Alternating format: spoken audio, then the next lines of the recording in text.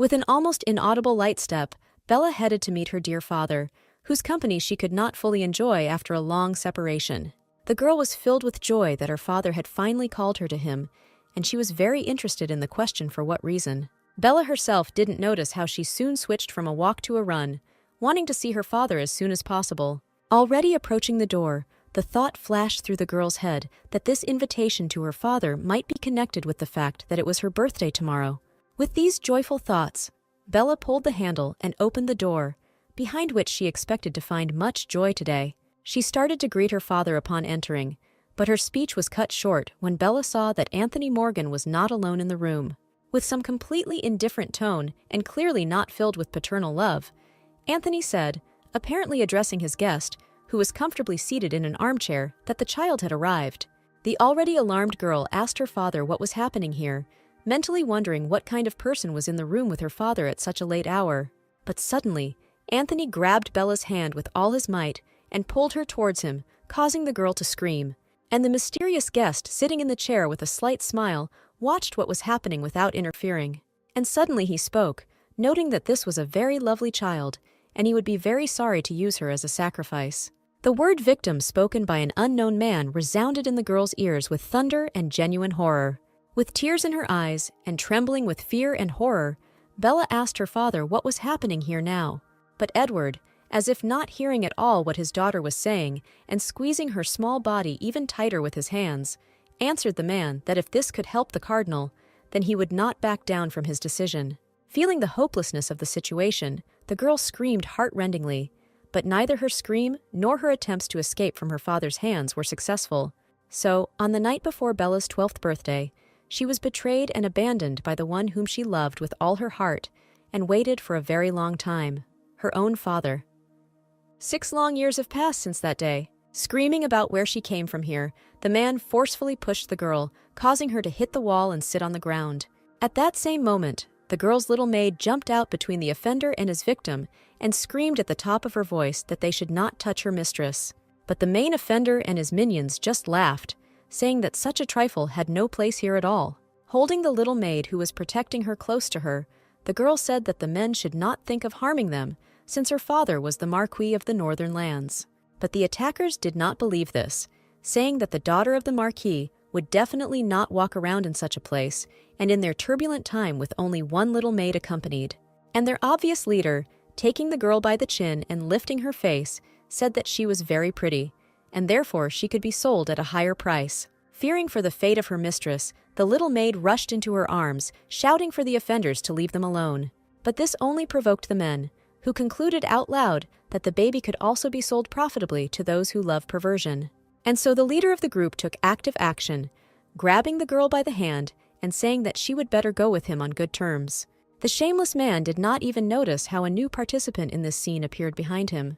With one quick movement of his hand, the stranger grabbed the offender by the head and with all his strength literally slammed his face into the masonry of the wall.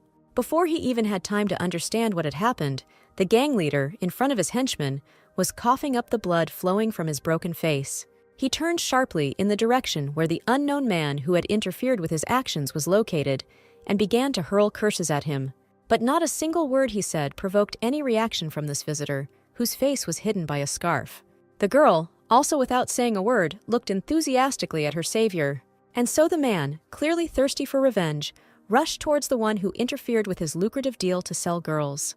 Believing that his opponent's triumph over him was an accident, since the latter attacked from behind, the man tried to strike him with his hand, which, however, the stranger dodged quite easily. And then, without waiting for any further actions from the attacker, the savior grabbed the gang leader by the head and dropped him with all his might. The blow was so strong that the stone path became covered with cracks, and the failed kidnapper of the girls was finally neutralized. Having finished with the leader, the stranger cast a sharp glance at his henchmen standing nearby, who did not tempt fate, and having taken their defeated leader, hastily retreated from the battlefield.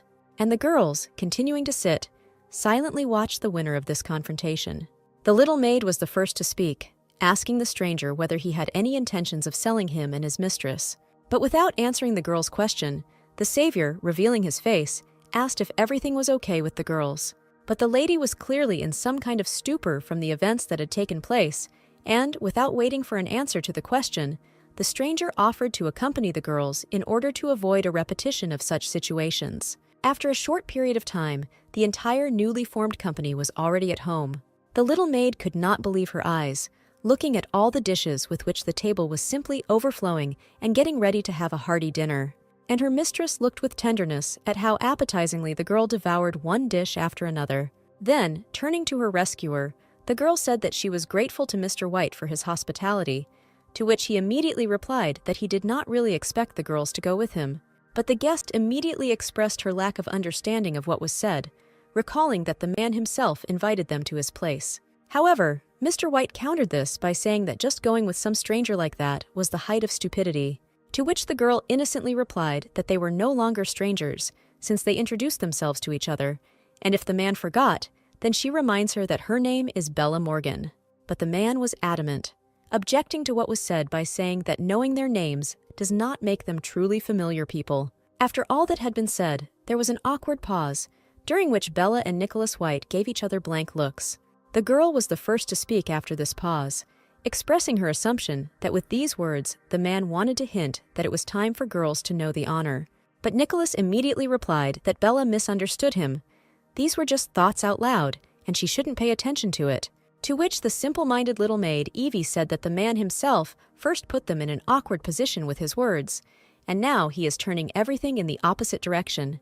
In response to what the maid said, Bella reprimanded her and was about to continue her meal. But suddenly, Nicholas remembered what the girl had said, that she was the daughter of a duke, and said that he had never heard that he had a daughter. And the girl, without any hesitation, answered that officially the Marquis does not have a daughter, but those who need it know about her existence. What Bella voiced gave rise to the thoughts in Nicholas's head that this girl could be the illegitimate daughter of the Marquis, an illegitimate child. And then the man said that in this case the girl should return home, which caused an exclamation of surprise from her. Nicholas explained that he, of course, is not aware of all the events, but life in the capital is much more chaotic, and what happened today could easily repeat itself. And then, looking closely at Bella, he added that she was very striking because she had a very beautiful appearance. The girl never expected to hear such direct words, and the man continued that because of her appearance, she would constantly be the subject of attention, since the more beautiful the girl, the more profitably she can be sold. Where in such cases, criminals always quickly find accomplices who are attracted by a substantial jackpot.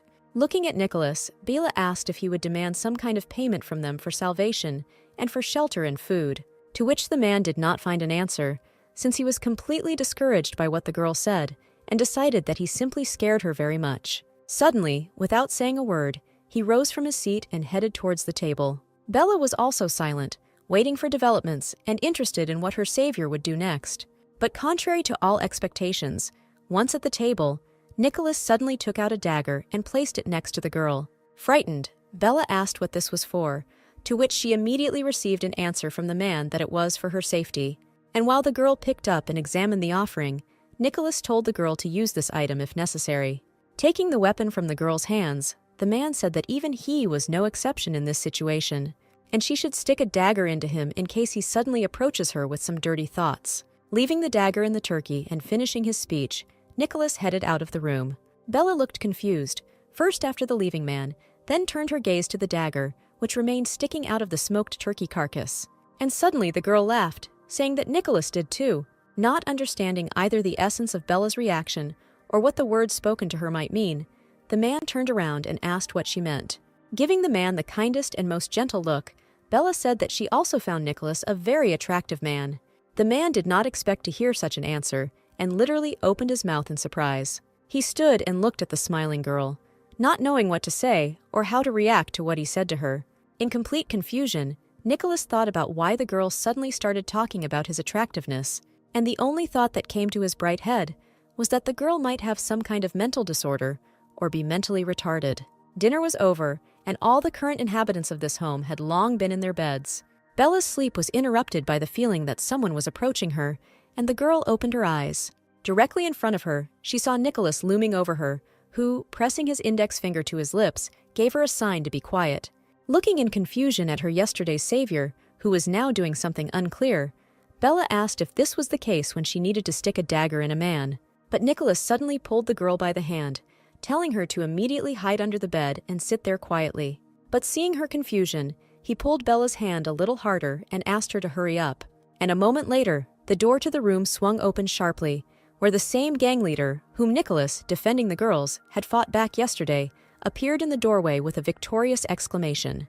Having positioned himself in the middle of the room and enlisting the support of not only his henchmen, but also some military man, the kidnapper of the girls unceremoniously asked Nicholas the question of where he had taken his loot, where the next immediate demand was to return to him those girls who by right belonged to him.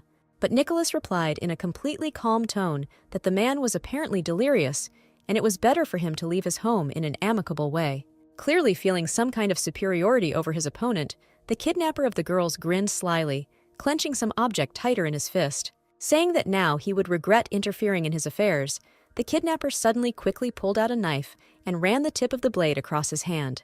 Nicholas couldn't believe his eyes, but his thoughts were already forming an answer to what was happening now. Meanwhile, the blood oozing from the kidnapper's hand sprinkled the stone clutched in his palm, and the hieroglyphs carved on it began to emit a glow. The entire room was shrouded in white fog, in which someone's silhouette began to be visible. Having already realized what the kidnapper had done, Nicholas shouted to him in anger that he was a real madman. After all, this stupid man has just summoned a monster, one of those that live in the world of the dead, to solve his problems. Realizing that a fight was inevitable, Nicholas grabbed his sword, adopting a defensive position, and the summoned monster immediately began its attack. Shielding himself with the black blade of his sword, Nicholas stopped the beast's throw, after which he threw him back with force, to the very place from where this monster appeared. And at that very moment, Bella appeared between the beast and the man, who loudly shouted for the battle to be stopped. But Nicholas quickly left the girl behind him, rushing towards the beast, which was starting a new attack. And while he restrained the monster, the one who summoned him stood and laughed at what was happening in the room, saying that the girl should not have been so naive. But Bella replied that all those who started this violence are naive, and if now the men don't come to their senses and stop it, then she won't be able to forgive them for this. To which the kidnapper said that the girl clearly had some problems with her head. At this moment, the monster called for disassembly suddenly focused its attention on Bella, and having bypassed its opponent in the person of Nicholas, the undead sharply rushed at the girl.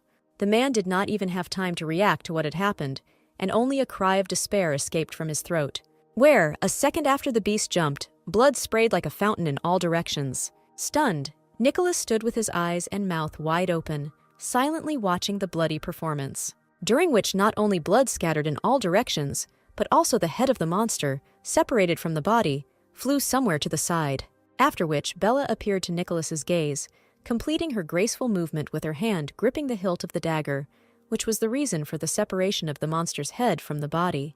This sight, combining the beauty of the girl and the horror of the blood dripping from the blade of the dagger and the head of the beast lying on the floor, was truly terribly beautiful. Neither the kidnapper and his henchmen nor Nicholas could believe that this fragile-looking girl had just dealt with such a monster with one easy movement. And Bella, meanwhile, smiling sweetly, said that she saw and understood the surprise of the men, concluding her short speech with a reminder that she had already noted their naivety. Suddenly, with the stone that the girl's kidnapper continued to clutch in his hand, what began to happen? Of course, the man felt this and saw some kind of glow begin to emanate from his palm. He threw the stone away, but the glow did not stop. It turns out that it did not come from the stone, but from his palm, from which his consciousness and appearance began to change dramatically. And now he was already standing in front of the participants in the recent events in the room in a new guise, where his eyes were exactly the same as those of the undead defeated by Bella. At the same moment, the recent kidnapper, who had suddenly turned into a monster, sank his teeth into the body of one of his henchmen. Bella turned her gaze indifferently to what was happening literally a couple of meters from her, but without missing a second, she headed in the direction where the reincarnated kidnapper was attacking his companion. Seeing the approaching girl, the newly made monster threw away its random victim and rushed at Bella. But with some incredibly fast movement, the girl stopped this attack by striking the new undead with the back of the dagger's hilt on the back of the head, which made the monster fall to the floor, unconscious, like a sack of potatoes. The henchmen of this man, defeated by the girl, watched all this action from the sidelines, which meanwhile turned to them and said that for this reason you shouldn't grab anything and do something you don't know anything about. Bella immediately squatted down in front of the man she had defeated and voiced the question of where this narrow-minded man got the sacrificial stone. Having not heard an answer to the question posed, the girl turned to the kidnapper's henchmen and asked them about what was unclear in the question asked. The one who almost became a victim of his boss stood up and explained that about 3 months ago, their boss said that he had found him. Picking up a stone from the floor, the girl stated out loud that this meant it happened by accident. And fully erect, Bella announced that she would confiscate the sacrificial stone. And immediately turning to the men, the girl said that now they would have to answer for what they had done, which had already led them to bewilderment. At that moment, Bella's little maid appeared from under the bed, where she had been hiding all this time. Kneading her numb hands, Evie said in a cold tone that her mistakes can always be corrected, after which the girl extended her palms forward towards the men, who were literally squeezed into a corner. I don't know what other surprises could be expected from the seemingly little girl after what she had already seen. But without shocking the already frightened men with anything else, Evie simply told them to immediately give her everything they had in their pockets. It was already getting light outside when the uninvited guests were robbed and escorted out of the house, and little Evie was finishing cleaning the room. Shocked by what he saw no less than the uninvited guests, Nicholas asked the girl whether her weakness was a game, to which Bella replied that she did not understand what he was talking about. The girl explained that she never presented herself as weak, but simply followed the basic rules of etiquette. But the man continued to stick to his line, saying that allowing himself to be taken away by a gang of crooks somehow didn't seem like good manners. Bella and Evie looked at each other before returning their gaze to the man. The little maid was the first to speak, saying that everyone needed this, both the girls and the kidnappers. Then Bella supported her words, saying that they somehow needed to cover travel expenses, which Evie immediately continued, saying that this was payment for their work in rehabilitating the kidnappers. After listening to everything that was said, Nicholas indignantly said that all this was just some kind of robbery and nothing more. Hanging her head, the girl sadly said that of all the possible words, for some reason the man chose this offensive word, robbery. And then the man suddenly realized that, in fact, this girl had never asked him or anyone else for help. Moreover, when he offered the girl a weapon, she was not very keen to take it. He himself insisted, saying that if necessary, she could stick the dagger into him too. From these thoughts, the man literally began to boil inside, cursing himself out loud for interfering in the first place. This attracted the girl's attention, and she asked if she had heard correctly the words that she had intervened in vain, to which the man said that he didn't mean it that way. But Bella had already changed the subject, holding out her hand with the sacrificial stone and saying that this was a much more important topic of conversation, since she knew about the search for this stone by the man produced. Sacrificial stones appeared in their world about a century ago, and these objects were dangerous because with their help, it became possible to literally open the doors to hell, to the world of the dead. On the way to the capital, Nicholas learned that one of these stones was in this city and conducted an investigation into this matter. Lowering his eyes, Nicholas said that the girl was right, but noted to himself that she was very insightful, and he should not have considered her naive and stupid. And Bella said that the stone now belongs to her, which creates interest in the man's actions, where he can either come to terms with it or try to take away what he needs. To which Nicholas answered, without thinking, that the sacrificial stone, of course, is an important thing for him, but in no case is he going to take it away by force. At first, Bella listened with surprise to everything that the man said, and then, smiling good-naturedly, she said that she thought so, because Mr. White really seemed very nice to her. Such words came as a complete surprise to Nicholas, and he froze, not knowing how to respond. And the girl, standing up, said that it was not in vain that the man intervened, since although she did not need to be saved, kindness would definitely not hurt her at all. After which Bella approached Nicholas and placed a sacrificial stone in his palm, saying that this was her gratitude for the man's kindness and participation. This act of the girl again led the man into complete bewilderment, where he simply stood and looked at what no other person would ever give away for nothing. But finally, having collected his thoughts, Nicholas replied that on the one hand he accepts the gift, but since the gift is too valuable, he remains in Bella's debt and will repay her when and how she wishes. The delighted girl said that she was also happy with this outcome, after which she asked whether the man was heading to the palace now. But, anticipating the girl's proposal, Nicholas said that he could not become her companion, since he already had many accompanying people. Such a statement from the man caused the girl a considerable feeling of surprise, and, of course, upset her a little, where Bella mentally said that she wouldn't mind finding out what he's doing, since he has so many companions. Out loud, the girl, without betraying her emotions, said that in this case they would have a chance to meet in the palace. With a very pleased expression on his face, Nicholas said that he would be only too happy about this. After some time, the new acquaintances dispersed in different directions, where Nicholas soon approached the tent camp.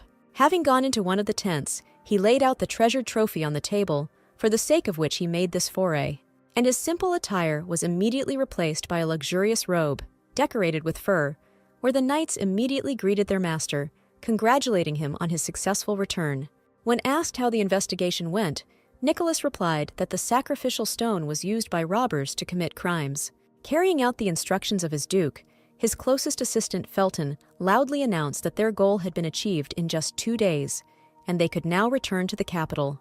Meanwhile, Nicholas had already managed to jump on his horse, and after very little time, which it took to get ready, he was already leading his people towards the capital. On the way, he remembered Bella and the girl's words addressed to him that he was very sweet. With a smile on his face and the most pleasant sensations, Nicholas mentally concluded that the girl herself was a very sweet creature. On the other hand, the man saw Bella as very strange, where she first pretends to be helpless and then simply robs people. And finally, Nicholas came to the conclusion that, along with all the qualities already noted, this girl is very honest. Having finished reflecting on the qualities of his new acquaintance, Nicholas wondered how she might react to the fact that he was the Duke of the Southern Lands. The man's thoughts were interrupted by Felton, who asked his master that something good had clearly happened to the latter.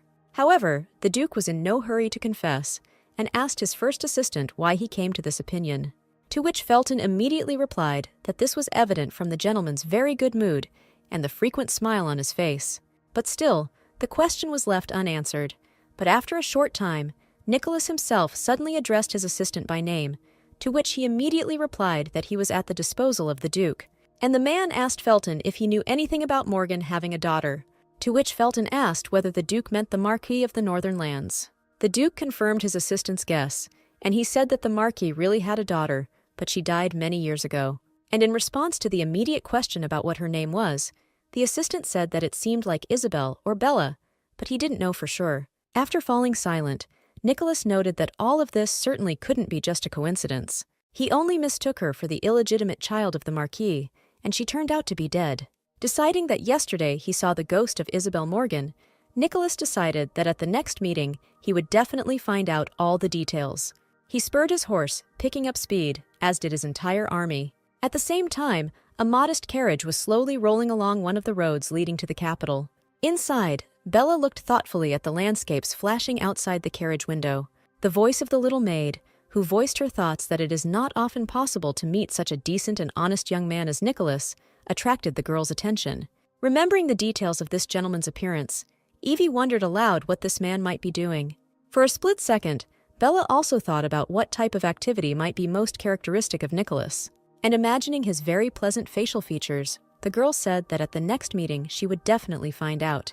And the little maid had already changed the subject, asking her mistress what she would do when she met her father in the palace.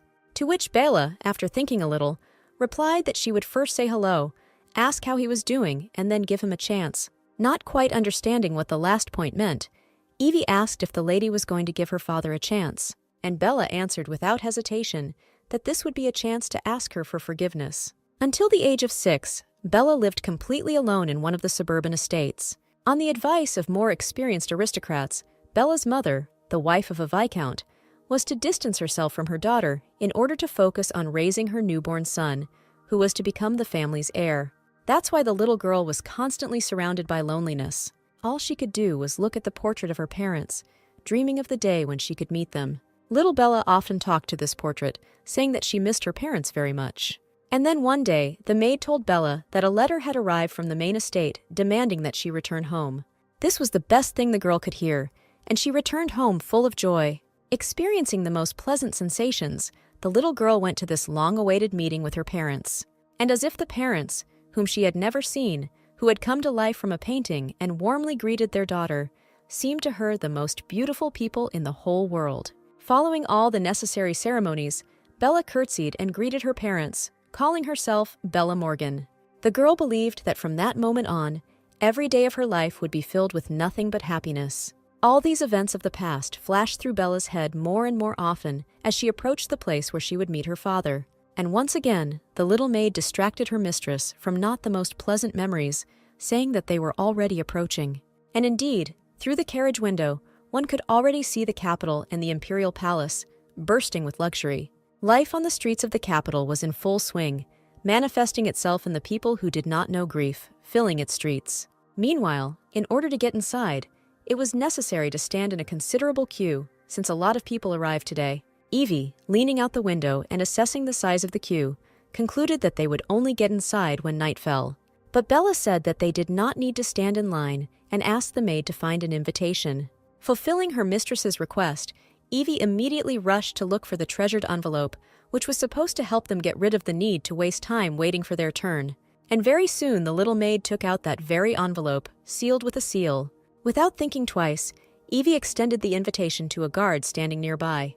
And as soon as he saw the seal, the guard immediately apologized to the girls and gave instructions to let their carriage skip the line. Soon the travelers were already in the chambers allotted to them, where the little maid only had time to marvel at the luxury of the imperial palace.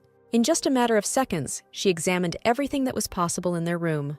But noticing that her mistress was clearly examining her appearance, the girl asked where she was going to go, to which Bella replied that she wanted to go to meet her father. Evie expressed her doubts about this, saying that the girl was just on the road and was not ready, to which Bella immediately replied that no special ceremonies were needed to meet her parents. After which the girl turned around and headed towards the exit. She said that she would just go and see her father.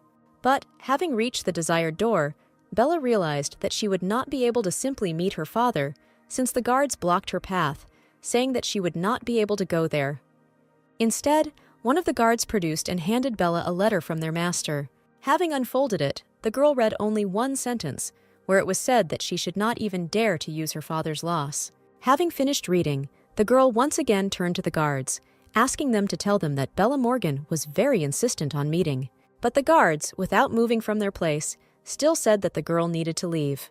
But suddenly, an exclamation was heard from the side, where the approaching man said that the girl should not rush.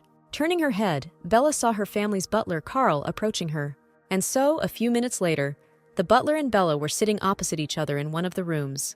With the hope that the man remembered her, the girl asked how he had been all this time. But Carl suddenly said sharply that it was completely impermissible for the girl to impersonate a long-dead person. Surprised, Bella exclaimed that it was really her and asked why the butler didn't recognize her. As proof, the girl recalled to the man events from the past, where she kept slipping on the steps of the stairs. And in order to protect the little lady, the butler covered the stairs with a carpet, which then made the girl very happy, and she was sincerely grateful to the man for this. But Carl again did not believe the girl, asking where she heard about it. And then, rising from his seat, Carl said that if only the girl had imagined how much his master grieved over the death of his daughter, then she would never have decided to impersonate her. At that moment, one of the servants delivered tea, and the man said that since the girl had arrived, he should treat her to a drink, after which she should leave and no longer try to disturb the marquis. Saying that he would prepare the tea himself, Carl ordered the servant to leave. Turning his back to the girl, the man suddenly stuck his hand into his inner pocket, from which he took out a small gold-plated bottle. Thinking that the poor lady should not have returned here at all, Carl poured the poison into a mug of tea. Then he placed the mug on the table in front of the guest. Bella had long understood everything that was happening now and looked into Carl's eyes without any emotion. Then, looking at the mug of poisoned tea, the girl concluded that not a single word of hers here, apparently, would be accepted normally. And when Bella raised the mug, Carl sadly noted to himself that that was all. Soon the girl's life would be interrupted. Bella, holding a mug with a deadly drink, asked to tell her father that she was inquiring about his health. But after thinking for a second, she suddenly asked Carl what would happen if suddenly she was found dead tomorrow. These words completely discouraged the man, where it seemed to him that the girl saw through his plan. But immediately saying that she asked just like that, the girl drank the entire contents of the mug. Placing the mug on the table, Bella quickly walked away, leaving a final note to the butler that they would meet again. Soon, Bella literally burst into her chambers, taking her little maid by surprise. The girl rushed straight to the wash basin, thereby provoking Evie to question whether everything was all right with her mistress. Without answering the maid's question, Bella, having completed the simple procedure of extracting most of the poison by emptying her stomach, sat down on the floor. She said that she had taken poison, some of which had managed to get into her blood, which made her weak, and therefore she needed help to get up. And to the question of Evie, who rushed to her, Bella said that the poison was given to her by the person dearest to her, which means she could not refuse to take it. It was a quiet and very strong poison that paralyzes the entire body, where a person cannot even make an effort to take a simple breath of air. And suddenly the girl, for no apparent reason, burst into loud laughter.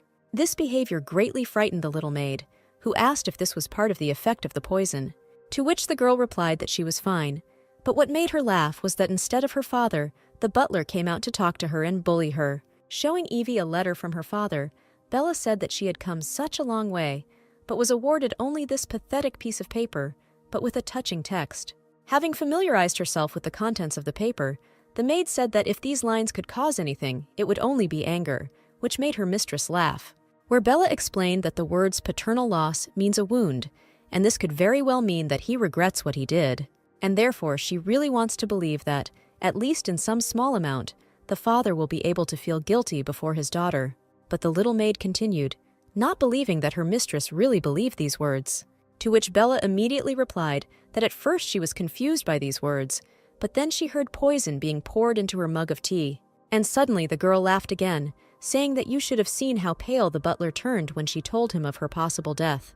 But the little maid was indignant, saying that the poison could not be swallowed, since it was a real threat to life. But Bella replied that they all tried so hard, and she simply could not help but drink it. And besides, she was definitely not in danger of dying from this poison. But Evie objected again, saying that even if her mistress did not die, the pain would still not go away.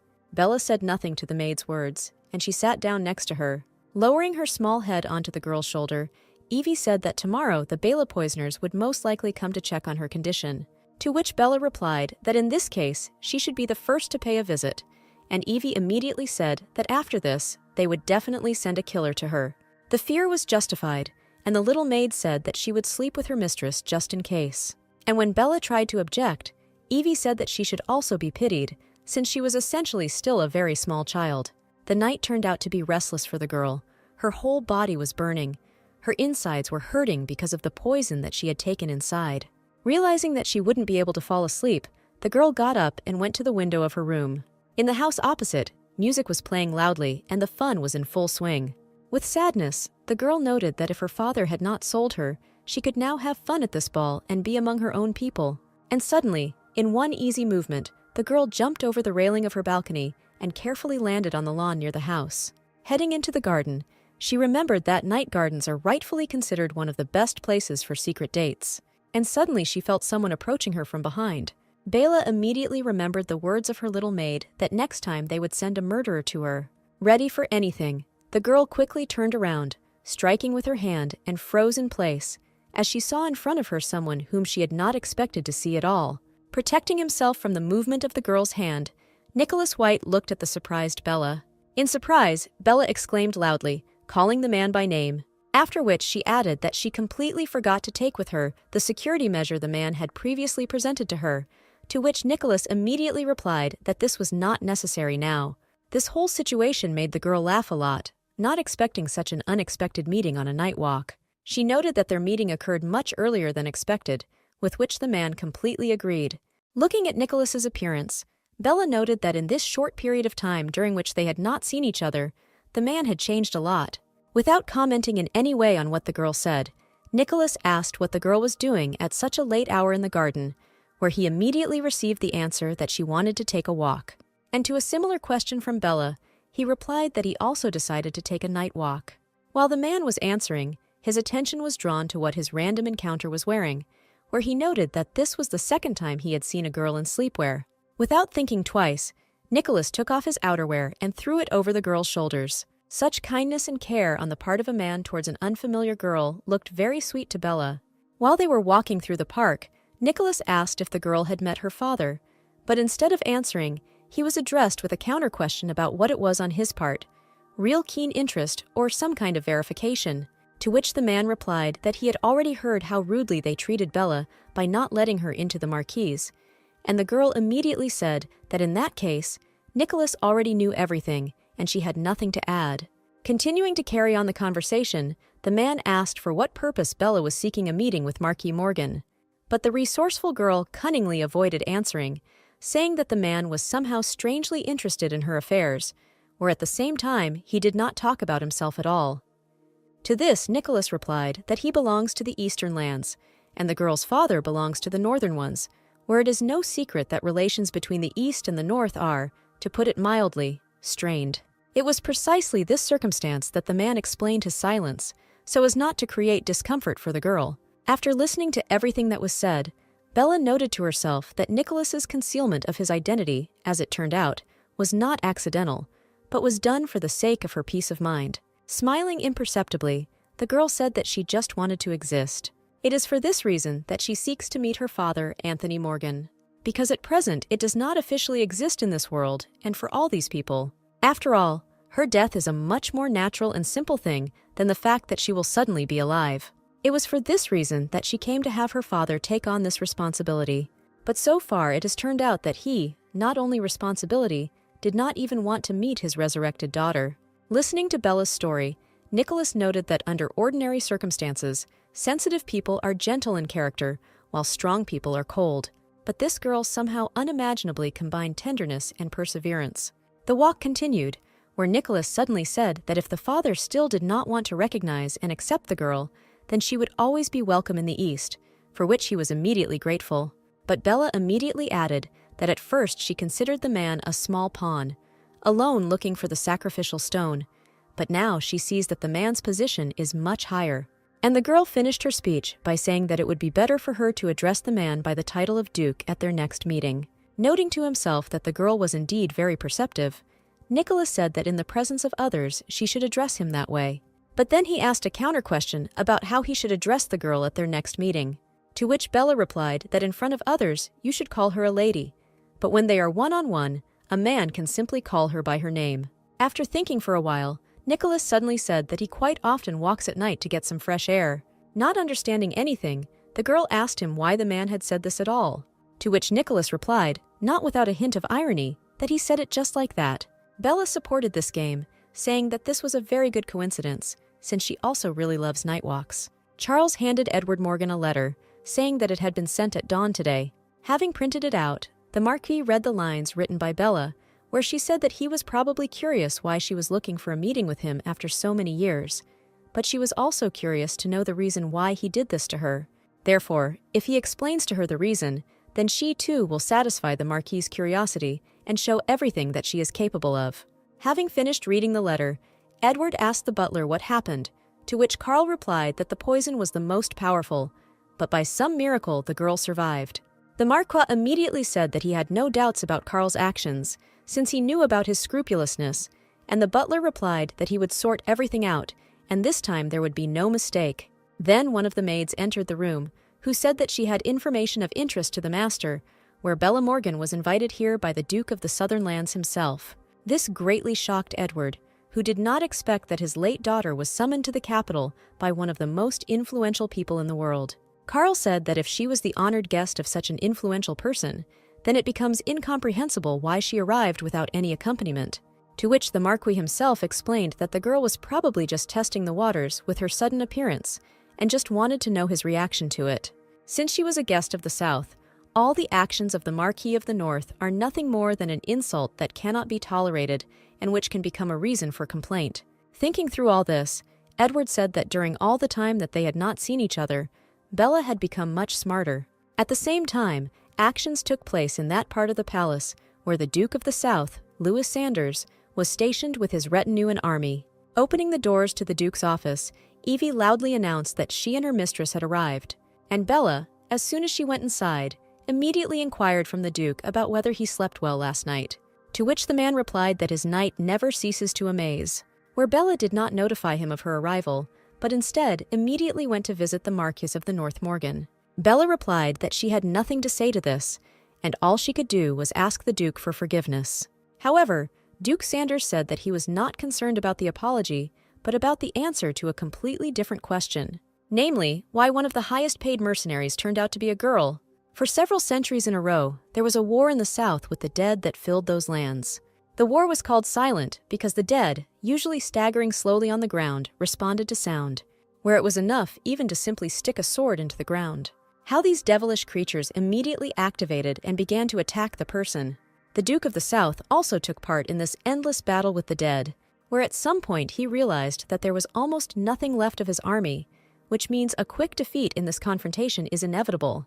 But suddenly, a man in armor appeared on the field, who did not look particularly impressive and gave the impression that he was actually a child. The dead surrounded this warrior in the blink of an eye, and there was no longer any hope of salvation. This warrior showed his abilities to the fullest, defeating the hordes of the dead and winning that battle and war. But no one could even think that this powerful and unsurpassed warrior would be a girl, so the Duke was interested in the question of whether this was a real appearance.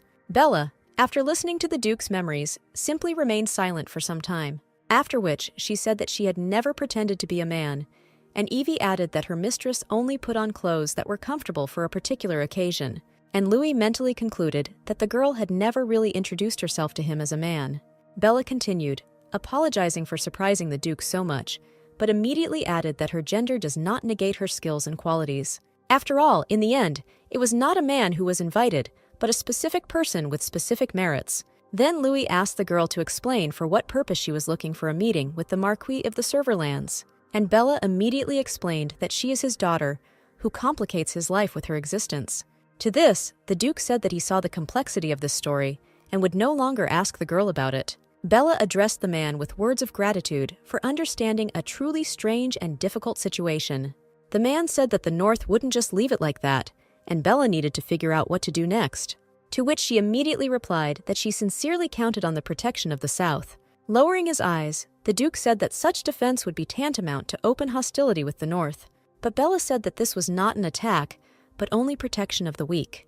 And the Duke agreed to provide protection for the girl, but also said that if danger arose for the entire South, this could radically change matters. Thanks to the man, the girl said that she would always remember this, and with her victories would prove her loyalty to the South. Thanks to one of the emperors of the past, the kingdom was again revived from the ruins, where the center of the revived kingdom became its capital, where the emperor himself was located.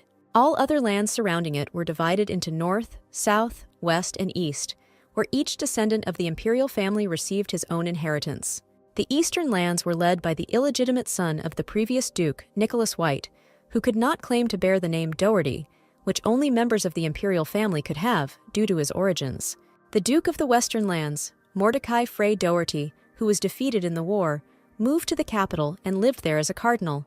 The Duke of the South was Louis Sanders, who until recently endured a war with the dead and, with the help of a mercenary, won it, miraculously surviving. The Duke of the North became the war-winning Vincent McGrath Doherty, the eldest son of the Duke who died in the war. The conflicts accumulated over the years of war gave rise to deep personal hostility and enmity between the lands. The Cardinal, as well as the Dukes of the North and South, were already gathered in the audience. The Cardinal turned to Louis, asking what happened last night with the girl and the Marquis of the North. And when the Duke asked what it was about, Mordecai replied that information had reached him that he was using some girl to annoy Edward. The Northern Duke immediately made his contribution, saying that only the rootless could afford to use such methods, since it was very low. To which the Duke of the South immediately replied that the North should have thought about the fact that all this was done on purpose, so that the child would be recognized as quickly as possible. But Vincent stuck to his line, saying that now he is not interested in whether this was done on purpose or by accident. He is interested in why the South commits actions that can shake the mood of the North. Louis was not at all happy with this tone of conversation, and he struck the table with his palm and said menacingly that the insolence of the North saw no boundaries. The Cardinal tried to defuse the situation, saying that he was surprised by the behavior of the Duke of the South, who previously would not have paid attention to what was said. And then, changing the subject, the Cardinal asked why no one invited the Eastern Duke to the negotiations, to which Louis immediately blurted out that this illegitimate creature should not be here at all, in which Vincent fully supported him, and Mordecai sat pleased that he had so successfully managed to change the subject. But suddenly, with a strong kick, someone opened the door to the room where the rulers of the lands were meeting. The whole trio stared in bewilderment in the direction from which the sound of the blow came, where Nicholas entered the room, holding in one hand one of those who refused to tell him the place of the meeting. Saying that he had finally found them, the man literally threw the young guy in front of him onto the floor. After which, Nicholas turned to those present with a question whether they had ordered this young man not to reveal the location of the meeting.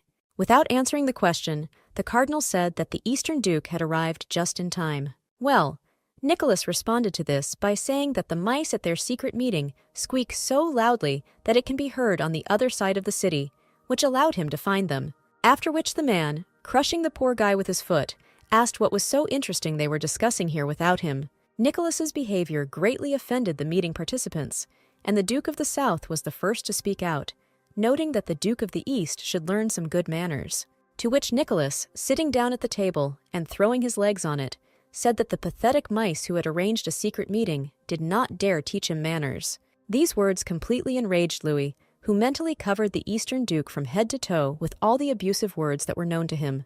Meanwhile, the Duke of the North suddenly said that he did not intend to tolerate this rudeness any longer and was taking his leave first. The Duke of the South immediately followed his example, saying that he was also returning to his place. Following the Dukes of the North and South, the cardinal also left the room, saying that Nicholas had appeared very impressively. And so, after a matter of seconds, Nicholas was left in the room completely alone. However, he did not stay there for long, and soon also left the meeting hall. Having reached his chambers, Nicholas told his first mate Felton that he could be free. Finding himself alone with himself, the man exhaled with relief and began to replay everything that had happened in his head. He remembered Louis's angry face, after which Nicholas thought that perhaps he had gone too far with the mice, since the Southern Duke, after all, was much older than him. Literally falling onto the bed without undressing, the man came to the conclusion that, after all, hatred towards him would be preferable to disdain. And then he remembered Bella, where he asked his assistants to find out as much information as possible about her, where it turned out that she was in the service of the southernmost duke. This state of affairs did not please Nicholas at all, where the girl he really liked turned out to be close to the one who despises him. Bella and her little maid, after visiting the Duke of the South, returned to their place, where Evie, grimacing, said that Louis, losing the war, invited them only to cover himself, and now he was trying to pretend to be something, which made Bella laugh very much. But approaching her chambers, Evie saw an envelope at the door, which she immediately informed her mistress about. Having received the envelope from the hands of the maid and opened it, Bella discovered that it was an invitation to the imperial ball, where only the sender was not indicated. The little maid was very happy that her mistress was invited to the ball, where for some reason Bella herself did not share her joy, which greatly surprised the little maid, who asked her mistress why she was not happy about this invitation. To which Bella, without any hesitation, explained that this invitation was nothing more than a test. This is evidenced by the absence of the name of the sender, who, if his intentions were pure, would at least pay his respects during a personal visit. Evie immediately asked for what purpose this test was arranged, immediately receiving the answer that most likely in order to understand how much she understands high society. After she cleared everything up for her maid, Bella began to think of ways to get out of the situation, where the first option was to simply ignore the invitation, where she would then be seen as arrogant. Another option was to find a partner to accompany her, but in this case she would either be considered calculating, or they would think that she was scared. Listening to her mistress's thoughts, Evie said that any of the above options was not very good, but something had to be chosen, to which Bella suddenly told the maid to get her dress. Evie didn't understand what they were talking about at first, and Bella had to explain that she needed to get that very dress, which was one of the reasons for their lack of money. And to completely complete the look, you need to decorate this dress with flowers and choose a beautiful fan. And then came the day of the imperial ball, where guests were amazed at the scale of the event, where a whole lake of champagne was made in the center of the hall. Welcoming first one or the other guests, the cardinal at the same time thought about whether that girl from the incessant rumors would come today. And as he suddenly heard, he was not the only one interested in this question, where two ladies standing nearby were talking about the fact that among the guests, they had even made bets on whether this girl would come and how exactly she would appear. Having listened to this conversation, the cardinal turned to the man sitting next to him, saying that thanks to him, today's evening promises to be very interesting. And suddenly, general exclamations witnessed the beginning of some interesting events, where the door to the ballroom opened and the one everyone was so eager to see today appeared on the threshold.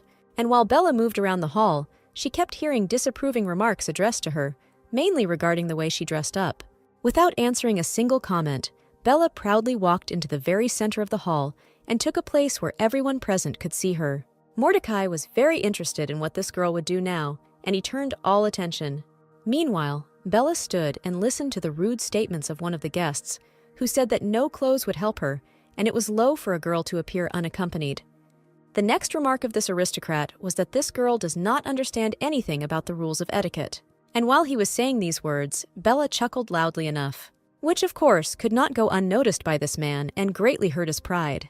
Bella, continuing to remain silent for now, covered her face with a fan, hiding her smile.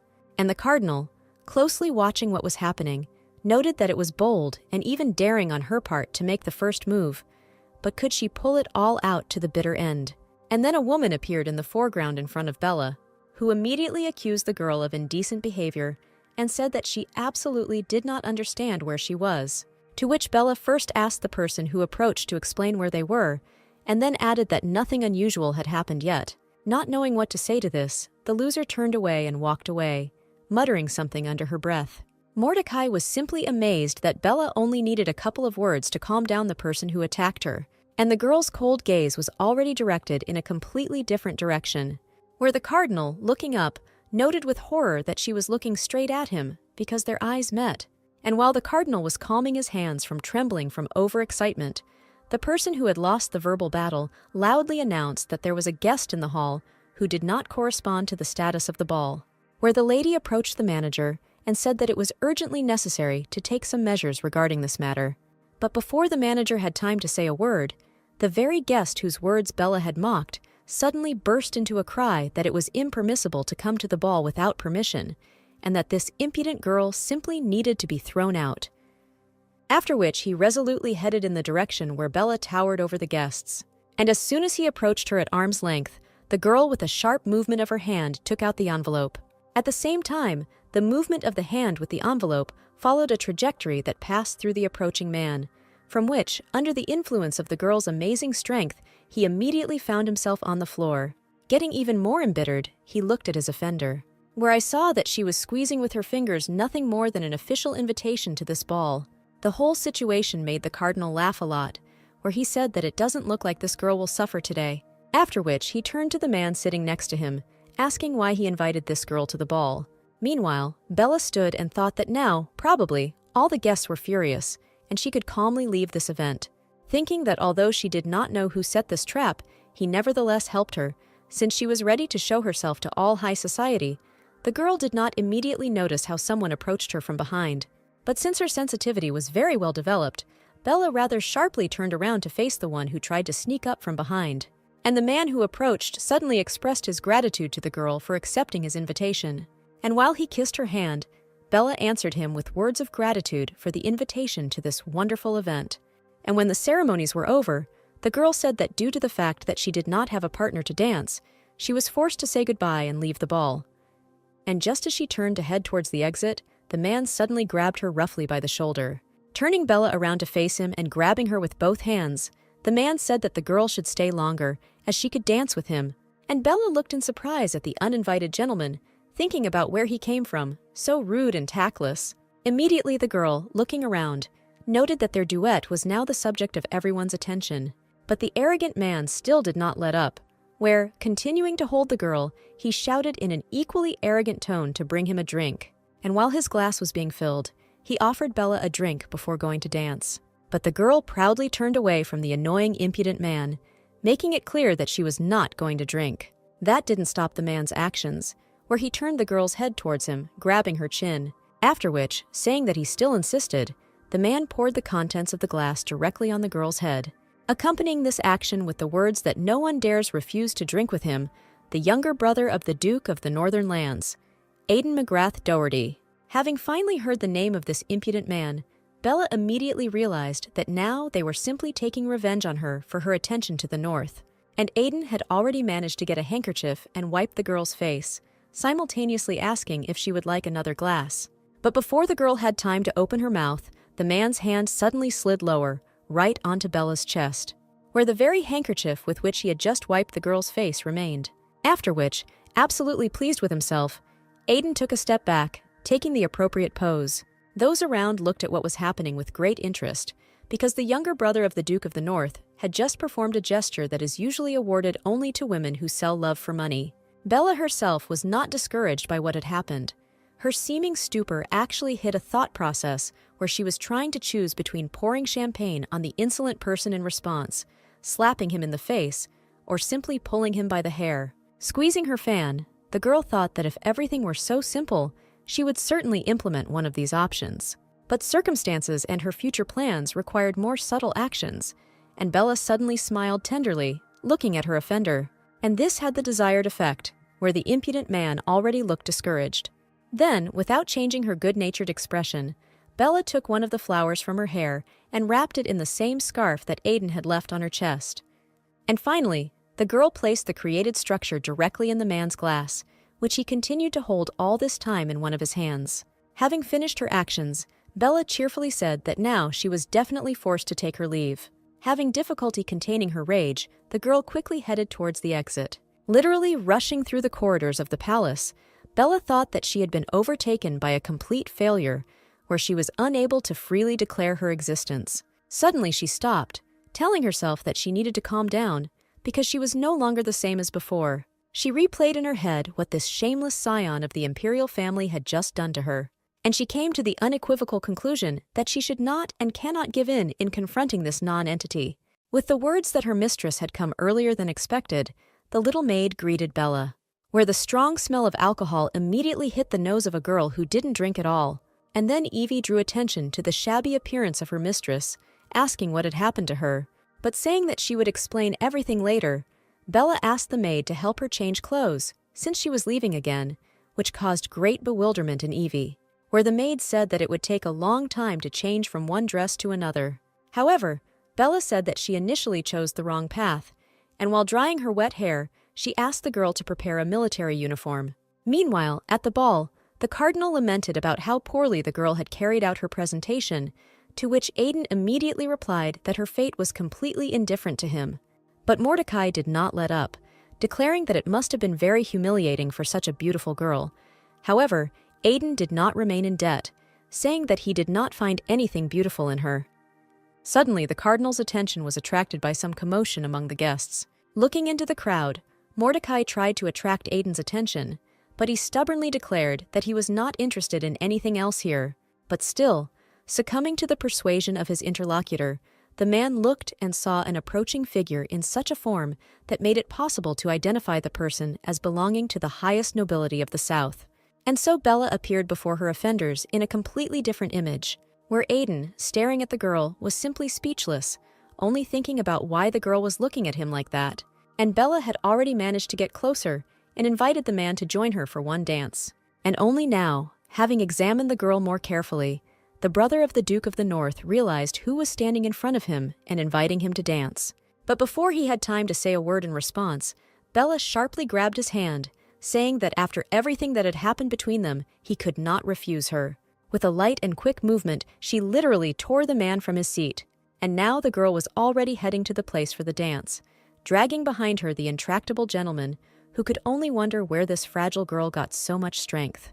Taking the leading male role in the dance, Bella began to spin, dragging the stunned Aiden with her, and saying that the dance would continue even despite the man's reluctance to dance. At the next turn, the girl said that it was her first time at the ball, and she simply did not know the local customs, where, if she was informed in a timely manner that a man likes rudeness, everything could initially be arranged differently.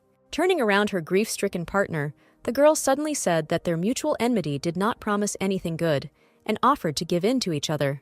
But the already enraged man was no longer going to put up, and was only thinking about how to immediately take revenge on the overly impudent girl. Realizing from the expression on Aiden's face that no reconciliation was planned, Bella once again turned him around on his own axis, approaching the lake with champagne. The man felt how, after turning, the girl directed the movement of his body strictly in a straight line backwards. And suddenly, Bella let go of her boyfriend's hand, which she had previously squeezed so tightly that he had no chance of escaping. Then inertia did its job, pulling Aiden straight into the lake of champagne. But at the very last moment, when it seemed that a fall could no longer be avoided, Bella somehow suddenly appeared nearby and managed to grab the man by the waist. Enraged to the wildest stage, Aiden could only threaten the girl not to let him go, or otherwise he would simply finish her off. And Bella had no intention of leaving her gentleman, where, having returned him to a vertical position, she said that she could not afford to show such disrespect for a member of the imperial family, and thanked the man for the wonderful dance. Aiden didn't seem to understand a word of what the girl was saying, staring at her with his lost gaze and holding her wrists, which were starting to hurt a lot. Removing his hand from the sore spot, he saw that in the very place where Bella had just held him, he instantly developed a severe hematoma. Aiden could no longer restrain himself, and his hand seemed to shoot up. Then, with a sharp movement, it flew across the face of his recent dance partner. However, the intended goal was not achieved, since Bella exposed her open palm to the blow, which landed an unsuccessful slap in the face. Not expecting the girl to defend herself, Aiden was simply taken aback. Having told the man that apparently he had no intention of reconciling, Bella, with a sharp movement of her foot, tripped Aiden's supporting leg. Unable to maintain his balance, the man plunged into the lake of champagne with all his might. And the girl, quoting her boyfriend, asked if he liked the champagne and if he wanted to drink more with her. The disgraced man sat in a puddle of alcohol and said nothing in response. And the girl, completing her triumph, once again thanked Aiden for the wonderful time spent. Suddenly, something like applause was heard from the side. It was the cardinal, who not only clapped his hands, but also laughed, saying that he had witnessed an amazing spectacle. Meanwhile, red electric discharges suddenly began to gather around the gentleman who had been defeated by the dance, where, having sufficiently awakened his power, Aiden struck back. Deftly dodging the discharge rushing towards her, Bella noted to herself that this, apparently, was the power of the North. Mordecai cheerfully noted that now the young prince was truly angry, which was true and was clearly visible in the frantic expression on the man's face, surrounded by electric discharges. Many years ago, the kingdom was wiped off the face of the earth. One day, a passage to the world of the dead was opened, and the living dead filled the earth, spreading chaos and death everywhere.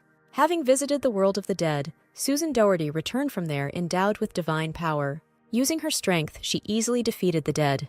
Having restored peace and tranquility to the kingdom, Susan divided her power among her descendants. The Northern Duke's younger brother had inherited that very part of the power and was now advancing on Bella, saying that it was not too late to beg for forgiveness.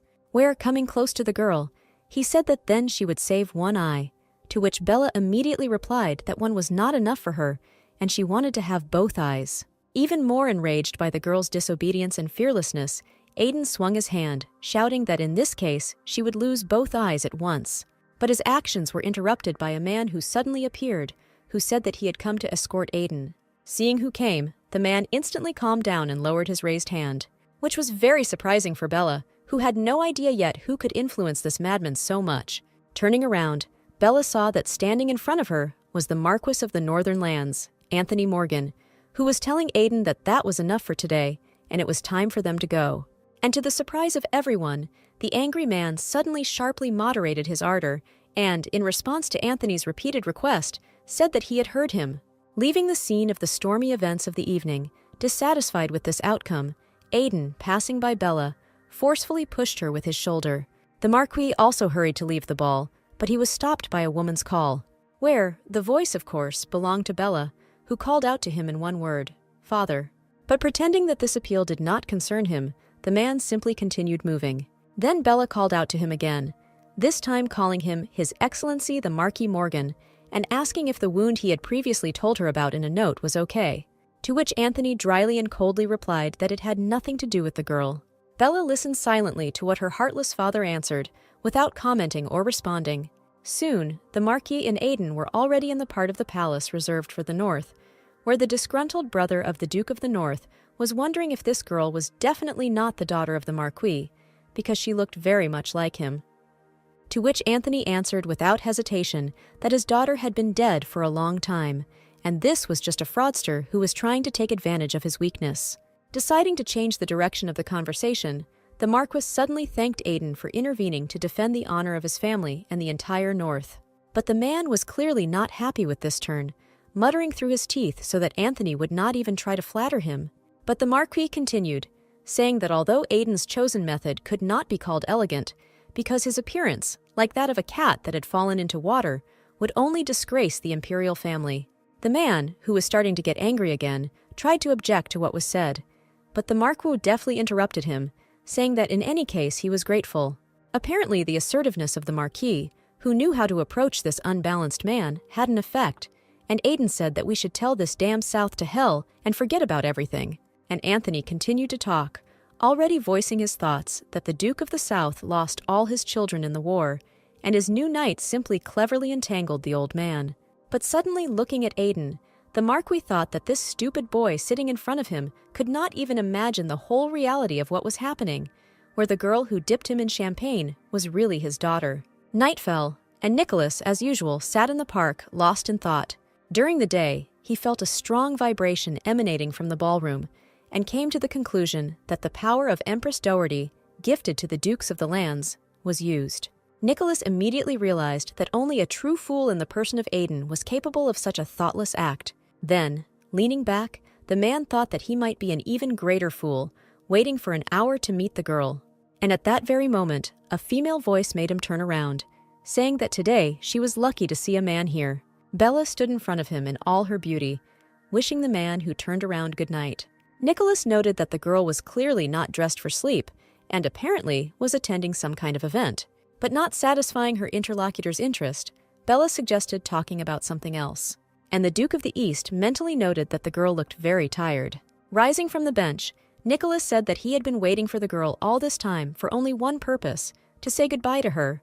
What was announced greatly surprised Bella, who did not understand the reason for such strong changes. And Nicholas continued, saying that there could be no more of their nightly walks together, and the girl should forget that she even met him. Which plunged Bella, who had already experienced severe stress today, into even greater bewilderment. And finally, an explanation followed with the following statement, where the man said that he became aware of the girl's service for the benefit of the South. Bella quickly began to say that she did not hide the fact that she served the South, but Nicholas insisted on his own. Where the man said that although Bella is a good person, from now on, he will be forced to treat her the same way he treats all Southerners, cynically insulting them at every opportunity. Several months ago, the Empress issued a decree to select and bring the best knights. Apparently for this reason, the Duke of the South invited Bella. In connection with this, there is a high probability that all lands may soon find themselves on the battlefield, where, acting on orders and in the name of the Empress in any case, strife will begin between, and where Nicholas and Bella will become real enemies for each other. The girl stood without interrupting and listened to everything that Nicholas said, building a logical chain. And suddenly she said that she could not agree to such conditions. With a sharp movement, she sat Nicholas back on the bench, saying that, apparently, all male rulers have a share of composure in their character, which she was convinced of today when communicating with the Prince of the North. Then she asked him if they were friends with Aiden, to which Nicholas immediately shouted that he would never in his life become a friend of such a person, which amused his interlocutor. But Bella said in all seriousness that she was really here as a representative of the South, which, however, did not create a reason for hostility, which, by the way, she did not want. But the stubborn man insisted on his own, arguing that this circumstance could not be simply ignored. But the resourceful girl immediately reminded the man that he had already helped her when she said that she was a representative of the North, to which Nicholas immediately replied that now was a different case, and the girl could suffer from getting closer to him. Bella said that she had nothing to fear, and that she could deal with any problems that arose herself. Then the surprised man asked whether it was worth exposing himself to such great danger, to which Bella quickly replied that it goes without saying, because she really likes Nicholas. Such openness and revelation stunned the man, who did not know how to react to what was said, looking in confusion at the carefree smiling girl. And then Bella reminded the man that he owed her something and promised to repay her at any time, where she was referring to the situation when the girl gave Nicholas a sacrificial stone confiscated from the robbers. And now, as a final reckoning, she insists that their friendship will continue no matter what. Realizing that he was in a desperate situation, Nicholas said that under such circumstances, he might begin to look like someone who was afraid of the South. But the girl, extending her hand to the man, said that she invited him to live together until one of them dies. Nicholas looked at the outstretched hand of the world, lowered his eyes and smiled lightly, after which he raised his head and put his palm in the girl's hand, saying that this was too radical a promise to be friends until death. Bella was in seventh heaven, rejoicing that the relationship with this man she really liked did not end. However, getting up from the bench, Nicholas said that with all this he had one condition, to which the girl immediately asked what it was, to which the Duke of the East said that the conditions were that the girl should not be imbued with him too much. And at that very moment, realizing what he had just said, Nicholas closed his face in shame, and Bella, smiling, voiced her thought that the man was embarrassed by his own words. She leaned towards the embarrassed man, trying to look into the eyes that he was hiding from the girl, and asked what she should do now, because she already liked him very much. Looking furtively at his interlocutor, Nicholas said that simple sympathy is a completely acceptable phenomenon, after which he added that he meant a stronger attraction to the opposite sex, he just didn't put it that way. And the man ended his part of the dialogue by saying that if a girl suddenly falls in love with him, then she should immediately inform him about it. Bella, having examined the man from head to toe, thought that everyone might have their own quirks. Then she turned around and said that everything was fine, and she also did not plan to have a close relationship, and headed towards the flowers growing nearby. Along the way, she also added that it was enough for her to be a partner for one dance. Finding herself next to the rose bushes, Bella picked one of them and walked back to the man. Handing him this flower, Bella told him that he had nothing to worry about and could just enjoy the moments, adding at the end that everything has a beginning and an end, and one should live life to the fullest while time allows. After which there was silence, where Bella and Nicholas stood in the middle of the garden, enjoying the night and each other's company. Also enjoying the night, but not in the garden, but in one of the rooms allocated to the north side, was the Marquis of the North, Anthony Morgan. The sound of the door opening interrupted the Marquis's pleasant thoughts and emotions, forcing him to turn around, where he saw that the cardinal himself came to him, holding a glass of wine in his hand. The Marquis reproached the cardinal for making such a sloppy visit where he could be seen, to which Mordecai immediately replied that he had an official excuse for that case. And coming closer to Anthony, he asked if the Marquis would like to ask him anything. And there really was a question, where the man was immediately asked why this child was alive, while she was sacrificed in such a way that there was not even a corpse left. To which the cardinal, smiling, exclaimed that it was very cruel of the Marquis to say so when his daughter was resurrected. And Anthony said in all seriousness that now she is with the South, where their duke can find out about the cardinal's plans. But the cardinal, having drained his glass, said that it was too late to worry about anything, since the Marquis's daughter had already seen him. While Mordecai was saying this, a picture of the past flashed through his thoughts, where he was sitting in a chair looking at the future victim. Then, lowering his hand with the empty glass, the cardinal added that from her look, he realized that the girl remembered both that day and him very well. From the look he was able to see at today's ball, where this girl smiled at the man who literally pushed her into hell. Having already managed to sit down, Mordecai said that now the child that he and the Marquis had sacrificed had returned back as a real monster, where this once helpless girl was able to get to the imperial palace herself, which means a lot. After listening to the cardinal, the Marquis concluded that she needed all this to oppose them, to take revenge. The cardinal agreed with Anthony's guesses, and said that the man should meet with his daughter and find out all her intentions. Coming closer and handing the Marquis his empty glass, the cardinal coldly said that this was not a request on his part, but an order. The Marquis responded to the departing ruler that he obeyed. Once upon a time, a very, very long time ago, a rift opened, which opened the doors between the world of people and the world of the dead. Mordecai secretly wanted to receive the power that the Empress possessed after her stay in the world of the dead. To gain power, the cardinal secretly sacrificed countless little girls by pushing them into the rift. However, the desire to seize power equivalent to that of the Empress is equivalent to rebellion. Therefore, the Marquis thought that he was forced to hide not only the truth that he had sacrificed his own daughter, but also his secret was that by doing this, he had joined the rebellion. The Duke of the South moved along one of the corridors of the castle, accompanied by Bella, and said that he had already heard about yesterday's events at the ball, to which the girl casually replied that she simply defended the honor of the South and won. And Louis said, not in all seriousness, that today he would officially declare her a full-fledged representative of the South, and the girl needed to control herself. But the girl did not answer anything, noting to herself the moralizing tone of the Duke. And while they continued to move, the Duke said that today the Empress would give an official order to enter the war, to which Bella asked who she wanted to conquer. They had already arrived at the ceremonial hall, where they were greeted by one of the Southerners, when Louis, answering the girl's question, said that soon all the secrets would be revealed. Nicholas was already in the hall, and immediately noticed Bella and the Southern Duke arriving. The girl also immediately noticed her companion on night walks, where the latter did not go unnoticed by Louis. In his usual manner of communicating with the dukes of other lands, Nicholas said that finally the old Southern scoundrel had also arrived. This behavior from Nicholas was new to Bella, and of course it wildly infuriated the Duke of the South. Representatives of the northern lands stood nearby in full force, where at some point the views of the Marquis and Bella suddenly crossed. But at that very moment, Louis told the girl to always stay close to him during the ceremony, to which she responded with words of obedience.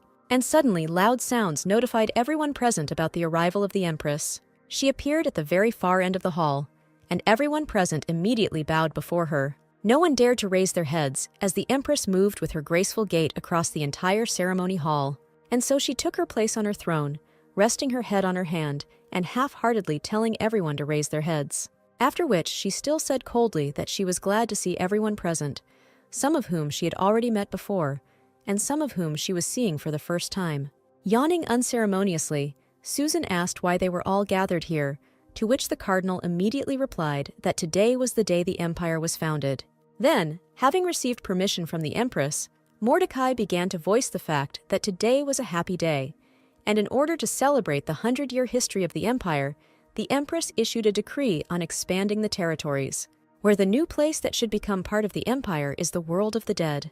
This statement surprised even Bella, who had seen a lot on her thorny path.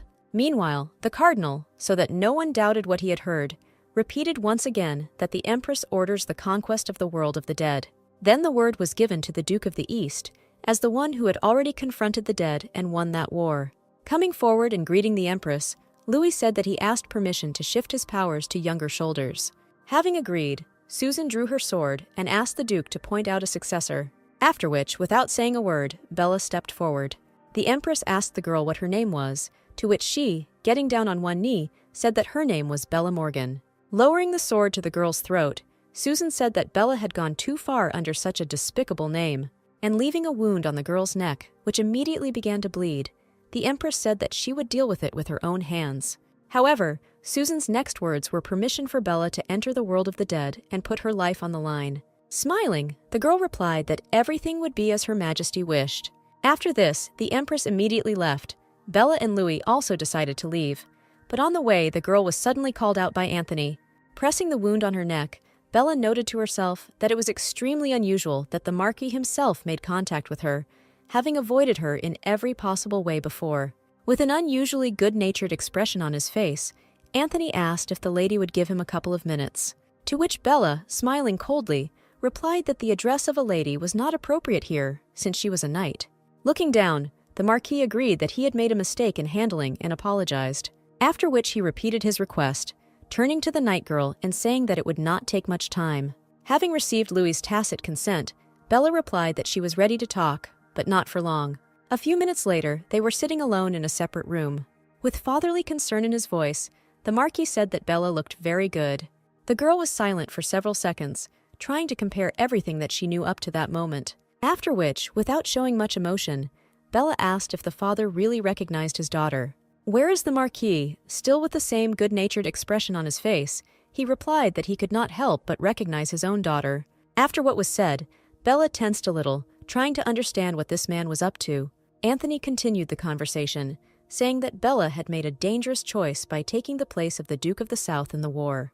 To which the girl, suddenly grinning, said that her father had gone too far, starting their dialogue with moral teachings, where in fact he should have started with something else. Lowering his gaze, the Marquis said that this is so, he should start with completely different words. Then, without a word, the man suddenly rose from his seat and straightened up. But a second later, the Marquis fell to his knees in front of the girl, saying one single word, "Forgive me." Looking pitifully at the man kneeling in front of her, Bella voiced her thoughts that it was impossible to say that she had not imagined this moment. The girl also got up from her seat, and heading towards the man, said that now that this moment had come, for some reason she did not feel the expected joy. Also kneeling in front of her father and taking his hands, Bella asked why he did this to her. But without answering the girl's question, Anthony said that he could not believe that she had reappeared. Without wiping the streaming tears from his eyes, the Marquis said that all his thoughts were only about the fact that he would never see his daughter again. Bella looked at the crying man with pity and attracted his attention, calling him father. Hugging him by the shoulders, the girl said that she was very, very sorry, and she would definitely have believed his words and tears if only there had not been a recent poisoning attempt. And upon hearing this, the man began to realize that he had miscalculated. Grabbing the girl by the hands, the Marquis shouted for her to name what she wanted him to do for her, and it would be done. To which Bella good-naturedly, and without any hesitation, replied that she just wanted to live under her own name, where all she needs is for the Marquis to officially recognize her existence as a daughter. Both the girl and the man understood what would follow such a confession, because the Marquis had been claiming for many years about the death of his daughter. Therefore, bowing his head, Anthony replied that he could not fulfill this girl's request. As if not understanding the difficulty, Bella asked why a man couldn't do this, to which the Marquis angrily said that such a confession would be proof of his participation in the rebellion.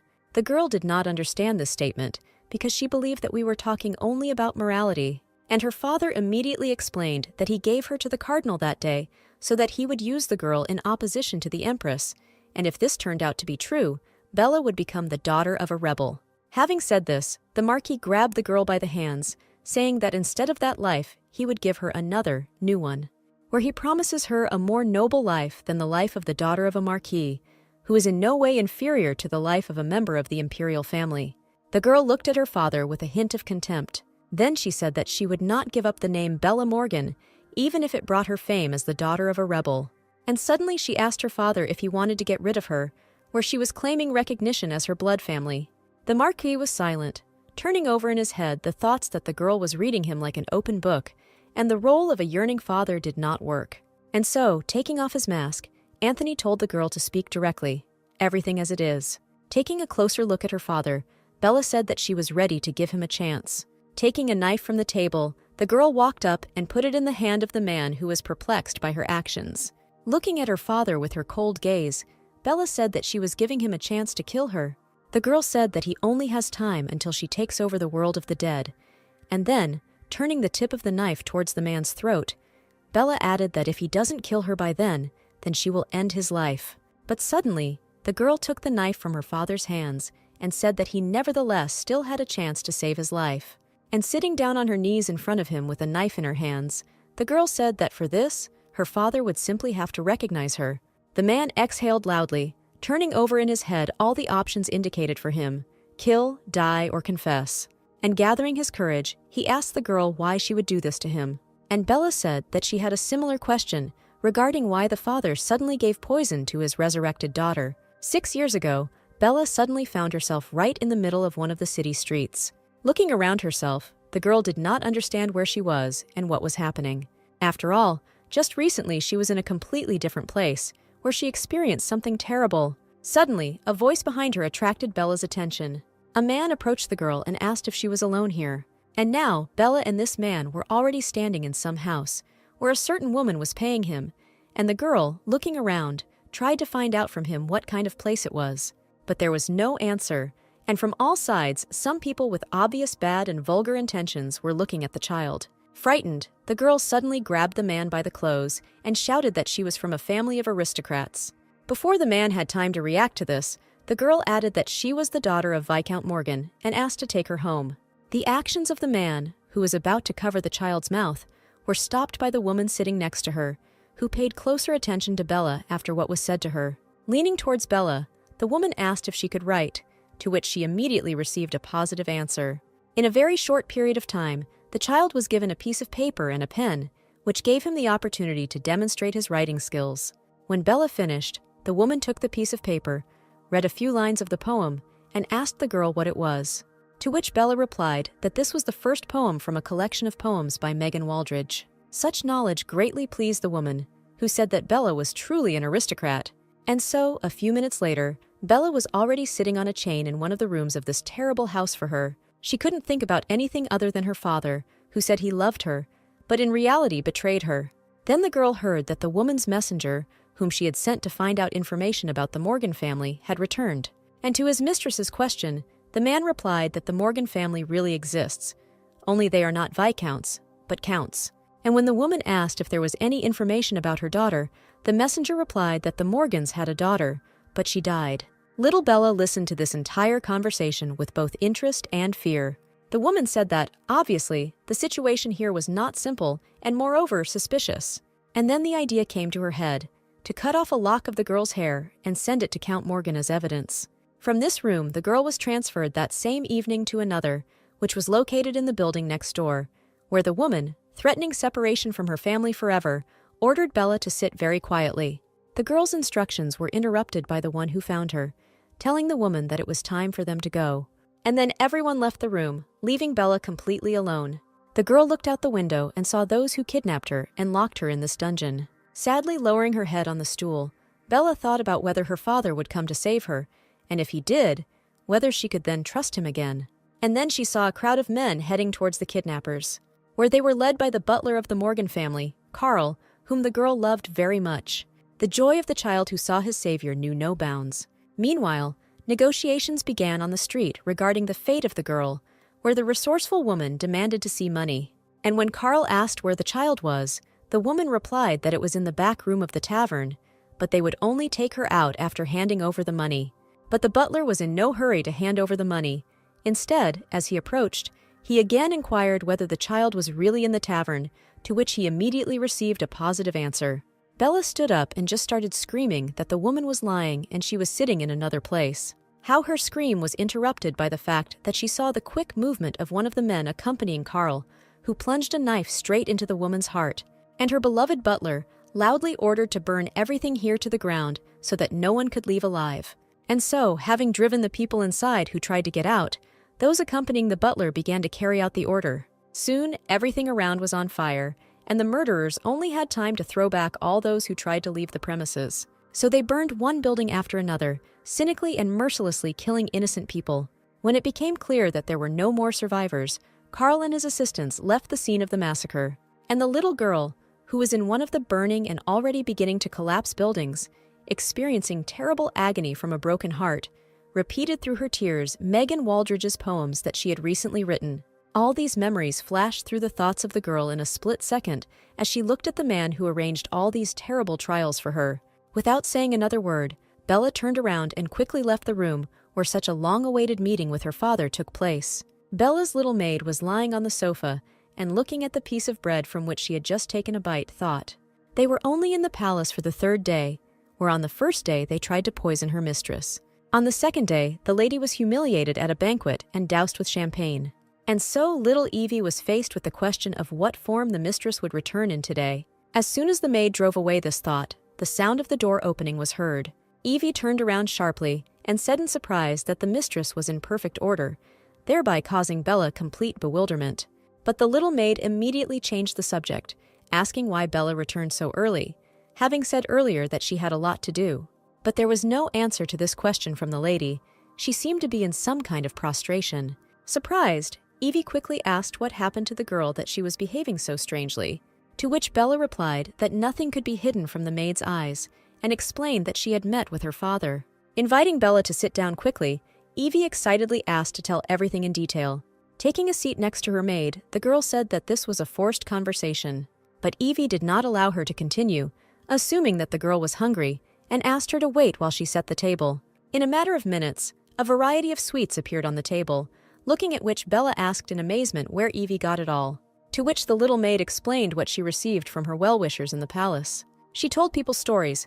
Everyone found her very nice and treated her to various foods. And now it so happens that almost all the adult maids are constantly taking care of her and feeding her.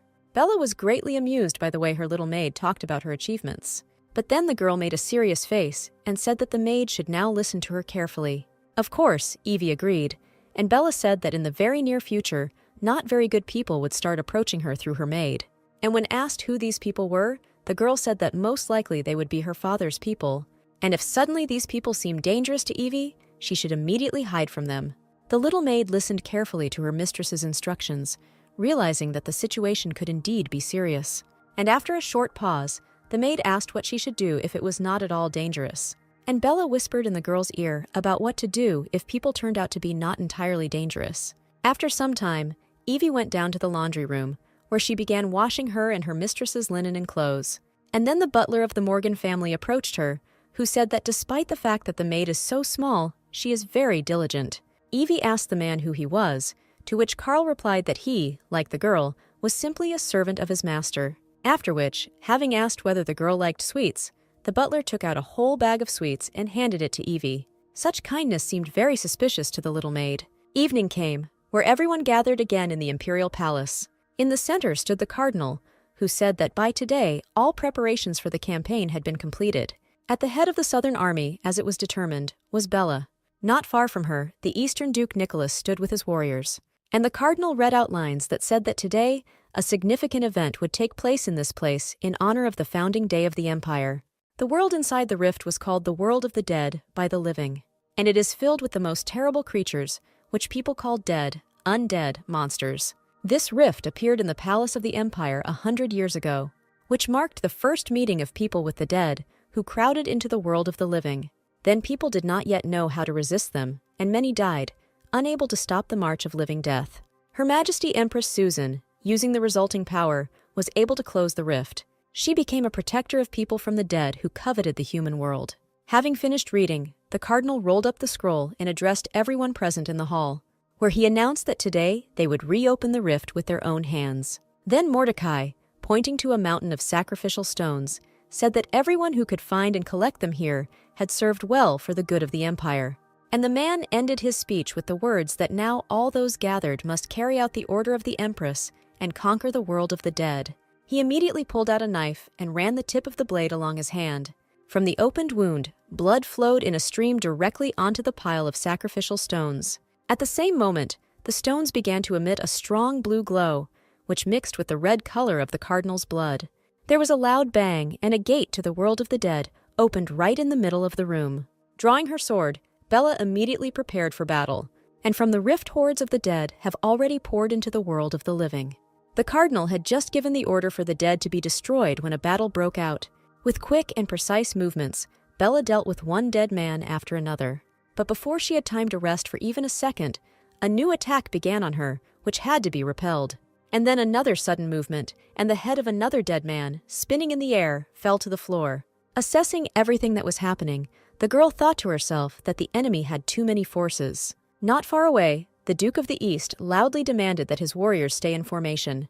With no less fast and deft movements, Nicholas destroyed uninvited guests from the world of the dead. The brother of the Duke of the North, who in this confrontation used his inherited strength, was not inferior to his colleagues. Having time to look around and evaluate what was happening, Bella came to the conviction that victory today should still remain with the living. Suddenly she saw one of the dead preparing to strike a decisive blow to one of the warriors of the South. Disarmed and no longer capable of resistance, the man only managed to utter the word, "Save." With one wave of her hand clutching the sword, Bella easily dealt with the dead man and saved her subordinate. Listening to the stuttering man who was trying to thank the savior, the girl came to the conclusion that the warriors of the South were very weak in battle and were only pulling everyone back. And suddenly something dark and very large appeared in the crack, where a second later a terrible flying monster burst out. Having made several flaps of its wings, the flying dead man found himself directly above the Duke of the South, who, despite the transfer of command to Bella, also participated in the battle. Louis looked at the terrible creature hovering in the air above him and could not utter a single word. And suddenly, the flying monster quickly swooped down, straight towards the Southern Duke.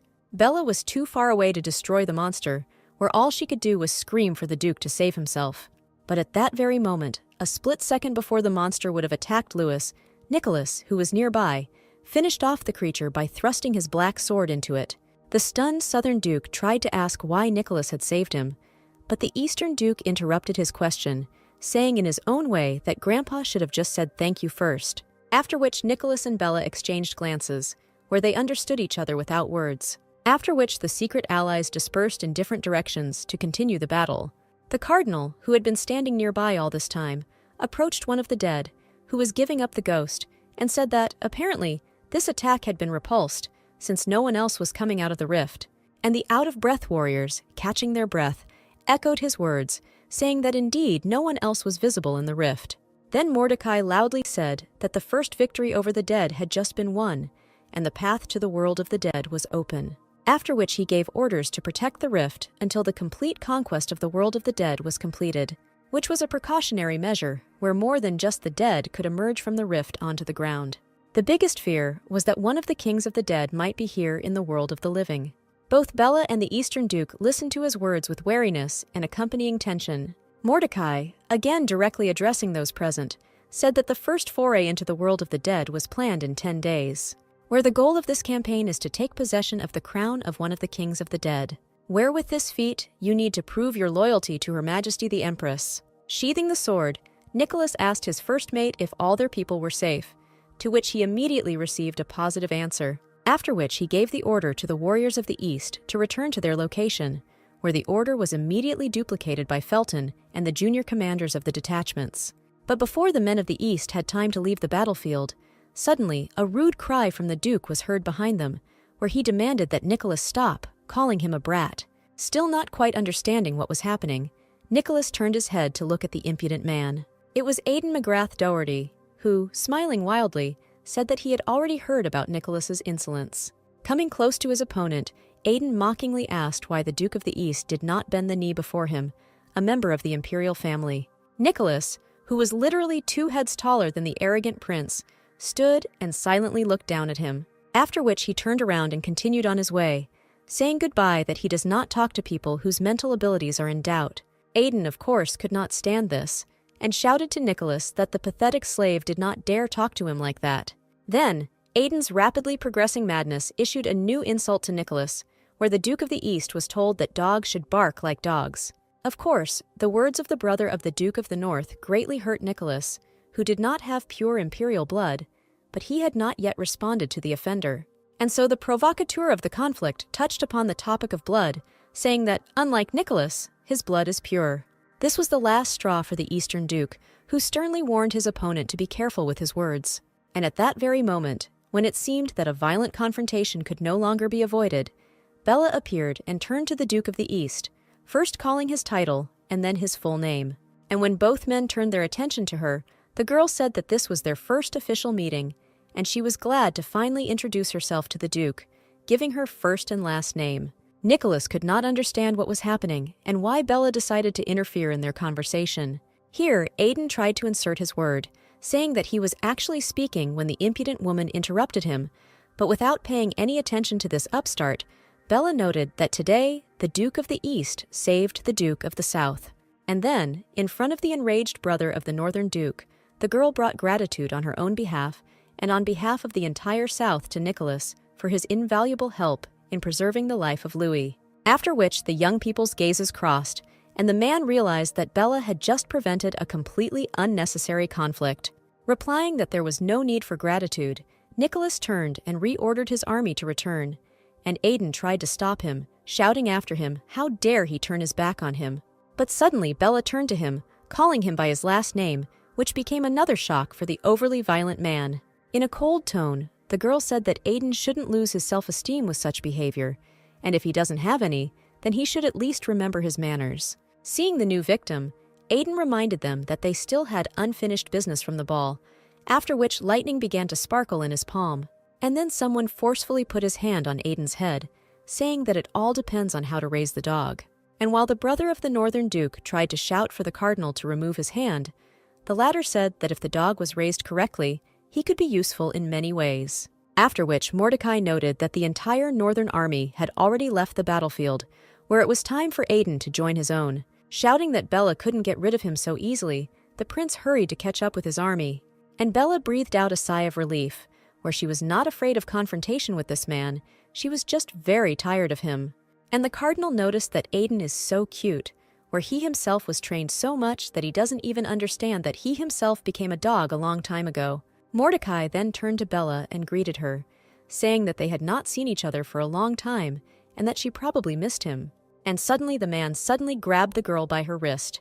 Bella demanded that the cardinal let her go, to which he replied that if the girl didn't like something, she could pull her hand away. And the resourceful girl replied that in this case, she was afraid to leave the cardinal without a hand. Continuing to hold Bella, Mordecai said that he really wanted to see her again, but not sharing the man's joy, Bella replied that this was absurd, since she had never been in a close or friendly relationship, to which the cardinal suddenly burst into violent laughter, and when he finished laughing, he approached the girl's face and said that he really wanted to get to know her better. Bella simply said in an icy tone that she was not at all interested in the cardinal in any sense, after which, with a light but quite strong movement, she freed herself from the grip, where she immediately headed away from the hall, where today the first battle with the dead took place in a long time, leaving the cardinal alone to rub his hand that was beginning to ache. Bella spent the rest of the night in her room with Evie, and when it got dark, the girl got ready for her usual night walk, to which the little maid said that this had already become a tradition. To which the resourceful Bella, smiling, told Evie that she would pretend not to notice the walks, and in return she would not be noticed eating the candy. The maid, having described the man who gave her the sweets, received confirmation from her mistress that they were handed over by the butler of the Morgan family. After which, happily clutching the bag of sweets, Evie said that she did everything exactly as her mistress told her, meaning what Bella whispered in her ear, saying that if it wasn't very dangerous, then the little maid should try to get closer to whoever would fit in her. The girl praised the maid for her courage and intelligence, and Evie asked what she should do next, because apparently she would now cross paths with the butler quite often, to which Bella, opening her usual nightly exit from the room, replied that Evie should be told about everything that would interest Carl, and the maid immediately said that she understood everything. Bella was already on the railing with a slight movement. Standing there, she added that it was not worth telling only about her night walks and meetings with the Eastern Duke, after which, as usual, she jumped down. And so she once again walked through the night garden with Nicholas, who noted that he found it much more pleasant to see a girl in a dress than in a military uniform. Bella was very pleased to hear such compliments from a man to whom she had long been partial, and Nicholas added that the fact that the form belonged to the South also had an influence. After these words, the girl turned to face the man, and she said that during the day, she was very surprised by the behavior of the Eastern Duke in communicating with the Duke of the South, where Nicholas behaved like a dog's son. Such a remark from the girl literally shocked the man, who never expected to hear such unpleasant words from Bella's lips. And then the girl said that she had expressed herself incorrectly, where the word son should rather be replaced with the word puppy, which didn't really improve the situation for the man. And Bella continued, saying that essentially both dog-son and puppy mean the same thing. It's just that puppy sounds cuter. Having asked if she was repeating all this on purpose, Nicholas responded with a lack of understanding of what was said wrong. However, Bella, deciding to change the topic of conversation, suddenly asked whether Nicholas would personally go to conquer the world of the dead, to which he replied that he would certainly, immediately asking a response question whether Bella would go there, to which he immediately received the answer that that was why she was initially invited. After listening to the girl, Nicholas asked with concern whether his companion on night walks could cope with such a difficult task. The girl was very pleased with such concern on the part of the man, but nevertheless she asked why the man was so worried. Thinking that Bella took this as doubt, Nicholas quickly said that he did not doubt her abilities at all. But then, recalling today's events, he said that the girl's entourage did not look like a very reliable support. Turning away in embarrassment, Bella stated out loud that Nicholas saw the situation where she saved the Southern warrior. Immediately, trying to somehow justify the skill of the Southern warriors, the man said that in fact they were very experienced, which Bella confirmed. But then, turning to face the girl, Nicholas said that he was still worried about her. After all, battles with the dead are not at all like those wars in which people participate by killing each other. Pleasantly surprised by this care, which she had so lacked since the time her father sold her, Bella answered the man that he should not worry about her, everything would be fine, and she noted to herself that she was not at all against such care, and her thoughts went to the past. In fact, the world of the dead, where she found herself as a child, became her home. The girl remembered very well her emotions and tears when this terrible world first opened before her eyes. Holding little Bella by the head, the cardinal whispered in an ominous tone for her to look down, where the world of the dead was visible with all its most terrible horrors. The cardinal pushed the girl to the very edge of this terrible abyss, after which he said that only one person managed to return from that world, who was their empress. He has already sent a lot of little girls there, in the hope of learning about that world and receiving its power. Grabbing Bella by the shoulders, the cardinal said that no one had returned from there, and now he wants to try to send there the one who was cared for in the same way as the empress. And suddenly, he abruptly lifted the crying child, where Bella, trying to escape from these tenacious hands of death, called for help. She was already hanging right above the black abyss when Mordecai said that if she returned, she would become as strong as the empress. And instead of saying goodbye, the man added that he would wait here for now and beg the girl to return. After which the cardinal unclenched his fingers, and Bella quickly flew into the bottomless black pit of death. The last thing she heard from the world of the living was the words of a man who said that if she managed to return, she might even take revenge on him. Meanwhile, a round-the-clock guard was organized at the fault, where the warriors of the north stood guard first. Looking at the monstrous hole in matter and space, Aiden said out loud that it was a stupid idea to open the door to the world of the dead voluntarily. His reasoning was interrupted by the approach of a cardinal, who offered to share one interesting fact with the man. Seeing that he had captured Aiden's attention, Mordecai said that in the world of the dead, time stands still. This made a proper impression on the younger brother of the Northern Duke, who opened his mouth in surprise. And the cardinal continued, saying that you can spend only 10 minutes there, but here people will have time to live their whole lives. Aiden's feeling of surprise quickly gave way to skepticism, and he asked how the cardinal knew this. But their entertaining conversation was interrupted by the appearance of Nicholas and his warriors. Seeing the Duke of the East, Aiden literally hissed that now it was the North's turn to guard the rift, and that the East needed to get out of here. His furious outburst was interrupted by the cardinal, who said that there was no need to draw hasty conclusions. Where the Duke of the East came here not for guard duty, but to be the first to make a foray into the world of the dead. And now Nicholas was already entering another world, telling his people to stay here and receiving in response a wish for a speedy and safe return. And the annoyed Aiden had no choice but to quietly continue to be angry with someone whom he did not even consider to be a person. Some kind of irresistible rage overcame him more and more. Finding himself in the world of the dead, Nicholas noted that the longer you are here, the more your perception becomes distorted. He spurred his horse and galloped forward. There were no roads or directions in this terrible world. He felt like his entire skin was burning, as if he had just drunk poison. Suddenly, a movement behind him caught Nicholas's attention, forcing him to turn around. And at the same moment, a powerful discharge swept next to the horse, leaving a deep furrow. Nicholas quickly turned around and prepared to repel the attack, but froze when he saw that the source of the lightning was none other than Aiden. He sat on his horse with a crazy expression on his face and looked at the Eastern Duke with the same crazy look, clutching a sword sparkling with lightning in his hand. And Bella visited the Palace of the South, Duke Louis, in the company of her little maid. Standing opposite the table at which the Duke, as usual, sat, the girl asked permission to ask a question. And having received this, Bella asked to explain to her what happened to the Southern Army and where all those knights who fought next to her against the dead in a silent war went. Hearing the question, Louis lowered his head guiltily, lowering his gaze. And after being silent for a while, the man said that the consequences of that war were no less terrible than the war itself, and those glorious knights remained in the South to resolve all internal conflicts. And then Bella expressed her understanding of why the squad contains only young and completely inexperienced fighters, to which the Duke said that despite this, they are all successors of noble families and families. Then Louis handed the girl a list of names of the knightly order, where she was convinced that indeed all the warriors of the South were from the nobility. However, these were all children that no one needed, third, fourth, adopted sons of families, just a crowd of abandoned boys.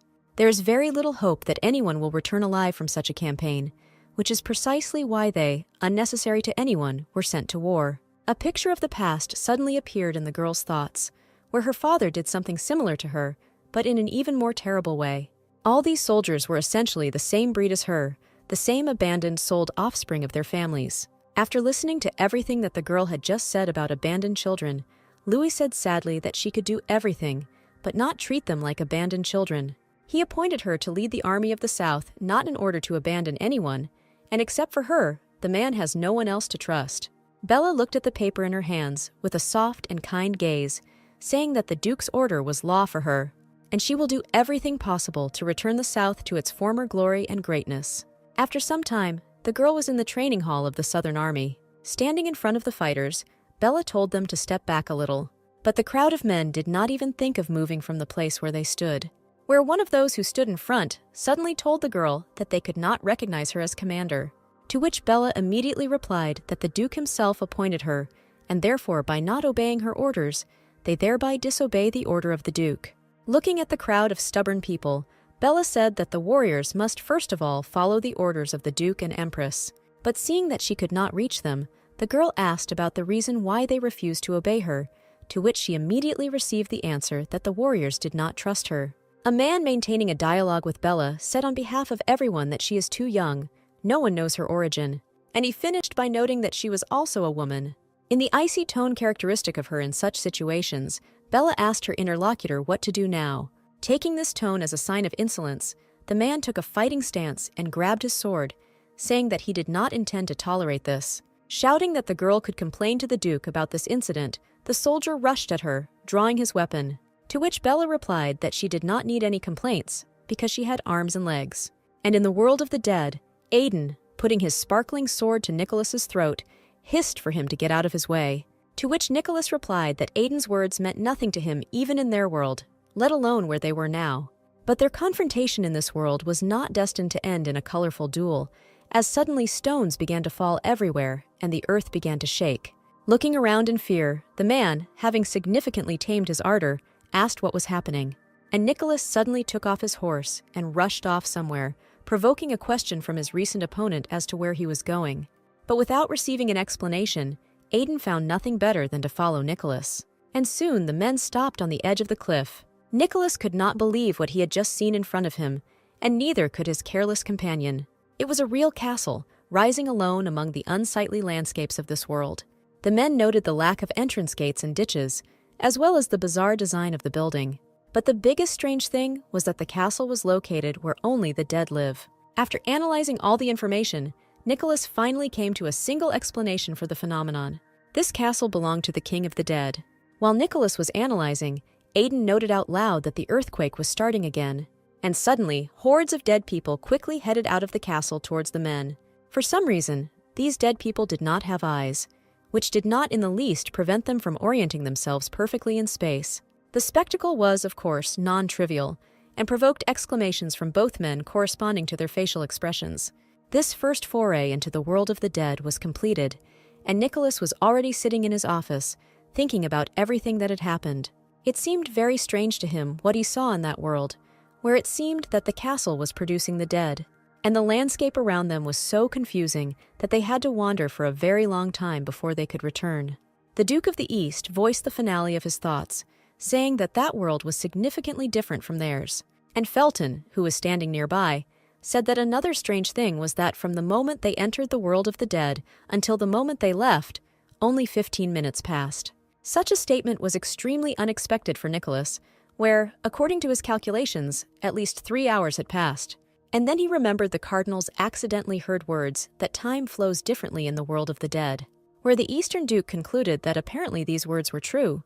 His thoughts were interrupted by Felton, who said that there was another news story where Miss Bella attacked one of the soldiers of the Southern Army, and, as they say, he received serious injuries.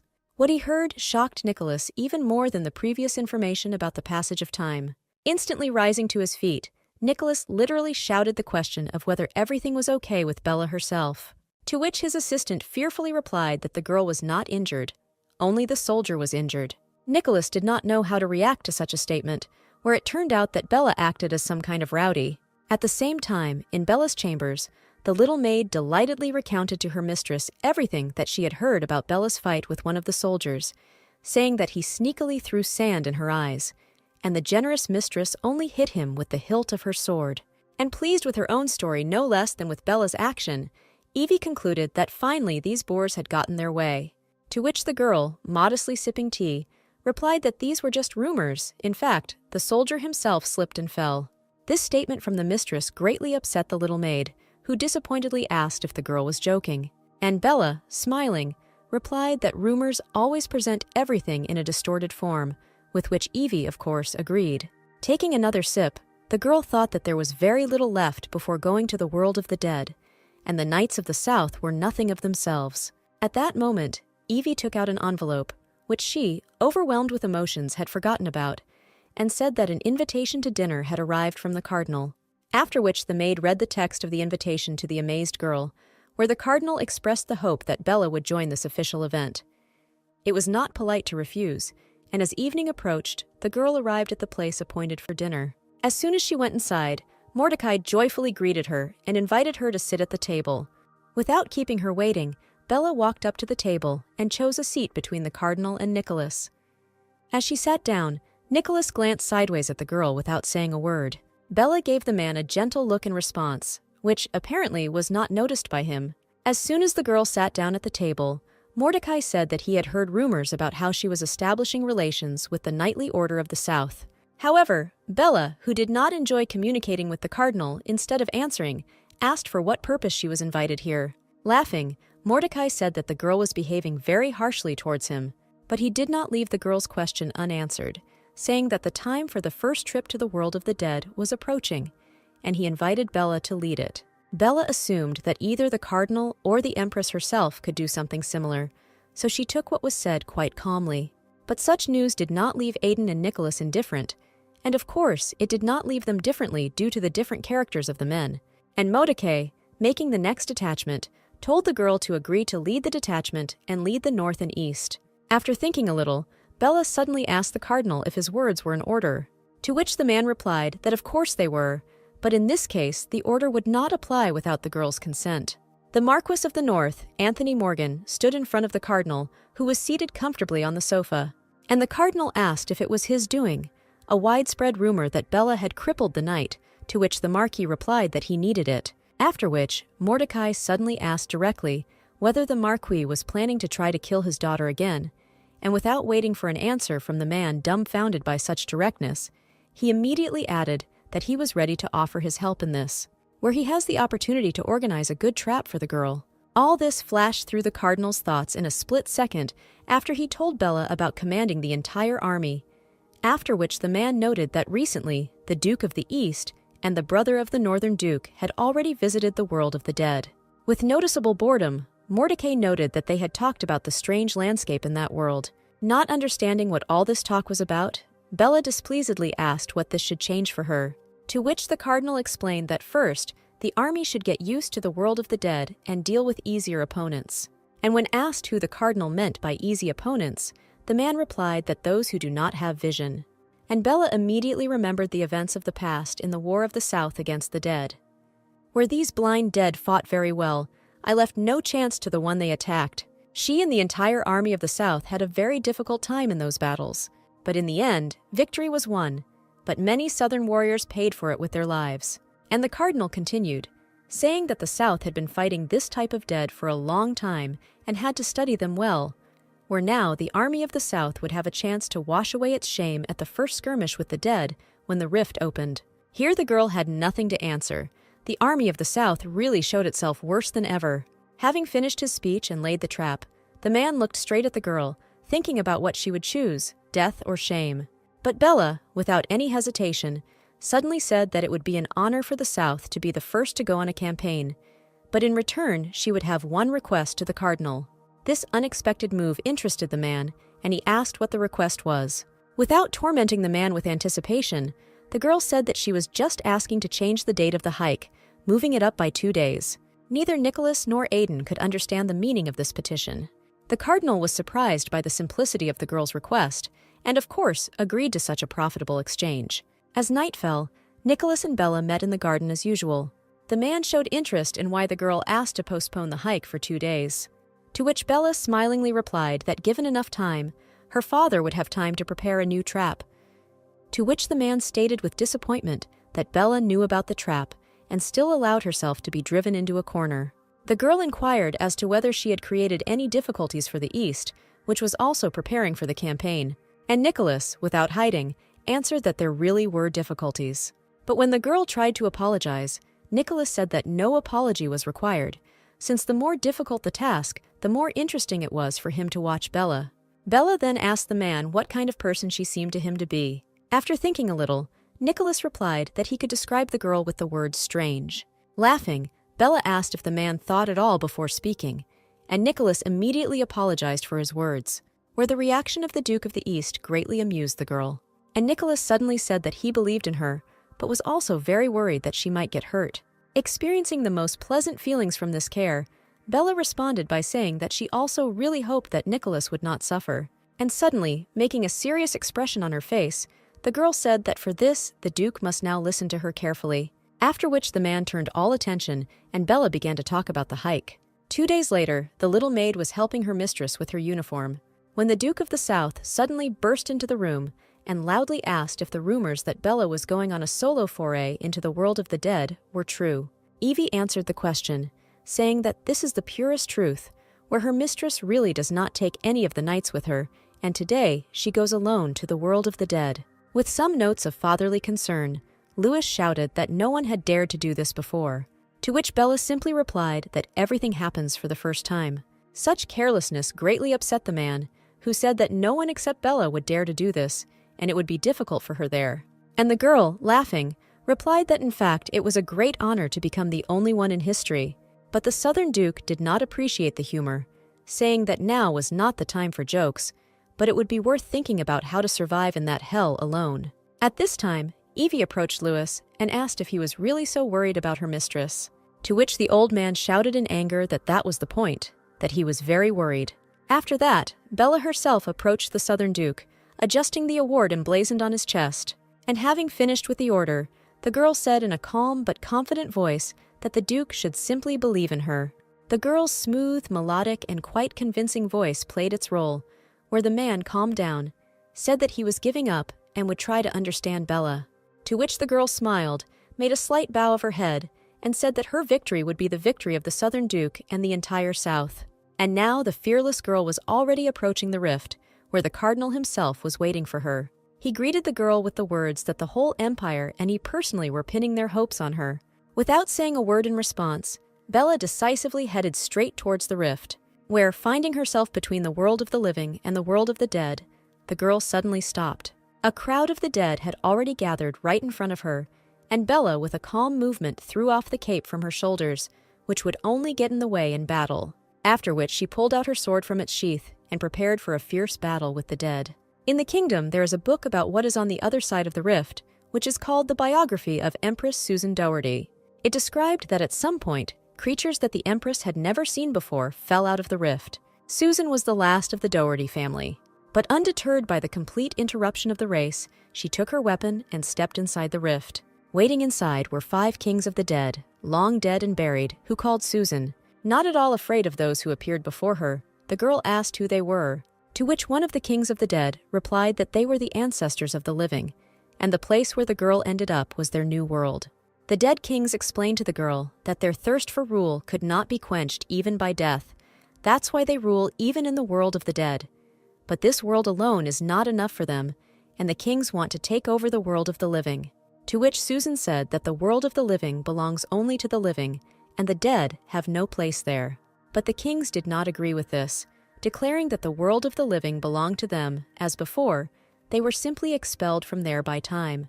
But they did not leave that world as an inheritance to the living.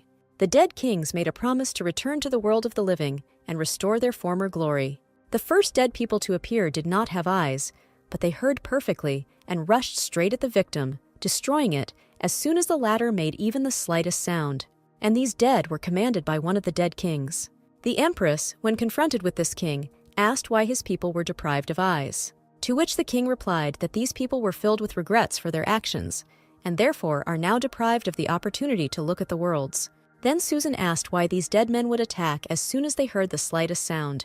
And the king explained that it was their curse and punishment to experience what they regret. After which the empress asked another question, "What do all these people and their king regret?" To which he replied that the girl knew the answer to this question. And then Susan cut the king of the dead with one move of her sword, where at the same moment a shining heart fell out of the king, which she wanted to touch with the tip of her sword. But the king was not completely destroyed. His essence in the form of a black shadow grabbed the heart and disappeared. This king, having taken his heart, hid in the most distant parts of his castle. One of the blind dead tried to attack Bella, who was already inside the rift, and he was immediately defeated with one precise blow, after which the girl noted that the closer she gets to the castle, the more dead people are on her way. Her plan to slip into the castle without making a fuss failed, as the path was too narrow and the dead would definitely hear her. Suddenly, an arrow as black as night stuck into one of the rocks, attracting the attention of a crowd of dead people, at one end of which a gold ring hung on a string. The girl almost immediately realized what had just happened. The entire crowd of dead people blocking her path rushed to the place where the arrow made a noise as it stuck into the rock, thanks to which the path was cleared, and Bella quickly moved forward. Raising her head, the girl saw a man standing on the edge of a high cliff. It was the Eastern Duke, clutching a bow in his hand, who fired the saving arrow. The girl noted to herself that Nicholas even managed to help her, thinking that he was very kind. Having given the man a sign of respect, Bella, without wasting any time, rushed towards the castle, where one of the kings of the dead was supposed to be. And the assistant to the Eastern Duke said that at this rate all the glory and all the honors would go to the south. To which Nicholas replied that the troops of the East were not going to conquer the castle of the dead king. This statement greatly surprised Felton, and he asked his master why they had come here then and where they were going. After asking the question, Nicholas remembered his last conversation with Bella in the park, where she asked him to listen carefully to everything she said, and the man, turning around and heading in the opposite direction from the castle, said that the East was heading for trophies. Bella, deftly weaving among the dead, was glad that Nicholas listened to her and did not lead his army to the castle. And then the girl's ears caught some extraneous sound, the sound of an arrow flying in her direction, which stuck into the stone right next to where she was. Having examined the images on the arrow, Bella immediately determined that it belonged to the troops of the north. Before she had time to think about it, the army of the north appeared behind her, on the very rock where Nicholas had recently been, where the man standing in front of everyone noted out loud that they had found the girl. After which, without delay, the command to open fire followed. Where immediately in the direction where Bella was located, arrows rained down like hail. But the girl was already ready for such a development of events, and grabbing one of the dead, covered herself with him like a shield. From her hiding place, Bella saw that her execution was silently watched by the Marquis Morgan, who, in fact, was the department commander. She instantly realized that one of her father's attempts to destroy her daughter, whose continuation of life did not bode well for him. Realizing that she needed to change her plan of action, Bella shouted as loudly as she could, calling the dead to her voice. The reaction of the dead was not long in coming, where dozens of those who were nearby, and especially reacting strongly to the sound of the voice of the dead, rushed towards the girl. And Bella was just waiting for this. Grabbing one of them as cover for her back, she quickly began to hide in the crowd of the dead, where, just a few seconds later, the Marquis looked with amazement at the crowd of the dead, where his daughter was no longer visible, lost in this mass of the dead. And one of the commanders fearfully reported that another whole army of the dead was approaching. But Anthony didn't seem to hear his assistant, staring into the distance and smiling strangely. As it turned out, he finally saw the place where his daughter managed to hide. Saying that he needed to go somewhere, the man ordered the commander who approached him to take command of their army. And very soon, Anthony and several soldiers were already in front of Bella, where the girl had nowhere to retreat, since there was an abyss behind her. Getting off his horse, the Marquis replied that the girl was wounded, to which she immediately replied that the wound was not too serious. The man then noted that for someone who had recently mocked him, she looked pathetic, but Bella responded by asking whether her father was going to kill her or not. And Anthony, approaching his daughter, said that if she wanted to live so much, then she shouldn't have appeared in his life. To which the girl answered harshly that she not only wants to live, but wants to live under her own name, as a legal member of the Morgan family. After which the Marquis gave the order to destroy the girl, and the men accompanying him rushed forward, drawing their swords. But the inventive Bella again resorted to the proven method, and shouting loudly, summoned a crowd of the dead. Saying that he would not fall for the same trick twice, the Marquis ordered his men to continue. But the girl had a different plan this time, where she didn't just use the dead as a shield. This was a real diversionary maneuver, with the aim of leaving my father without any protection. And while all the Marquis's warriors were fighting the crowd of the dead, Bella in 2 leaps found herself next to her father with a naked dagger in her hand. Swinging with all her might, she stuck the weapon into the rock right next to the Marquis's head. Then she gave her father a contemptuous look, and said that now the Marquis must be feeling disappointed. Where he is probably disappointed that the next attempt to kill her ended in complete failure, and behind the man's back, the whole rock began to crack from the pierced blade of the dagger. And then the rock behind the man collapsed, and he quickly flew down. The last thing that flashed through his thoughts was that he was going to die. Just like that, just fall off a cliff in the world of the dead. But at the very last moment, Bella caught her father's hand, where the man noted in surprise that the girl's hand, which looked wounded, was absolutely healthy. To which Bella, smiling sweetly, replied that she simply decided to play a prank on her father, where if she had not done this, it would have been problematic for them to meet here. Helping the Marquis get out, the girl said that he had nothing to worry about, since until the conquest of the world of the dead was completed, she was not going to kill her father. The Marquis, who had just miraculously escaped death, looked at his daughter. Only now did he realize that from the very beginning, his daughter was simply playing with him and had thought it all out in advance. Meanwhile, Bella drew her father's attention to the crawling dead, asking if the man knew why they became like that. But without waiting for an answer, the girl said that all these people, when they were alive, killed their children, just like the Marquis. What they did only for the sake of their well-being. After which, Bella asked if her father didn't find it funny that so many people killed their own children with their own hands. And finishing her speech, the girl said that she did not consider her father a monster or a devil at all, but found him to be an ordinary coward. After these words, the Marquis stood up and approached Bella, saying that she was right and the title of monster suited her better. Grabbing her by the shoulders, the man added that in front of a monster, a weak person can only bend his knee. And then the girl felt the poison begin to take effect over her shoulder, somehow penetrating her body. And Anthony suddenly forcefully pushed his daughter away from him, directing her movement into the abyss, where, falling down, Bella saw how the poison was delivered by the man into her body. Already falling down, she heard the man's words that if she returned this time, he would be forced to admit that his daughter had become a real monster. Meanwhile, the army of the North fought with a crowd of the dead, where Aiden is at the center of the battle, fighting with the help of his magical powers. Seeing the Marquis approaching, he asked him where he had disappeared for such a long time. But without answering the question, Anthony said that there was no point in continuing the battle and the army needed to return. But the enraged prince shouted that the North would not leave and would not retreat, and ordered the destruction of every last one of the dead. Realizing that no amount of persuasion would work on this madman, the Marquis resorted to extreme measures, striking Aiden in the solar plexus with all his might. After which, aloud apologizing for his tactlessness, he threw the unconscious man onto a horse. But suddenly, one of the soldiers turned to the Marquis, saying that something incredible was happening and the castle of the dead was being destroyed. Not believing what he heard, Anthony turned around and looked in the direction where the castle rose. And indeed, the castle of the King of the Dead was literally melting before everyone's eyes. But he didn't just disappear into nowhere, he seemed to turn into some kind of black liquid, filling everything in its path. And one of the commanders of the Northern Army reported that the place where the castle of the King of the Dead stood had turned into a swamp, and all the dead had disappeared. At the same moment, the Marquis ordered all the personnel to drop all their business and dig up the ground with whatever they could and find the trophies that should be here. This was followed by several days of long and painstaking work. And so the commander reported to the Marquis that the soldiers had been digging for the 5th day, and absolutely nothing valuable had been found. After listening to this, Anthony decided that, apparently, he would have to return empty-handed. Among the positive aspects, he noted that all these days that his army spent in excavations, neither the army of the South nor the army of the East was visible, which means that only the army of the North survived. Having thought about all this, the man gave the order to fold, since he had decided to return and declare the victory of the North. Soon, the half-wounded army of the North was already emerging from the world of the dead through the rift, where they were immediately met by the cardinal, noting that the Northern army had a lot of wounded, after which the man also concluded that with so many wounded, the North, after all, returned empty-handed.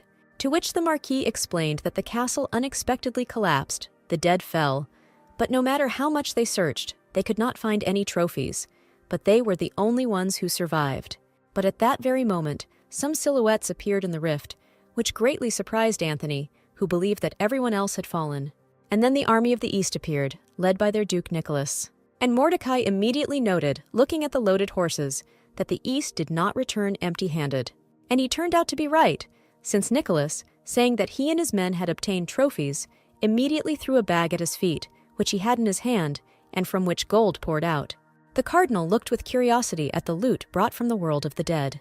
And the stunned Marquis stood aside and quietly repeated that all this simply could not happen.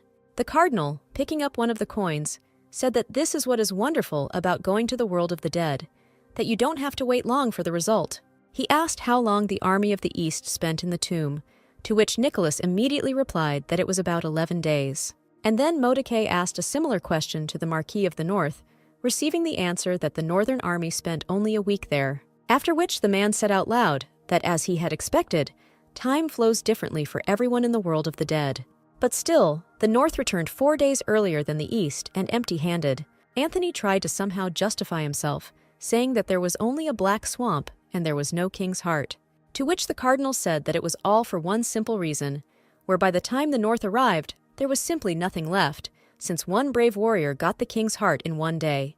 The Marquis, amazed even more, could not restrain himself from shouting a question about the identity of this man, to which Mordecai calmly replied that if a man is so interested in this, then he can ask about it personally, since this man is now resting right behind him.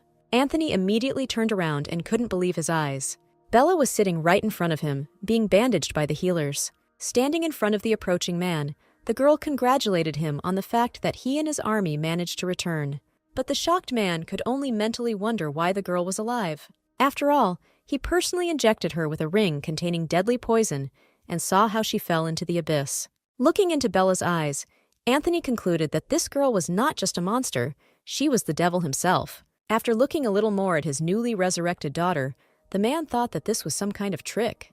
Turning to the cardinal, he asked to show the heart that the deputy of the Duke of the South had brought, in order to verify her victory for himself, to which Mordecai did not object at all, and with a wave of his hand gave the order to bring the heart of the king of the dead, where his silent instruction was immediately carried out by one of the servants, who approached with a pillow in his hands, on top of which lay a gold ring with red hieroglyphs inscribed on it. The Marquis, of course, did not believe that such a simple object could be the heart of the king of the dead, voicing his doubts, to which the cardinal suddenly asked the man if he had carefully read the biography of Her Majesty, where it was written that after the empress hit him, the king put the fallen heart on his finger and disappeared into the depths of his castle. But the Marquis continued to assert that this was impossible, and the cardinal had to say that the empress herself had already confirmed everything, where she praised the knight Bella and gave her a silver key to present. Still not believing that he, like the rest of the North, had lost, Anthony sank to his knees, exhausted, and the cardinal gave instructions to go to the palace and announce to everyone the name of the winner of the first campaign, namely Bella Morgan, representative of the Southern lands and commander-in-chief of the Army of the South. The Marquis, looking at Bella in confusion, thought that because of the joke of the devil who had returned from the other world, he had suffered a complete collapse. And Bella mentally told her father that he had failed again both in his attempt to kill her and in his attempt to beg forgiveness. Marquis sat in his bed with his shoulder bandaged, where he noted that injuries take much longer to heal with age. His son Tim Morgan, holding a compress in his hand, asked how the Marquis was feeling today, to which Anthony replied that thanks to the efforts of his dear son, he felt much better. And suddenly, Tim said that they had announced the winner of the campaign, who turned out to be the same woman who introduced herself as the daughter of the Marquis, to which the man replied that his son does not need to believe in everything that is being chattered around, since his sister has been dead for a long time. The boy tried to say something in response, but Anthony interrupted him, saying that he hoped that at least his son would not reopen the wound in his heart. Apologizing for the heartache he caused, Tim threw himself at his father's feet. However, the boy thought to himself that this woman was too much like his deceased sister. Lying at his father's feet, Tim thought that he remained a naive, weak child, and she really wants to become at least in some way like her sister. The next night, Bella and Nicholas again walked through the night park, where the man said that he had heard that Bella had died at the hands of the Marquis, to which the girl replied that these latest rumors are complete nonsense. But seeing that the man was very agitated, the girl asked what she could do to make him calm down, and Nicholas asked to show him her hand, which the girl immediately did. The man stood and silently examined the girl's palm without taking any action, and suddenly he, smiling, put his hand in Bella's hand and asked if it was true that the Marquis of the North pushed her off the cliff, to which the girl invited the man to be the first to tell her about how he spent time in the world of the dead. Nicholas agreed to tell her about this, and the young people continued their walk.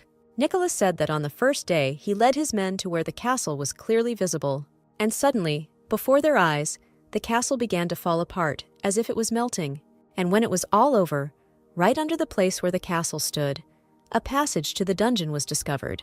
Having gone down, he and his people discovered an underground cave, which was filled with gold and jewelry. That is, everything was exactly as Bella had told before the trip, where Nicholas remembered their conversation 2 days before the campaign, when the girl told him that only she could defeat the King of the Dead. She can't tell you the details yet, but she will tell you how to take possession of the trophies, where after her victory the castle will be destroyed, and the Duke of the East and his people will be able to go underground and take all the treasures. Returning to the story of the campaign, Nicholas said that in the end they stayed in the world of the dead for 11 days and returned. Having finished his story, the man turned to Bella and said that he was very interested in how the girl knew all this, but apparently there was no point in asking him, to which Bella responded with silence and a look that spoke instead of language, in which gratitude for understanding was read. And Nicholas added that in any case, he was very grateful to her for the assistance she provided during the campaign. Confused, Bella replied that she shouldn't thank her. Suddenly making a serious expression on his face, Nicholas turned to the girl, saying that he had a proposal for her.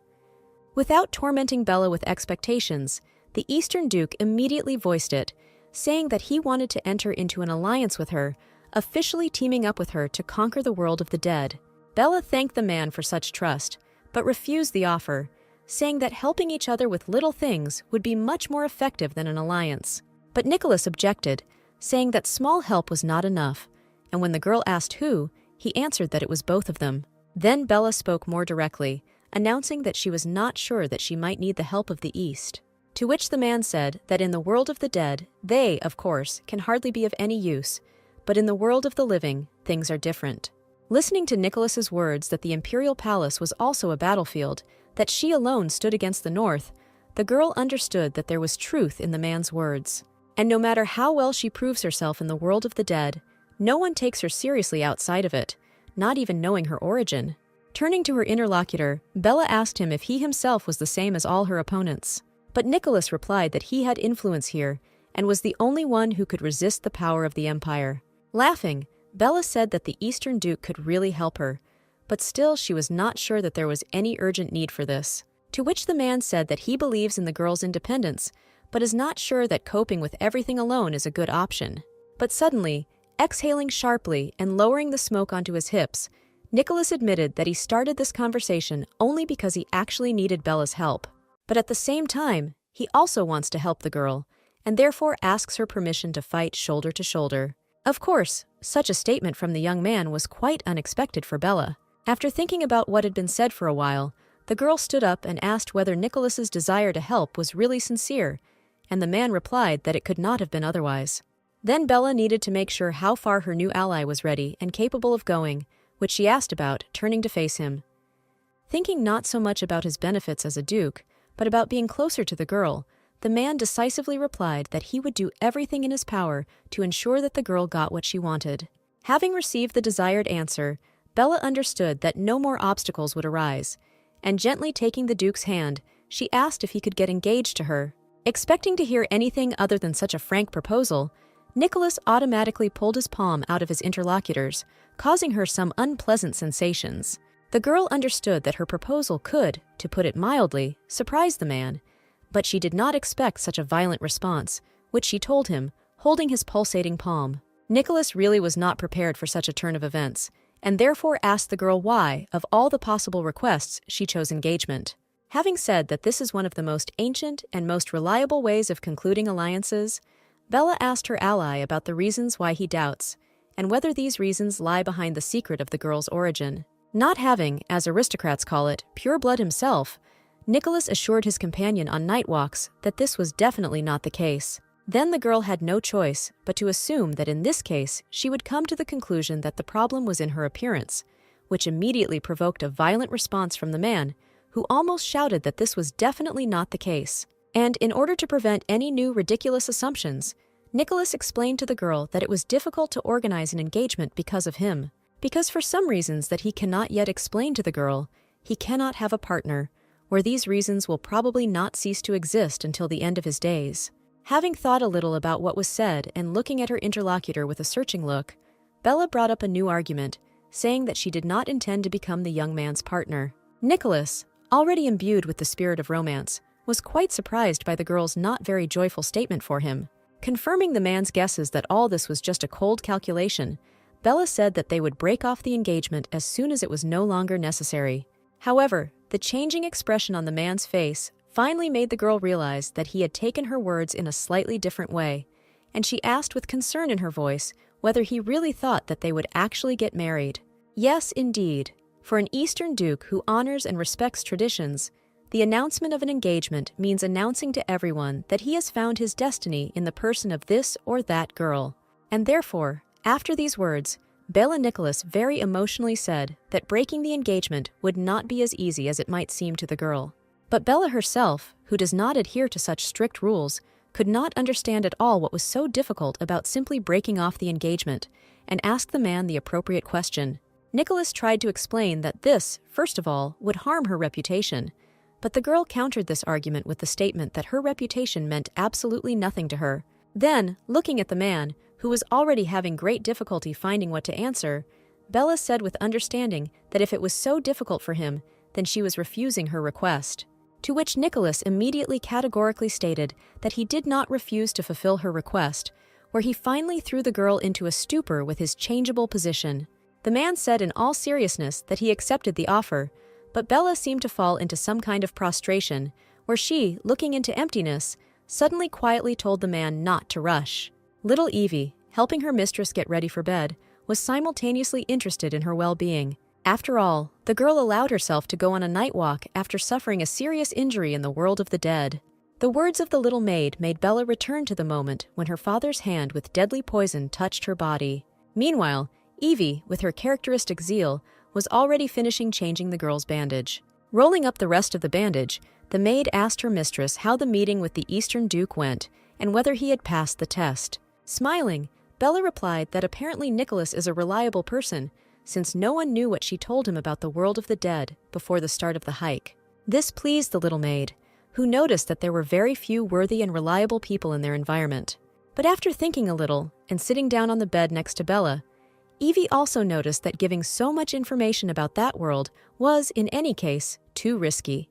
But the girl was absolutely confident in the man for whom she, like him towards her, had the warmest feelings, which gave rise to her interlocutor's assumption that feelings can influence the objectivity of perception. To this, Bella said that Nicholas was the first to suggest that she organize her own union today. This means that he wants to share between the two of them all the honors that shine for the conquerors of the world of the dead. After listening to the mistress, the little maid noted that this outcome was, in fact, not so bad. And then she asked what the girl's answer to the proposal for an alliance was.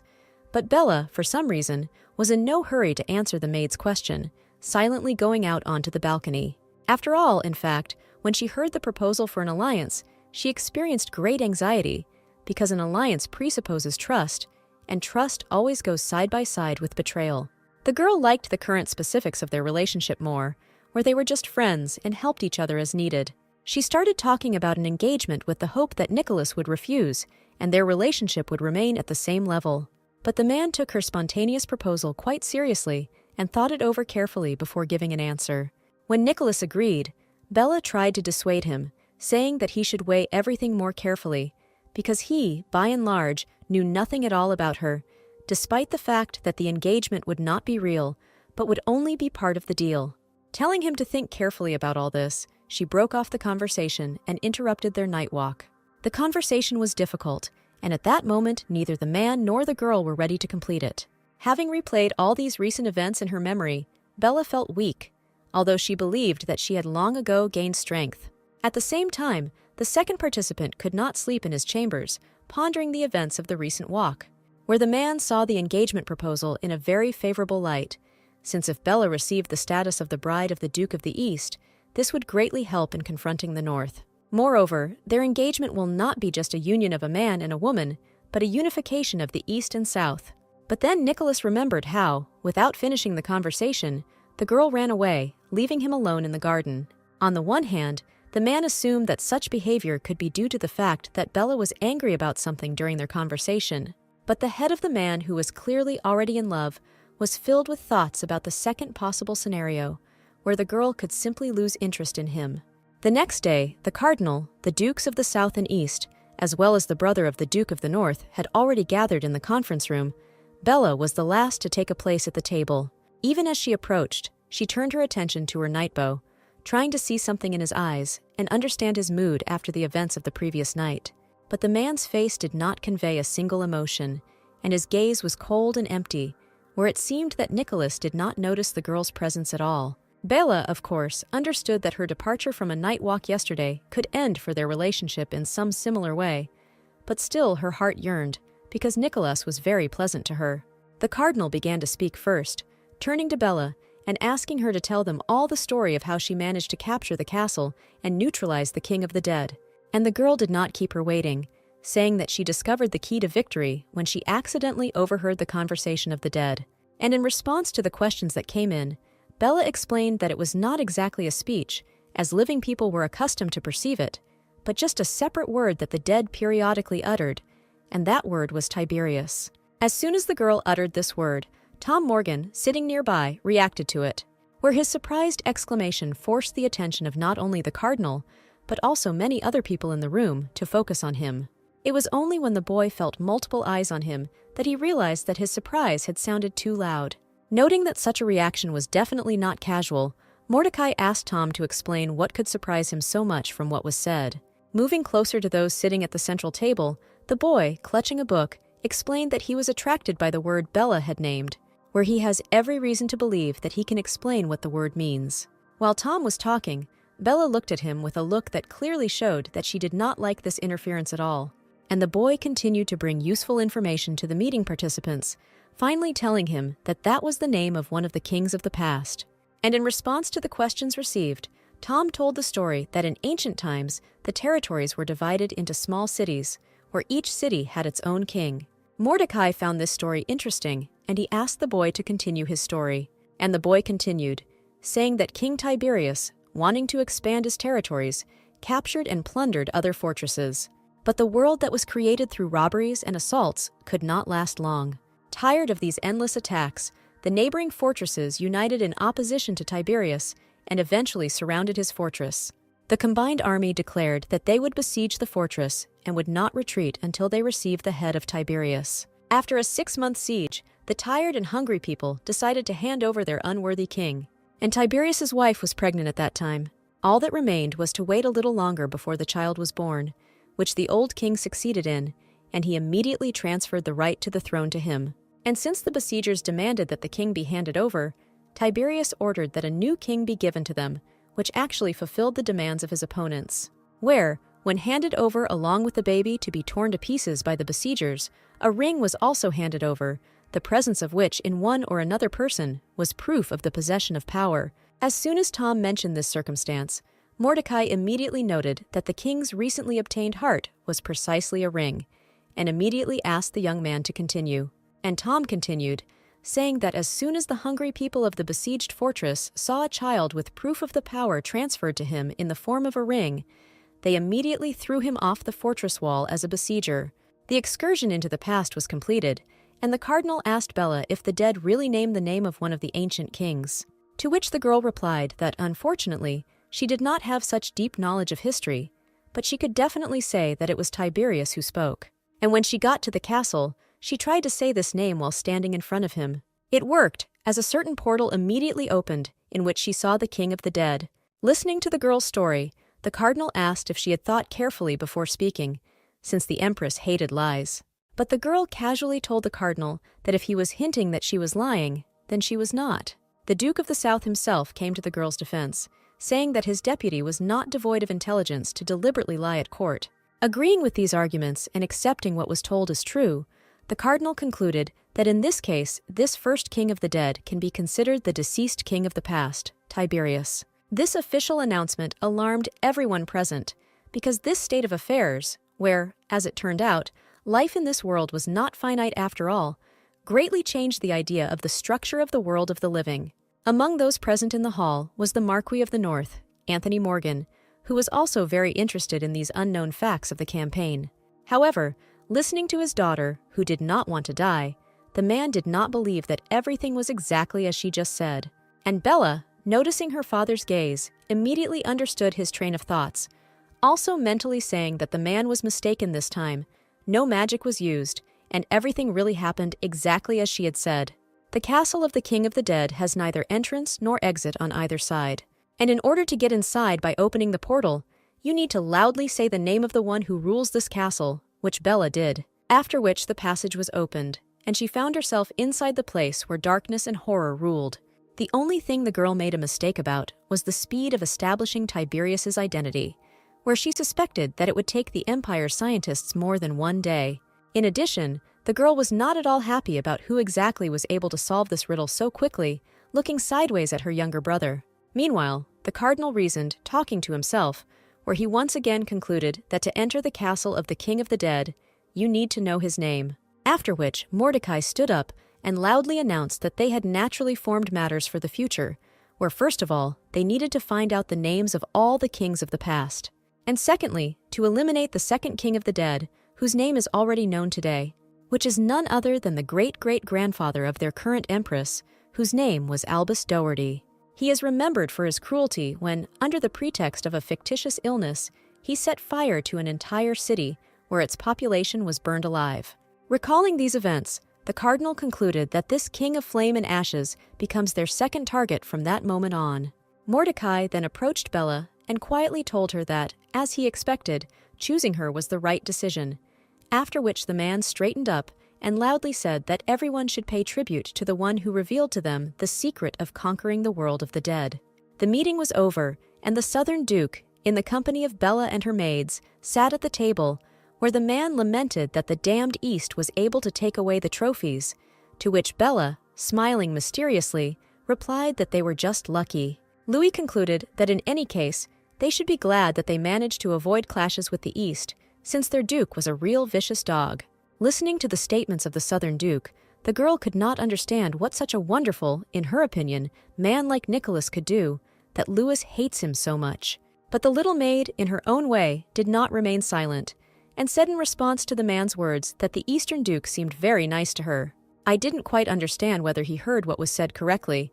The man asked to clarify who the girl meant, to which Evie immediately explained that she was talking about Nicholas White. But Louis, noticeably saddened, noted that only in appearance the Eastern Duke seems normal, but in fact, he is a real devil. But the maid objected to this statement, reminding Louis of how it was this devil who saved him on the day when the rift was opened and the first battle with the dead took place. To which the Southern Duke replied that this act was a real mystery to him, since usually he would not have done this. After some hesitation, Louis suddenly turned to Bella, saying that he was worried about her and recommended that she stay away from this man, without being deceived by his good-natured appearance. The girl became very interested in why Louis hates Nicholas so much, and she asked about the reason for such a recommendation. To which the man explained that the Duke of the East secretly lures young women to himself and then mocks them to such an extent that they leave him barely alive and covered in blood. The Southern Duke began his story by saying that he first met Nicholas about 7 years ago in the Imperial Palace. There were only rumors around that this boy now occupied the post of Duke of the Eastern Lands. Everyone was opposed to him, as there was a rumor that he was not of pure blood, and Louis even felt sorry for the child. But then one day a ball was appointed in the palace and was already in full swing. However, the dancing and fun were interrupted by one girl who quickly burst into the hall. They were all smeared in blood.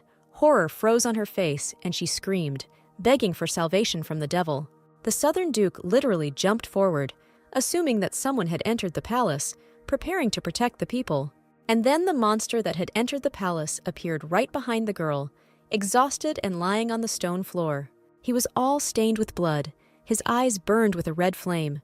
Madness was frozen on his face, where the Duke of the East showed his true essence to everyone that day.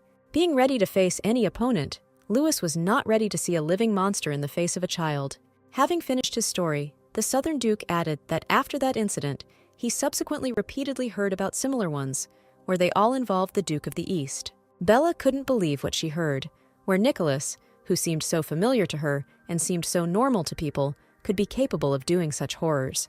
Having examined the surprised face of his interlocutor, Louis asked her to listen carefully to everything he was about to say. But instead of words, the man suddenly extended his hand to the extinguished candle standing on the table, and after a few fractions of a second, under the influence of invisible forces, the candle caught fire with a bright blue flame.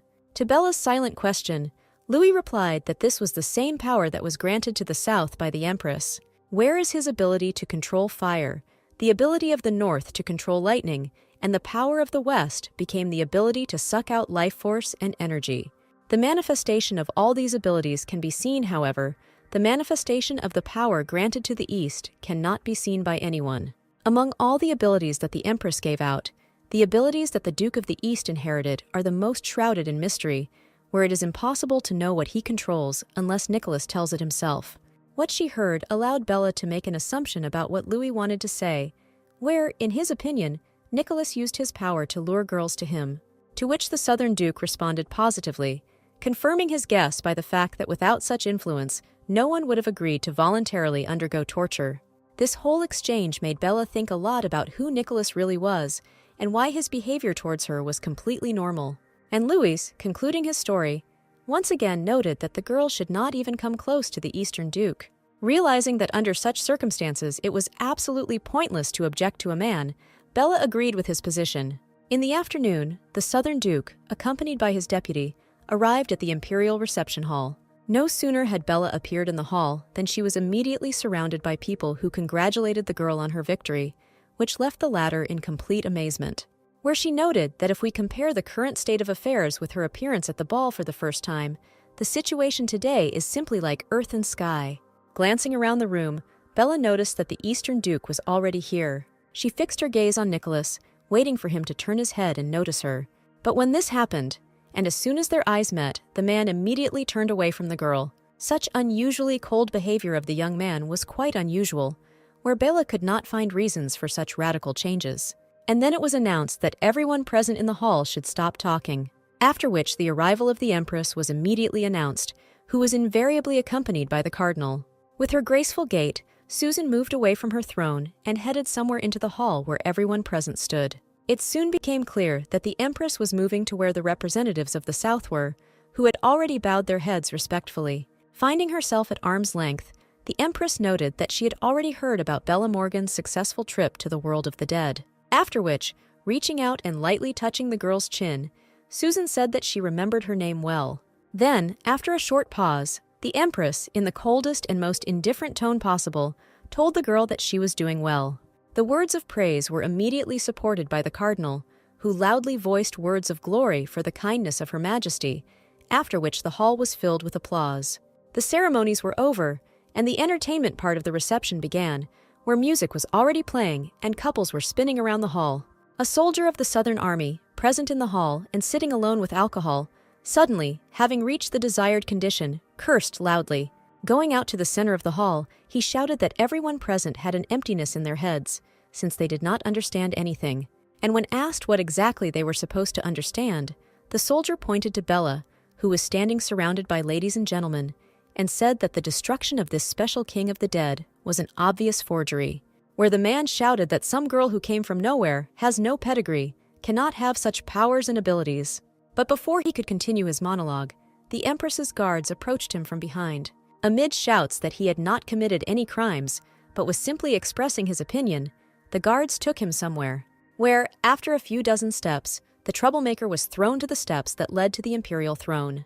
The Empress herself was not too lazy to get up and approach the man who alone managed to make so much noise. Having looked carefully at the Southern warrior, Susan said that apparently he was planning a rebellion, which of course stunned the man, who immediately began to make excuses that he had no thoughts of any rebellion.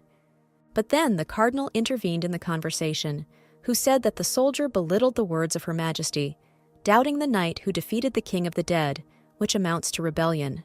But after this, Mordecai suggested that Susan reconsider the situation, with which the Empress completely agreed. She ordered Bella to approach, which she did, once again bowing respectfully. And Susan immediately told the girl that the words of this warrior were Bella's fault, where her unworthy reputation and unknown origin played a role. After which the Empress gave an order for Bella to prove her strength and ability to defeat the king of the dead. And while Bella was thinking about how to prove this, the servants had already brought 2 swords, after which Her Majesty announced that the son of an exorcist of demons as a rival would be enough, where the girl almost immediately realized that by the son of the exorcist, he meant the Eastern Duke. Having announced her order, the Empress, completing the expression of her will, said that the man and woman should fight, where the duel must last until one of them can hold a sword in his hands.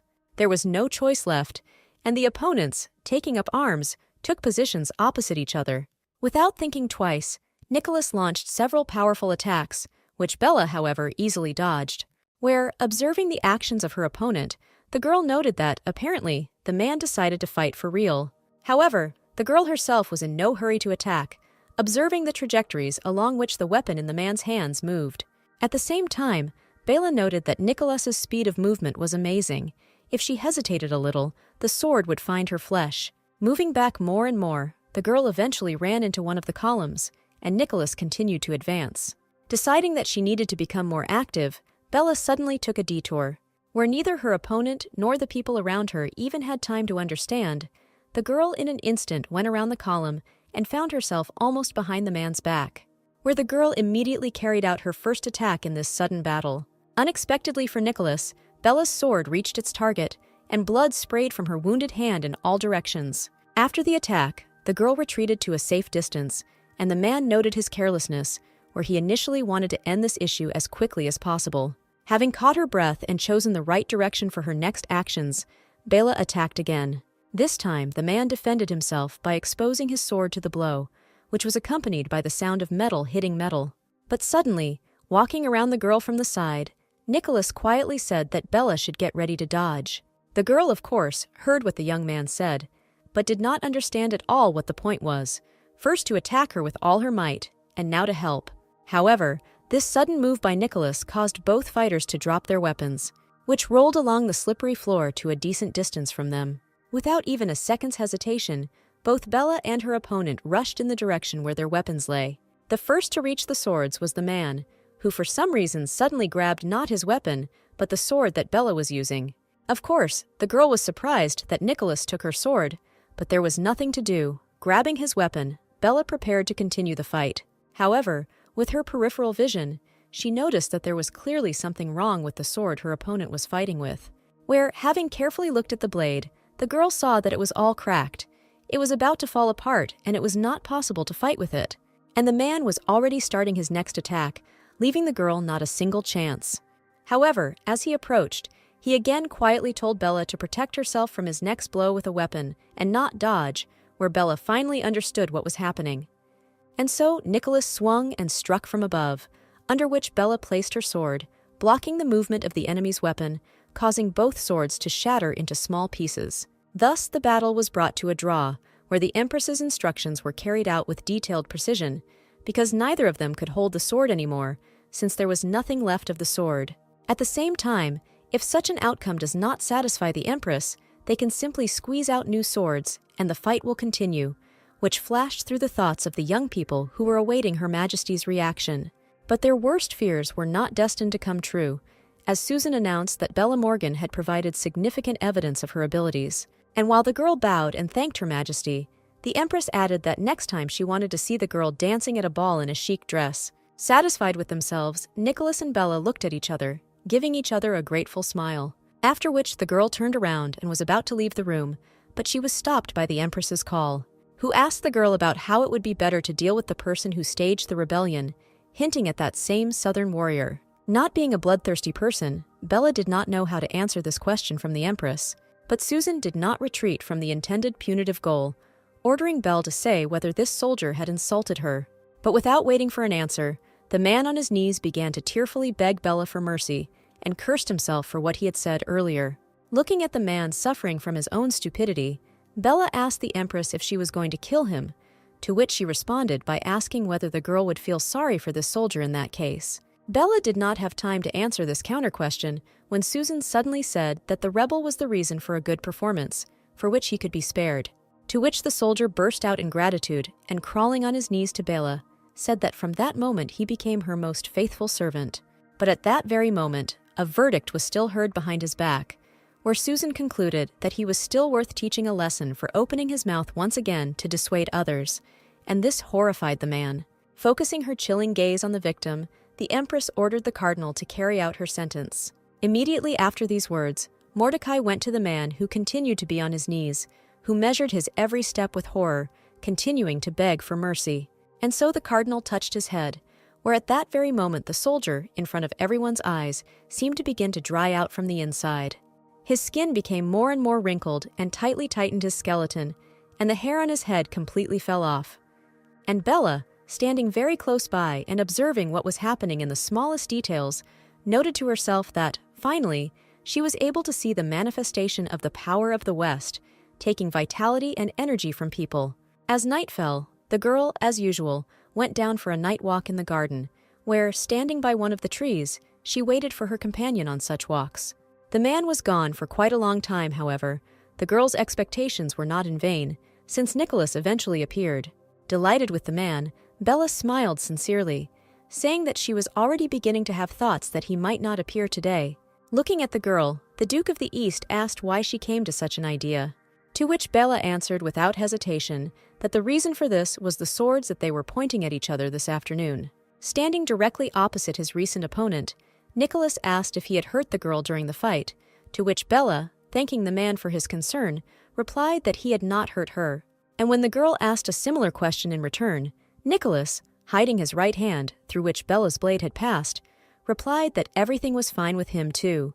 The girl perfectly remembered the blow that reached the target, and therefore immediately realized that the man was lying. Although in the duel the man behaved with dignity after all her attacks, where she certainly did not try to spare him.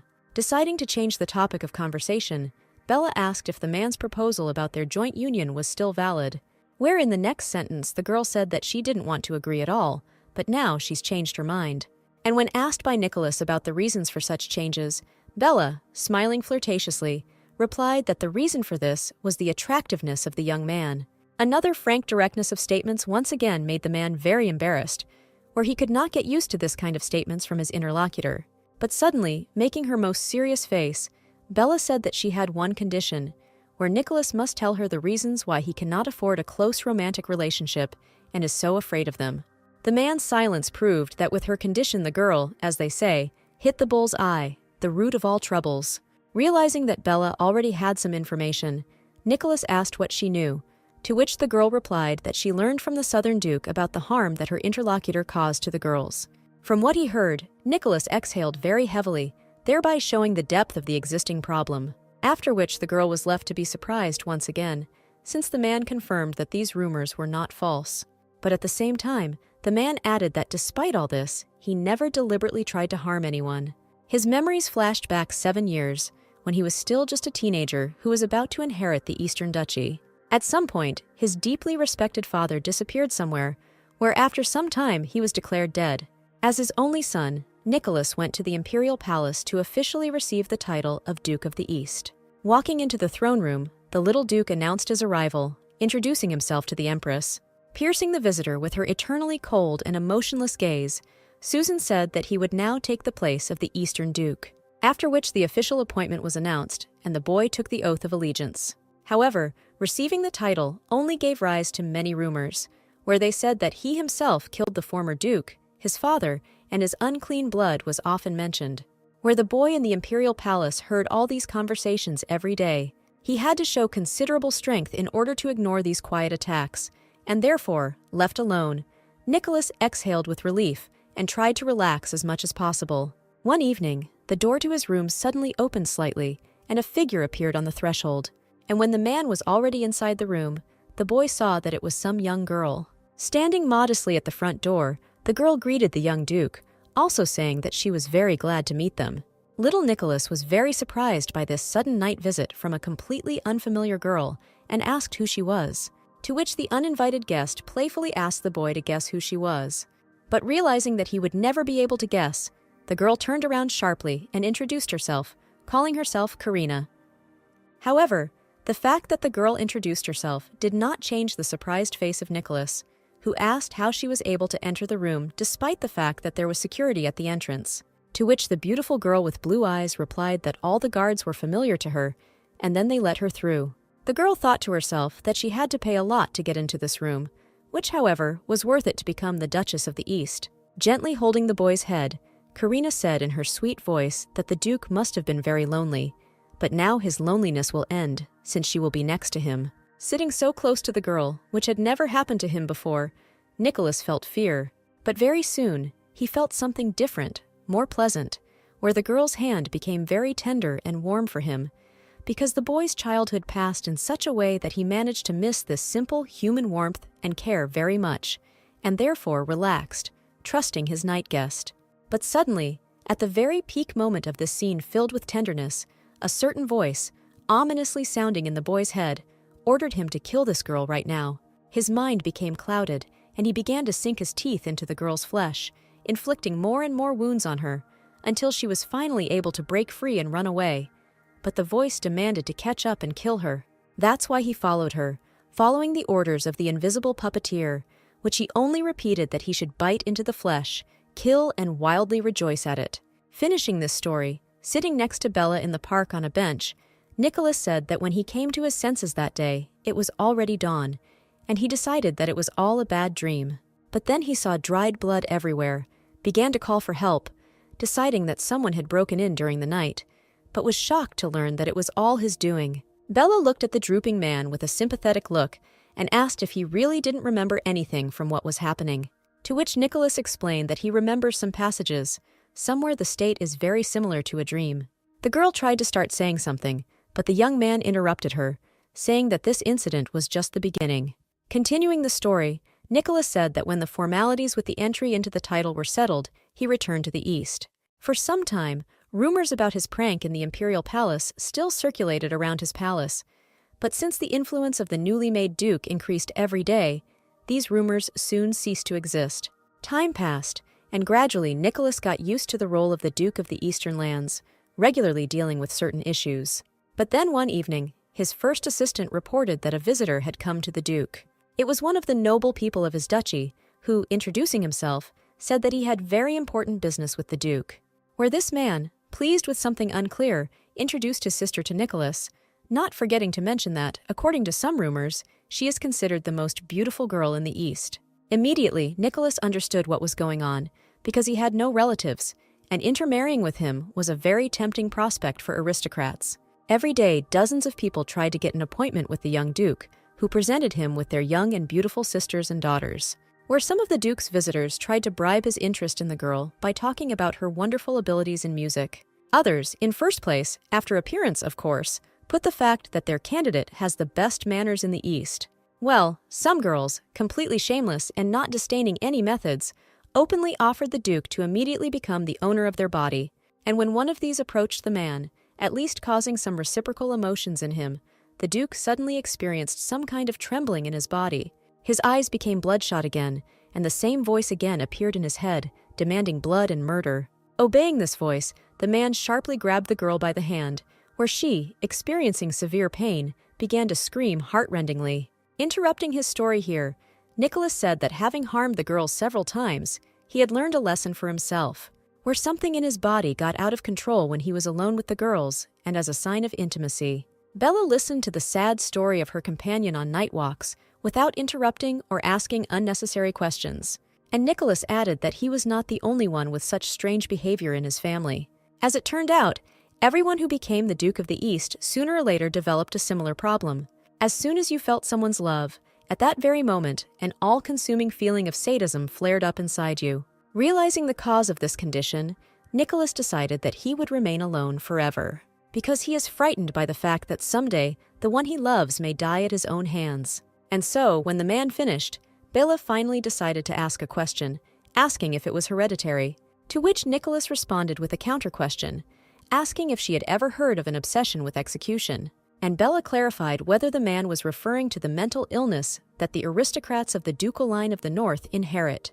Where did she hear that with such a disorder, a person periodically remains in a state of panic due to the fact that he believes it is possible to lose his head?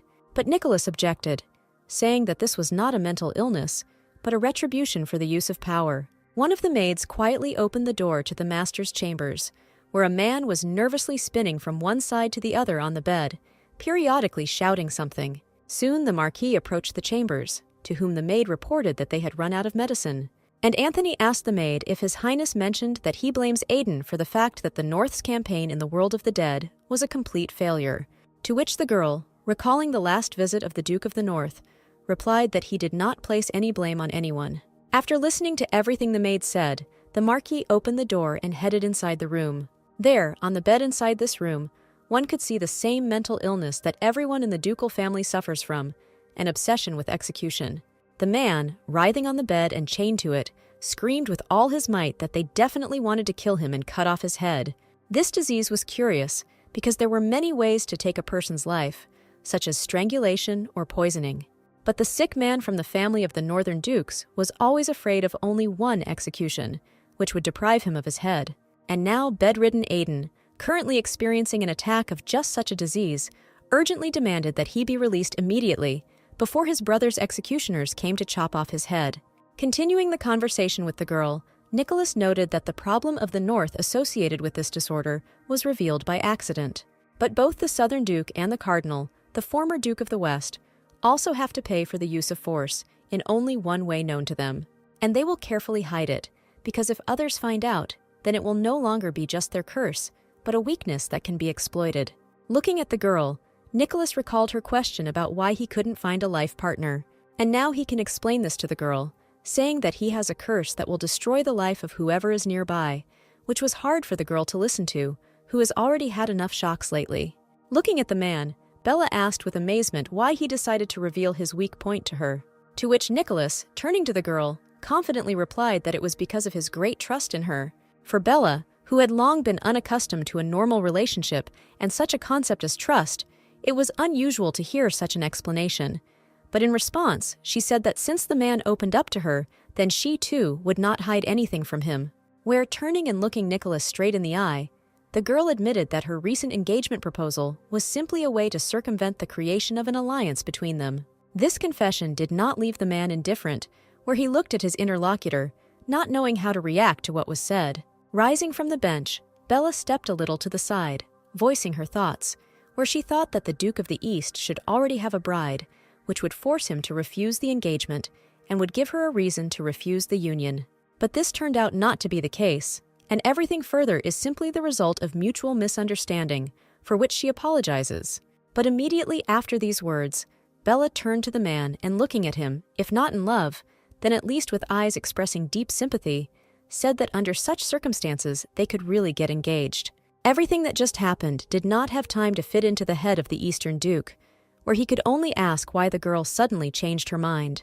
And Bella explained that if they have a real relationship, then no one can blame them for being allies, nor can they dissolve their military alliance. Which, of course, seemed like a great idea to the man, since their relationship would really explain to everyone the help that they would provide to each other. And the girl, laughing heartily, found her companion and future groom to be a very rational person, after which Bella, giving her knight gentleman the most tender look, extended her hand to him, saying that she hoped for complete understanding with her newly made fiancé. Taking the girl's hand, Nicholas approached her and said that he also hoped that this would always be the case between them.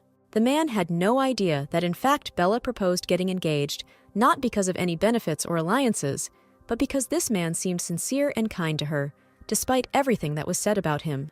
But the girl said that since they were now in an alliance because of their upcoming marriage, she needed to find out something else very important from Nicholas, namely, under what conditions the curse begins to manifest itself, and whether just a kiss is enough for this. Blushing at such a question and turning away, taking a defensive pose, the man answered in a low voice that when someone comes too close, that the girl did not hear, and asked again. Then Nicholas answered more loudly, saying that the curse is activated when someone approaches him with dirty thoughts, where this time Bella did not understand what was meant by dirty thoughts. And then it dawned on the girl that her new ally had vulgar thoughts in mind, where this was voiced to her so loudly that the man's already embarrassed state intensified many times over. To the girl, such shyness of the young man seemed very attractive and sweet. And suddenly, the girl remembered an old conversation with Nicholas, where he asked to warn him if Bella suddenly began to have feelings for him. Only now the girl fully realized what the man was trying to say then, which meant not feelings at all, but real sexual attraction. The girl screamed about it so loudly that Nicholas had to cover the girl's mouth with his own hands, saying that she was right in everything, but there was no point in talking about it. Removing the man's hand from her mouth, Bella noted that for someone who seems so kind to her, Nicholas does not always behave respectfully. Realizing that he had definitely gone too far by touching the girl's face, the man apologized sincerely, and the girl continued to hold his hands at that time. She looked at him with her kindest gaze and could not sufficiently enjoy the fact that this man was so sweet. And so she suggested forgetting about what just happened, since this moment was already in the past, and they needed to think about the future. To which the man naturally agreed, thanking his bride for her understanding. Their hands still held each other, and Bella said that it was not he, but she who should thank him. Where, when asked by the man why, she explained what was his frankness, where she understands how difficult it was for Nicholas. The girl's words greatly hurt the man, where he struggled, trying not to give too much vent to his feelings. And suddenly, a gentle hand touched his hair, where, when asked what she was doing, Bella also answered with a question about whether this gesture was too vulgar. After stroking Nicholas's hair, Bella finally answered the man's question, saying that she was encouraging him because he must be feeling very lonely. Feeling the girl's hand on his hair, a similar picture of the past flashed before the Duke's eyes. It was a wonderful, magical, and very beautiful night, in which the relationship between Nicholas and Bella moved to a whole new level. After some time, the Eastern Duke was already in his chambers. He replayed in his head many events of this day and night, but nothing was imprinted in his memory as strongly as Bella's hand clamped by his hand, where, compared to his hands, the girl's hands seemed very small and fragile to him. But gradually, the man's thoughts about the size of the girl's palms switched to reasoning that the girl initially perceived the proposed union as an exceptional benefit for the East. But in fact, Nicholas proposed the alliance only in order to protect Bella, because when he heard rumors that she had died in the world of the dead, it shocked him so much that he could no longer think about anything else. Yes, despite the fact that he and Bella had met only recently, the Duke had such warm feelings for her that he did not want to reject. But immediately grabbing his clothes in the chest area, Nicholas told himself that the presence or absence of feelings should not play any role for him. After all, no matter what he experiences, a man will never be able to hug or kiss this beautiful girl. Once again, while washing clothes, Evie could only think about the fact that her mistress was now engaged. Bella herself told her about this some time ago in their room. Of course, in her repertoire, the little maid asked if her mistress was also pregnant, to which the latter asked the girl to save her from such hasty conclusions. To the maid's clarifying questions, the girl replied that she was engaged to Mr. White, but they were not dating, and she immediately explained that the engagement was just a cover for their newly created union. But Evie, with her inquisitive mind, immediately suggested that Nicholas could fall in love for real, but her mistress categorically denied such a development of events. Where she is now is not in a situation to think about any kind of relationship, and Mr. White is not interested in it either. In response, the little maid only laughed maliciously, and Bella went off to bed, saying that she had a very busy day tomorrow. After analyzing the events of last night, Evie came to the conclusion that Bella simply changed the subject and walked away from the conversation, which says a lot. Suddenly, someone interrupted the girl's work, coming up from behind and asking forgiveness for disturbing her. Turning around, the little maid saw her mistress's brother standing in front of her, where Tom Morgan greeted the girl with the most good-natured face. Evie asked who he was, to which the boy did not answer, but asked a counter-question, asking if the girl was really Bella Morgan's maid. And then the little maid began to look more closely at this uninvited and unexpected guest, where, based on some signs and characteristics, the main ones being eyes and hair, Evie determined that this boy had a lot in common with her mistress, after which the girl came to the unshakable conviction that in front of her was none other than Bella's younger brother, Tom Morgan. Several years ago, this boy lost his sister, whom he loved very much and could not believe that she was no more, since everything was always fine with her. And the fact that his sister suddenly died like that was very strange, where many questions remained unanswered. So, for example, they never had doctors at home, no one knows what disease the girl died from, and for some reason, her parents never allowed her brother to visit his sister. And now, years later, a girl suddenly appears who looks just like his deceased sister, has the same name, and matches his age. Remembering the events of the distant past, Tom also remembered a recent conversation with his father, where the latter said not to believe the rumors and claimed that his daughter was dead. Then, to calm his father down, the boy apologized to his father, but the thoughts that this girl could be his sister never left the boy's head, where he decided to check and find out everything himself. And so he stood in front of the little girl and asked if she was a servant of Bella Morgan, who had recently become famous for her victory. The girl did not answer the question posed, and Tom noted the not-so-friendly look directed in his direction.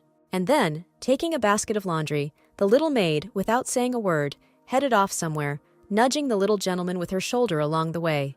Tom told the departing girl that he was from an aristocratic family, to which Evie immediately asked ironically what she should do now.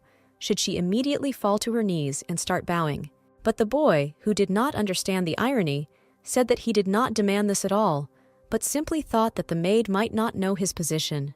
Taking a couple of steps closer to where Evie was hanging out the laundry, Tom explained that he came to her because he had questions, and the girl suddenly turned around and said loudly that in this case the boy should remember his manners and first introduce himself, and if he has nothing more to say, except that he belongs to the nobility, then they have nothing else to talk about, to which Tom said that the girl simply does not understand him. However, the resourceful maid objected, saying that she understood everything perfectly, but simply did not want to talk. Suddenly, the little aristocrat burst into a ringing, boyish laugh, surprising his little interlocutor, where, wiping away the tears that appeared in his eyes from such laughter, Tom said that the girl was simply delightful in her dialogue. Not understanding what he could find funny in the way she spoke, the girl stood and looked at the boy, already doubting his mental abilities. Admitting that he had indeed started the conversation incorrectly, the boy offered to talk when Evie finished working, while offering to help her. Deciding not to be rude to the boy anymore, the little maid asked him if he knew how to fold sheets. Meanwhile, events were developing in one of the separate rooms of that part of the castle where the Southern Army was located. Continuing to ask for forgiveness, A withered, bald man lay on the bed, who had recently been touched by the dark power of the cardinal on the orders of the empress herself. Louis, concluding that this soldier had not gotten better since the ceremony, asked what was wrong with him, to which one of those present explained that he was eating and drinking almost nothing. Bella, standing nearby, said that food is unlikely to help here, since the cardinal sucks out life energy, where, by the way, his power is useless against the dead. However, the Southern Duke objected, saying that power can be used in different ways, and only its owners know exactly how, where what they saw at the ceremony is far from the limit of the power that Mordecai possesses. This statement aroused the girl's interest, and she asked how Louis uses his power. The question hit the mark, and the Duke squinted, examining the girl. Realizing that no one should hear the further conversation, the Southern Duke asked the one who was looking after the object of the cardinal's display of power to leave the room. And when they were alone, Louis sadly told the girl that he did not use the power given to him at all. The power inherited by the South is hellfire, and if it uses it, then in its madness it will begin to burn everything around. This had already happened once in his family, where Louis' grandfather lost control of himself. He burned all the family members who were at home at that moment, and then burned himself. Clenching his fist, which was immediately surrounded by tongues of blue flame, the Southern Duke said that having inherited this terrible power, he could not use it at all. This is the price that the members of the Southern Duke family pay for the possession of this superhuman power. Looking at the Southern Duke with a sympathetic gaze, Bella asked when something like this had happened before, to which the saddened man replied that it had been a long time ago. However, turning his gaze to the slowly dying soldier, Louis changed the subject, saying that now they need to think not about the past, but about what awaits them in the future. Bella agreed with this, reminding the Duke that soon it would be the turn of the South to guard the rift. Turning to the girl, the leader asked whether Bella could stand guard on her own, to which the girl replied that she could not be responsible for everything alone. Of course, this was clear to Louis, and the question addressed to the girl was only a way to emphasize her qualities, but some decision had to be made one way or another. And while the leader of the South sat clutching his head, Bella in an insinuating voice made a proposal to turn to someone for help. The girl's offer surprised the man, who had not even thought about such a prospect, and when asked what could help them, Bella smilingly replied that someone from the East. Of course, these words of the girl could not leave Louis indifferent, where he, jumping up from his seat, loudly began to scold his deputy regarding his too strong attachment to the East lately. With the most menacing look and literally looming over Bella, the Southern Duke asked what interest the girl had in that eastern direction. But their conversation was interrupted by a knock on the door, where a man came and said that Mrs. Morgan had business. Being furious, the Duke still let the girl go, saying that they would finish this conversation later. Bella left the room and sadly walked along one of the corridors, accompanied by an assistant. The man was the first to start the conversation, asking if the Duke was angry because the girl constantly mentioned the East. But before she had time to answer this, the assistant immediately added that the reason for the master's anger was Bella, which could not but surprise the girl. Turning to her escort, the girl asked why the Duke was suddenly so angry because of her, to which the man simply replied that the Southern Duke wants Mrs. Morgan to become his daughter. The news was more than shocking, and the girl looked at the assistant with wide eyes without uttering a word. But having collected herself a little, Bella, smiling in confusion, asked the man if he was sure of what he just said. To which the assistant replied that Louis at first thought that his new warrior was a man and not from such a noble family. But when he found out that Bella was a girl and the daughter of the Marquis of the North, everything changed. However, the girl did not even hear rumors that the Southern Duke had such intentions. To which the man replied that all this was due to Louis hiding his intentions, but if you look closely, his dependence on Bella is increasing every day. Of course, the Southern Duke never talks about the willfulness that the girl allows herself, but this does not mean that her behavior does not touch him. And concluding his explanations, the man spoke about Louis's feelings that Bella might leave him if she became close to the Duke of the East. This explained a lot for Bella, where she could finally understand the reasons for the sometimes strange behavior of the Duke of the South. For a moment, she imagined everything that could await her if she became the daughter of a Southern Duke, where she would definitely be valued, respected, and greatly protected. And Louis himself, without a doubt, would have become the best father, every now and then telling his daughter that she had messed with the wrong guy once again. These were pleasant fantasies, but unfortunately completely unrealistic, where, remembering her past, Bella noted that she would never be able to live an ordinary life. Therefore, looking at her escort, the girl said that the South could be absolutely sure of her devotion. Where, looking down, the girl added that there is no doubt in her words, at least because she knows perfectly well what betrayal is. Soon the girl went outside and found herself in the garden. So the cardinal sat at the table all alone, who attracted the girl's attention, inviting her to come closer. Having inquired whether he called her and having received a positive answer, Bella coldly asked what the cardinal needed from her. Without waiting for an answer, the girl began to move the chair to sit down, where the man noted that if she had not been wearing a military uniform, but a dress, he would, of course, have helped, but that Bella again coldly said that she would have managed it anyway herself. When the interlocutors were opposite each other and their gazes intersected, the cardinal asked what the girl wanted to tell him, but Bella replied that it was the man who called her, therefore he should speak. Laughing, Mordecai noted the girl's exceptionally cold tone, adding that she could have been gentler with him, to which Bella replied that since the cardinal had nothing to say to her, she was leaving his company. The girl had already gotten up from her seat and was about to leave, when suddenly the man grabbed her hand and with the most serious look asked a question about why she didn't ask him anything. Looking at the cardinal from her height, Bella still coldly asked what she, in the man's opinion, should ask him.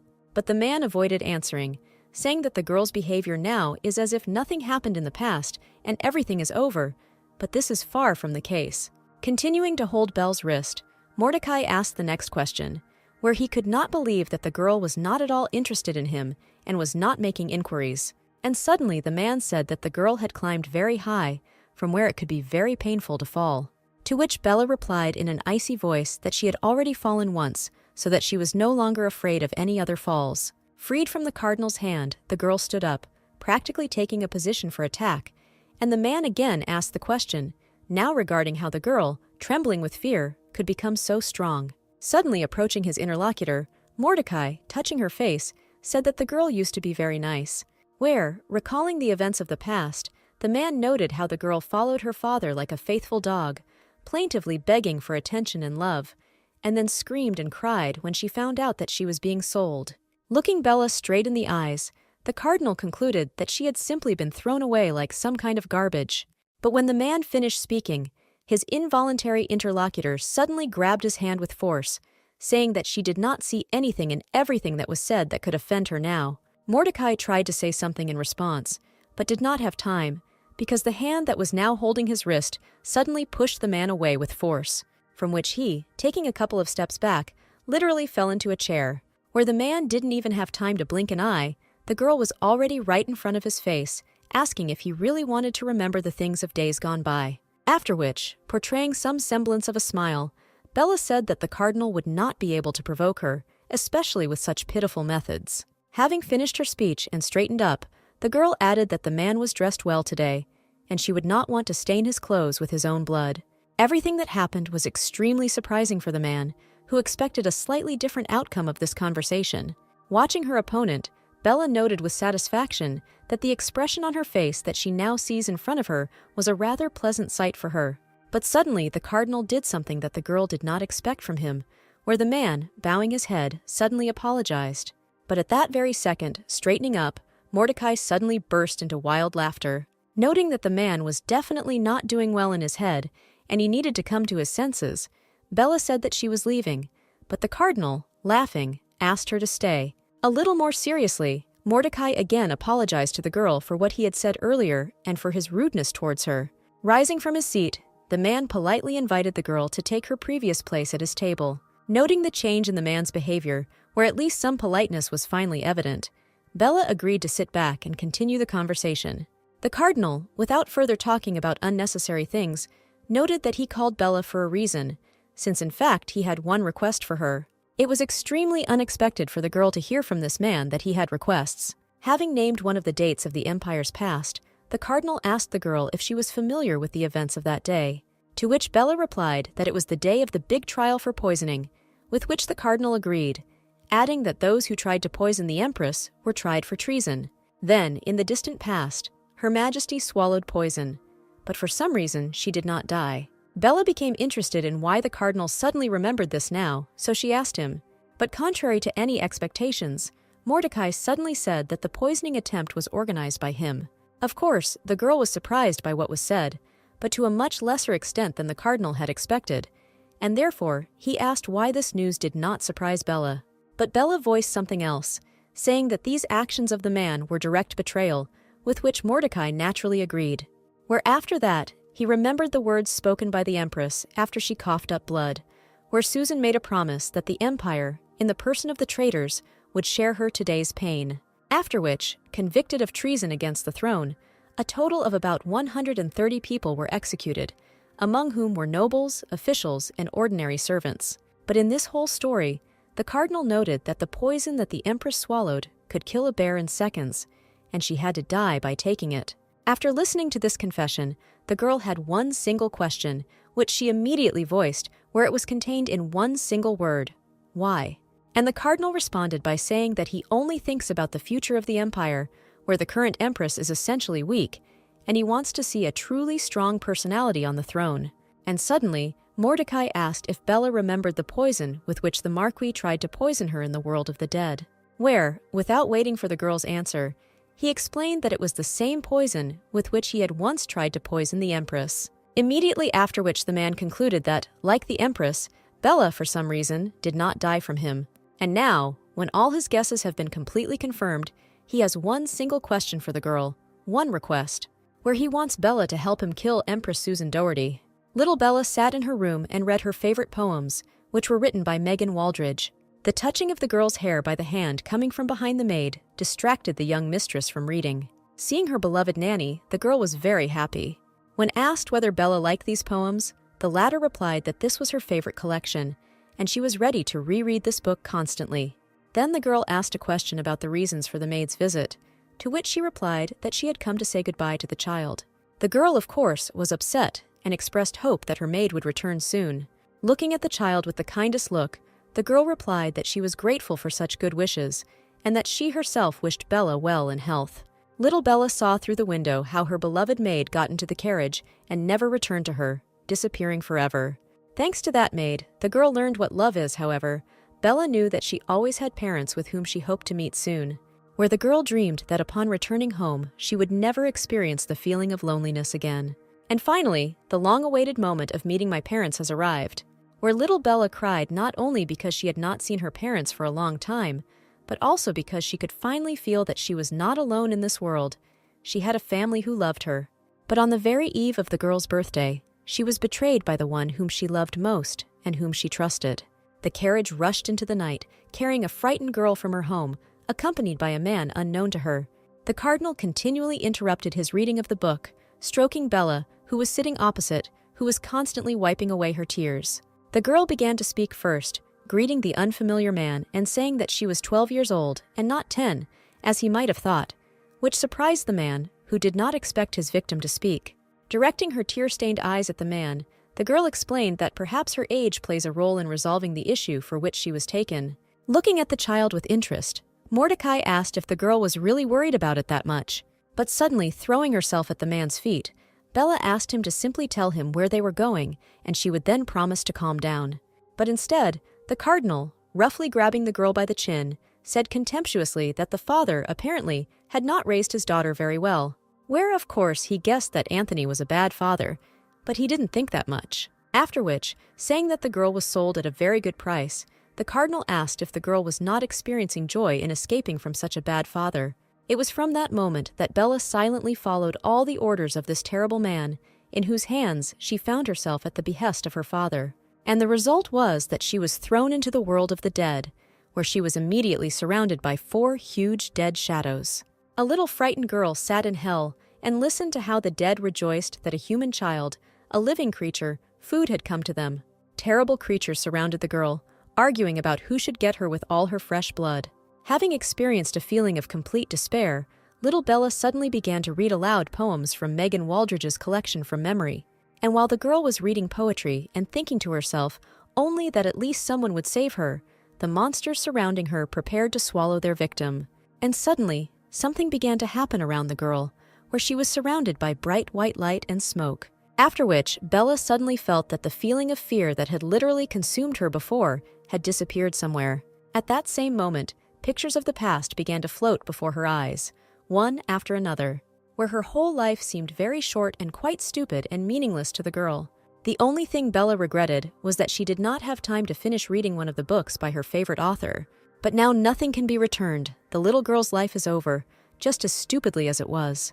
Scrolling through all this in her head, Bella suddenly wondered whether she was already dead or not, and in order to understand this, she opened one eye, where she immediately saw how one of the monsters was looking at her, ready to crush on his victim.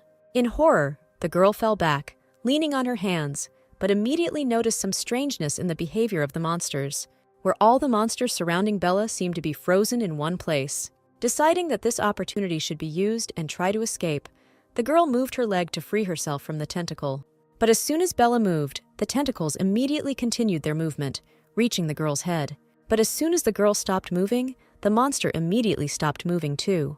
Having identified this pattern in the movement of monsters, the girl laughed at what was happening now, although she did not understand the reasons for it, where she saw for herself only two possible outcomes, either endure and not move, where she could sit for eternity, or die painfully after starting to move. The prospect was not a pleasant one, where in any case a painful and horror-filled death awaited her. And so, after thinking a little, Bella decided that if the monsters were given the opportunity to move, then this death would still be faster, which she did, where the tentacles immediately continued their work. But suddenly, someone's voice shouted to the girl to stop and not allow herself to be killed. And in the rays of a bright white-blue light, a female figure began to descend from above. She asked the little girl to listen to her, but Bella did not want to listen, saying that she was just tired and wanted to die. But the girl who appeared completely, who turned out to be a living stone figure with a half-destroyed head, demanded that Bella listen to her after all.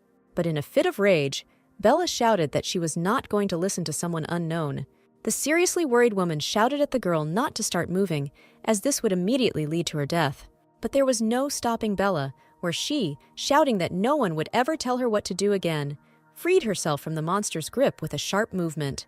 The female figure looked at what was happening with considerable surprise, and what was happening was the first victory in the life of a little defenseless girl. Since then, it didn't matter to her who was trying to insult her, humiliate her, sell her, or commit some other disgusting act. Bella never tolerated bullying again and always answered the offenders. However, Megan's poems, which she loved to read so much as a child, always helped the girl to respect her boundaries. It is only for this reason that Bella did not now begin to pull out the hair of her interlocutor in the person of the cardinal, because of whom she had to go through so much. Instead, Bella asked for what reason he was trying to kill the Empress, since she had a hard time believing that a person like him could sincerely worry about the future of the Empire. The man answered this question very casually, saying that he was trying to kill her because she was not trying to kill him. And all because, in fact, he has long had a great desire to die. Having heard this explanation, the girl asked whether Susan was interfering with his death or whether his death depended on her death, where the cardinal immediately noticed that the girl was very smart. After which Bella had a new question, which she immediately voiced, asking how many years the cardinal had already lived.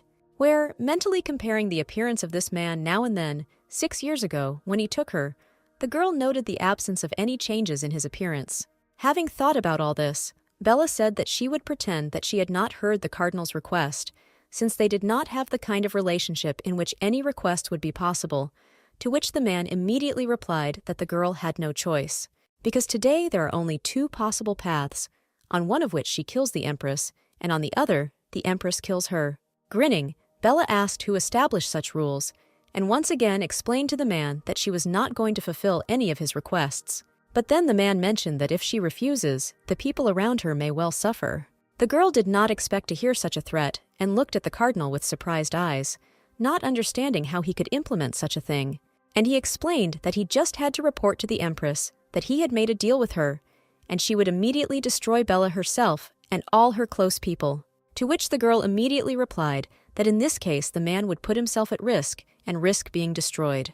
But the cardinal objected, saying that he would not be able to die, since as long as the Empress lived, he would also live, thanks to her favor.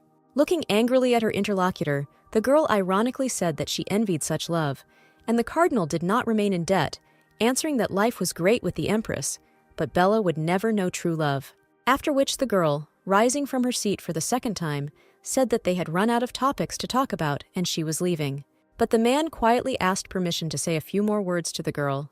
Bella turned around and saw the cardinal place a small box on the table, saying that another reason he sought a meeting was to convey this gift to the Empress. This is the silver key that he received after defeating the first king of the world of the dead. This key unlocks the gate to the Empress's private chambers, where Bella is invited, which constitutes the highest honor. And while the girl was taking the box, the cardinal said that Susan asked to come next Wednesday, which could not be refused. Once again, Bella tried to leave the man who was completely unpleasant to her, but he again called out to her, where suddenly Mordecai remembered the flower that the girl gave Aiden on her first appearance at the ball. Listening to what the cardinal said, Bella turned her head a little, not yet quite understanding what he wanted to tell her. But suddenly the man said that with this gesture, Bella had exactly repeated one of his favorite poems.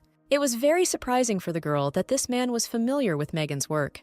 And Mordecai, to confirm his words, read a few lines from a poem that Bella knew very well. Looking at the man, his interlocutor voiced her doubts that he could love poetry, and she turned out to be right, since the cardinal explained that he accidentally remembered them. As she left, Bella whispered that it was a great relief to realize that she and this disgusting man had no common interest at all.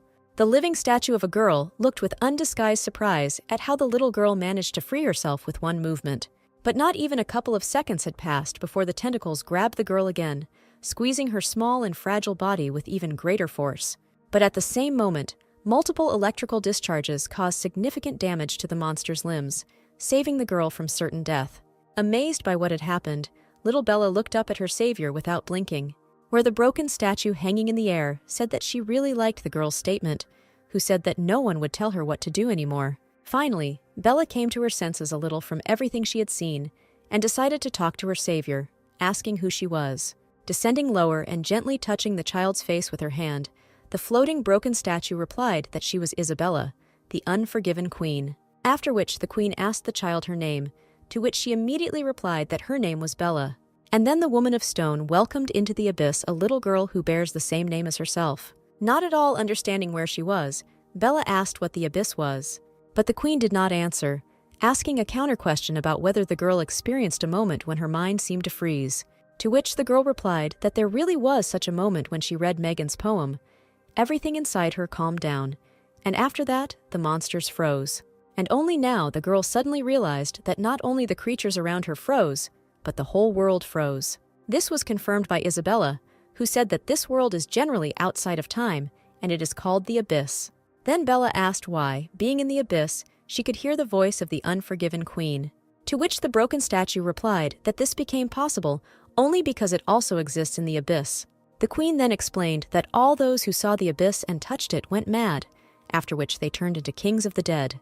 And when the girl asked who these kings of the dead were, the woman replied that they were the same monsters that surrounded the girl. These are people in the past who went crazy with regrets, haunted by their beliefs, and succumbing to various temptations. Once in this world, these people, dedicated to revenge, became kings of the dead. However, the queen noted that the girl was very different from all those she had seen here, and asked how she ended up here at such a young age. The question asked made the girl return to not the most pleasant memories, where she explained that her father had sent her here. The unforgiven queen was clearly not ready for such an answer. "I don't know what to say to this." And little Bella, tears still flowing down her cheeks, asked her savior what would happen to her now. At that same moment, a bright light appeared around the woman floating in the air, and she said that now the girl herself could choose her future fate, where Bella can decide for herself what to do, how to do it, and in what world to do it. Hearing the last phrase, the girl, delighted, asked loudly whether what was said meant that she could return to her world, to which the broken statue, surrounded by bright light, replied that yes, if the girl herself wants it. And suddenly, little Bella found herself in some kind of endless room, where there was a door right in front of her, and the unforgiven queen, who was right there, said that there was no point in returning to the world that had already betrayed her. After which, Isabella confirmed Bella's guess that behind this door is the world of the living. And while the girl was thinking about what to do, the queen said that she did not have to return, because she could stay here, in the abyss, and outside the influence of the kings of the dead. But holding the door handle, Bella said that she really wanted to return to where she lived before. This caused misunderstanding of her savior, who asked why she needed it. To which little Bella, having already fully opened the door, replied that she wanted to meet her father and ask why he betrayed her. Without saying another word, The unforgiven queen watched the door slowly close after her guest disappeared behind it. And when the door was completely closed, the broken statue said that Bella had decided to choose the most difficult path for herself. Having passed through the door in the abyss, the girl really returned to her old world, finding herself in the middle of the street on the road, where she was discovered by a man who tried to sell an abandoned child to a brothel, and where she again faced the betrayal of her father, who, instead of saving his daughter, ordered her to be destroyed. Little Bella fully experienced what her father had prepared for her, ordering her to burn everything to the ground. But suddenly, at some point, the physical pain ceased to exist, and Bella opened her eyes, where she discovered that she again found herself in the same world of the dead, where the cardinal had thrown her not so long ago. So the girl sat completely alone in the middle of the world of the dead, until she was again touched by hands that were already familiar to her.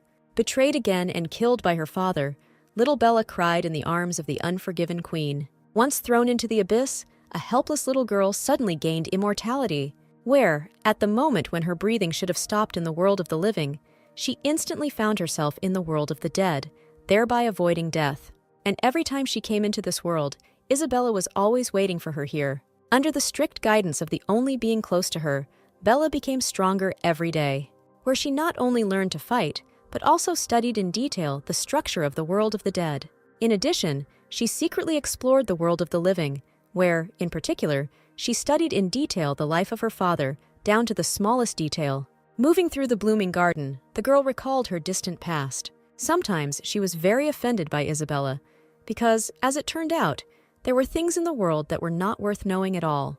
But still, she was able to maintain her sanity no matter what, which Megan's poems helped her with, which she began to read out loud in every situation that could shake her perception and psyche.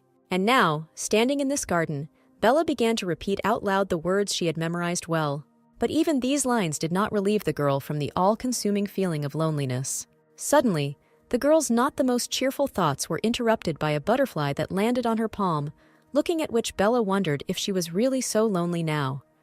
Suddenly feeling something, Bella quickly started running, and she ran until she saw Nicholas standing in the middle of the garden, with a butterfly also sitting on his hand. The girl stopped, looking at the man she liked and identifying him with the very poem that saved her life. Understanding his gaze, Nicholas saw his out-of-breath ally, with whom they had recently been listed as engaged. And the girl, coquettishly straightening her hair, gave the young man the kindest and most welcoming look.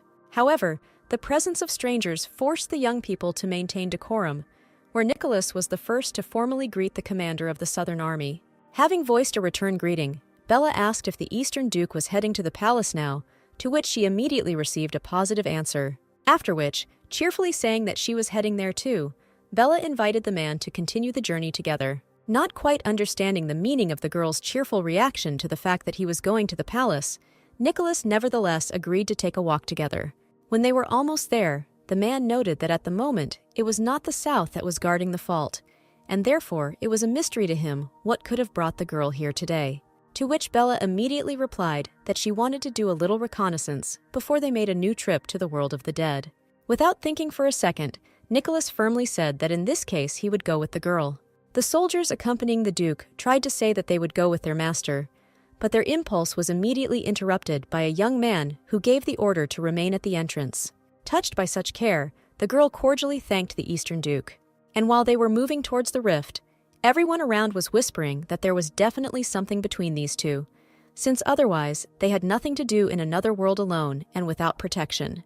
When the man and the girl were at the entrance, Bella, asking if Nicholas had heard the conversations around, noted that rumors were already starting to circulate about them, to which the man prudently replied that they needed such rumors so that in the future the news of the engagement would not seem something unexpected and clearly planned.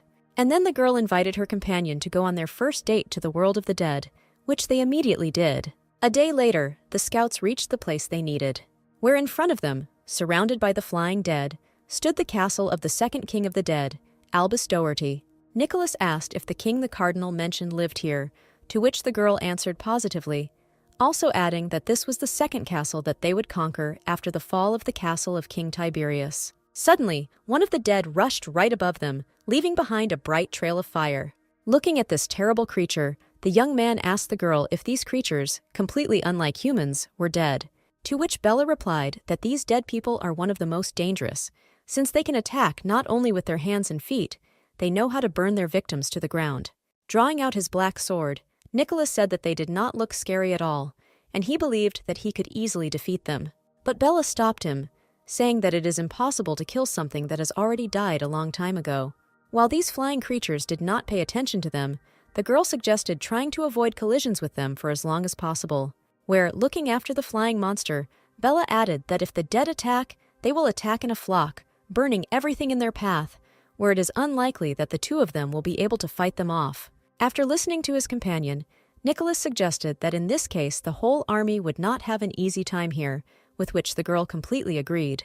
And while the man was thinking out loud about what options there were to solve this problem, one of the dead appeared to his left, moving straight towards Nicholas. Turning around in time, Bella saw the undead rushing towards them, where, with one quick but strong movement, the girl moved her companion out of the path of the dead man's movement, covering him at the same time with her body.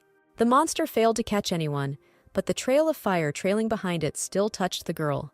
Nicholas asked with concern if the girl was hurt, to which she replied that everything was fine, except for the ruined clothes. The Eastern Duke began to say something, but what his companion did next left the man speechless. Where, not at all embarrassed, the girl in the blink of an eye remained half-naked right in full view of her companion. Noticing Nicholas's stunned look, Bella asked if everything was okay with him, to which he, blushing and stammering, replied that everything was fine. Turning away from the half-naked girl, the Duke asked if she would accept help from him in the form of his jacket, to which the girl, grinning, replied that the man's size was not quite the size that would suit her, where 3 people like her could fit into his jacket. Nicholas tried to somehow be indignant or justify himself, but the girl no longer heard him and turned her attention to the active movement on the right. Having said that this time there were much more dead people flying, the girl also attracted the attention of her companion to the huge flock that was approaching them. It was obvious that the monsters decided to attack after discovering the location of the intruders, and the man, saying that this time he would not be able to leave, prepared for battle. But suddenly the dead exchanged some incomprehensible sounds, and at that same second they all turned around and quickly headed in the opposite direction from the young people, leaving the latter in complete bewilderment. Suddenly, a flying object appeared in the sky, emitting a strong glow, to which Nicholas drew the attention of his companion. A strange object appeared gradually and became closer to travelers in the afterlife, and young people, trying to look at it, speculated whether it was a carpet or some kind of flag. But suddenly, a certain male voice sounded, saying that he had finally found his bride. Having heard which, the girl immediately recognized who it belonged to and understood everything that was happening. Suddenly, everything around turned black, and Bella smelled a strong, burning smell. Trying to rub her eyes and coughing, the girl concluded out loud that only one person could call her a bride and was capable of such a thing. Looking around, Bella tried to understand whether she had already entered the realm of Blandus and how he was able to use his power. And suddenly, in this pitch darkness, a bright ray of light fell on her face. Having taken just one step, the girl suddenly found herself in a beautiful flowering meadow, where a tent was erected nearby. Without thinking twice, Bella headed towards this tent, as to the only building here. There, on one of the carpets, the girl saw her companion on the journey to the world of the dead. Asking if he was okay, the girl quickly rushed towards him. But the young man, with whom there was clearly something wrong, suddenly shouted loudly so that Bella should not dare approach him. Stopping a step away from the man, his companion sat down on her knees and asked again if everything was okay with him. But at that very moment, the Eastern Duke, with a sharp movement, grabbed the girl by the hand, causing her pain. Not even a second had passed before Nicholas had already thrown his companion onto the carpet and bent over her.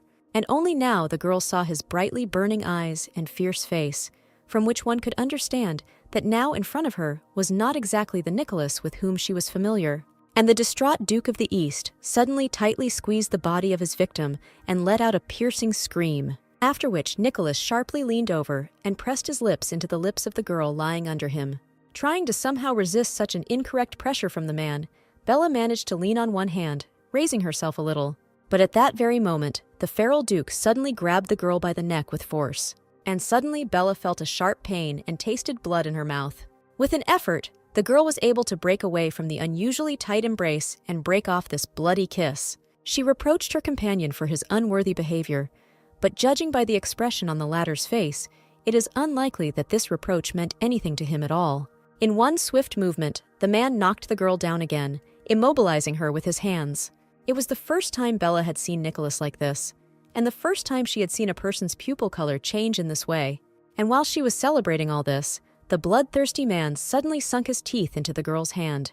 It was so warm and so good when their bodies touched, and it was very pleasant to feel this tenderness. But at the same moment, the pleasant picture was replaced by a picture of a sting, where a familiar voice shouted that if only she knew that he was alive. But he didn't want to hear that voice. He wanted to dive deeper into those pleasant hugs and touches. But suddenly, a familiar female voice calling him by name will bring the man into consciousness, where, having woken up, Nicholas saw his companion in front of him, who, smiling mysteriously, asked how he was feeling. Rising up on his elbows, the man replied that he felt very weak in his body and remembered almost nothing. Suddenly, the Duke noticed that the girl had a wound near her mouth, as if someone had bitten her. Having finally assumed a sitting position, Nicholas, realizing that the wound was most likely left by him, quickly asked what he had managed to do with Bella while he was in his madness. However, smiling sweetly, the girl replied that everything was fine with her and the man had not done anything bad. Then, taking the man by the hand, Bella noted with complete seriousness in her voice that, unlike her, Nicholas's condition was not the best. Only now did the Eastern Duke feel that his whole body was hurting, as if he was rolling down the mountain on the stones. And while the girl was asking if he was in pain now, Nicholas discovered the lack of clothes on him, looking around and asking the girl about the fate of his clothes. Smiling again and pointing at herself, Bella said that she had to borrow the Duke's shirt for a while. Not understanding anything at all, the young man asked about the reasons why the girl needed his shirt, to which the girl responded with a question as to whether he really did not remember anything. And having received the answer that there were no memories, Bella took out her own torn clothes, showing them to the man and saying that it was his doing. And in response to the interlocutor's questions, the girl said that at some point his eyes turned red and he began to do a variety of things to her. Therefore, she had no choice but to knock the man down and try to somehow stop his assertiveness. Suddenly, approaching Bella and grabbing her by the shoulders, Nicholas asked in alarm whether the girl managed to stop him, to which his companion laughed and replied that there was nothing to worry about. Nothing had happened between them. And while she was talking, the man again drew attention to the wound that was visible on the left side of the girl's mouth. Realizing everything that had happened, Nicholas grabbed his head and began to ask for forgiveness, suggesting that his actions must have greatly angered the girl. Touching the hands of her recent tormentor, Bella said that there was no need to worry, since although she was surprised, she was definitely not angry with Nicholas. After all, she understands that all this was done by the man not on purpose and not out of malice, and she did not experience much pain, therefore he should not worry. However, in a confused voice, Nicholas still tried to beg the girl's forgiveness. The girl looked at the Duke with the kindest look, where the man's behavior again seemed very sweet to Bella. Without answering the words of an apology, the girl said that they just need to figure out how to protect themselves in such cases. As for the shirt, for now the man cannot count on its return, with which Nicholas fully agreed.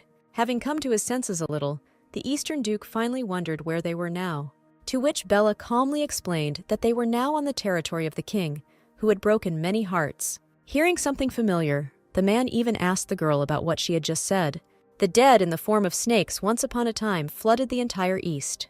Just like the king who ruled these dead, he appeared to the world of people in the guise of a huge, terrible snake. Then, having killed many snakes, the Duke of the East never encountered their king. After listening to the man, Bella said that it was this king who lured them into his kingdom.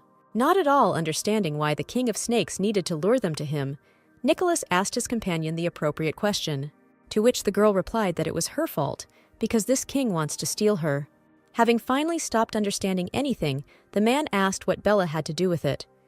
And the girl explained that they were connected by a bloody fate, and therefore, in any case, she was going to seek a meeting with this king in the future. As she was about to stand up, Bella said in a cold tone that she would have to remember to thank him for saving her time by arranging this meeting himself. Suddenly, the young people heard some rustling and hissing, where snakes suddenly rushed from the bushes in their direction.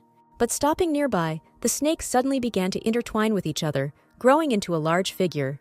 And when the transformation was completed, a dark-haired man appeared before the travelers, who, spreading his arms to the sides and greeting Bella, said that he missed his bride very much. Nicholas was simply stunned when he heard this man emerging from a ball of snakes call his companion his bride.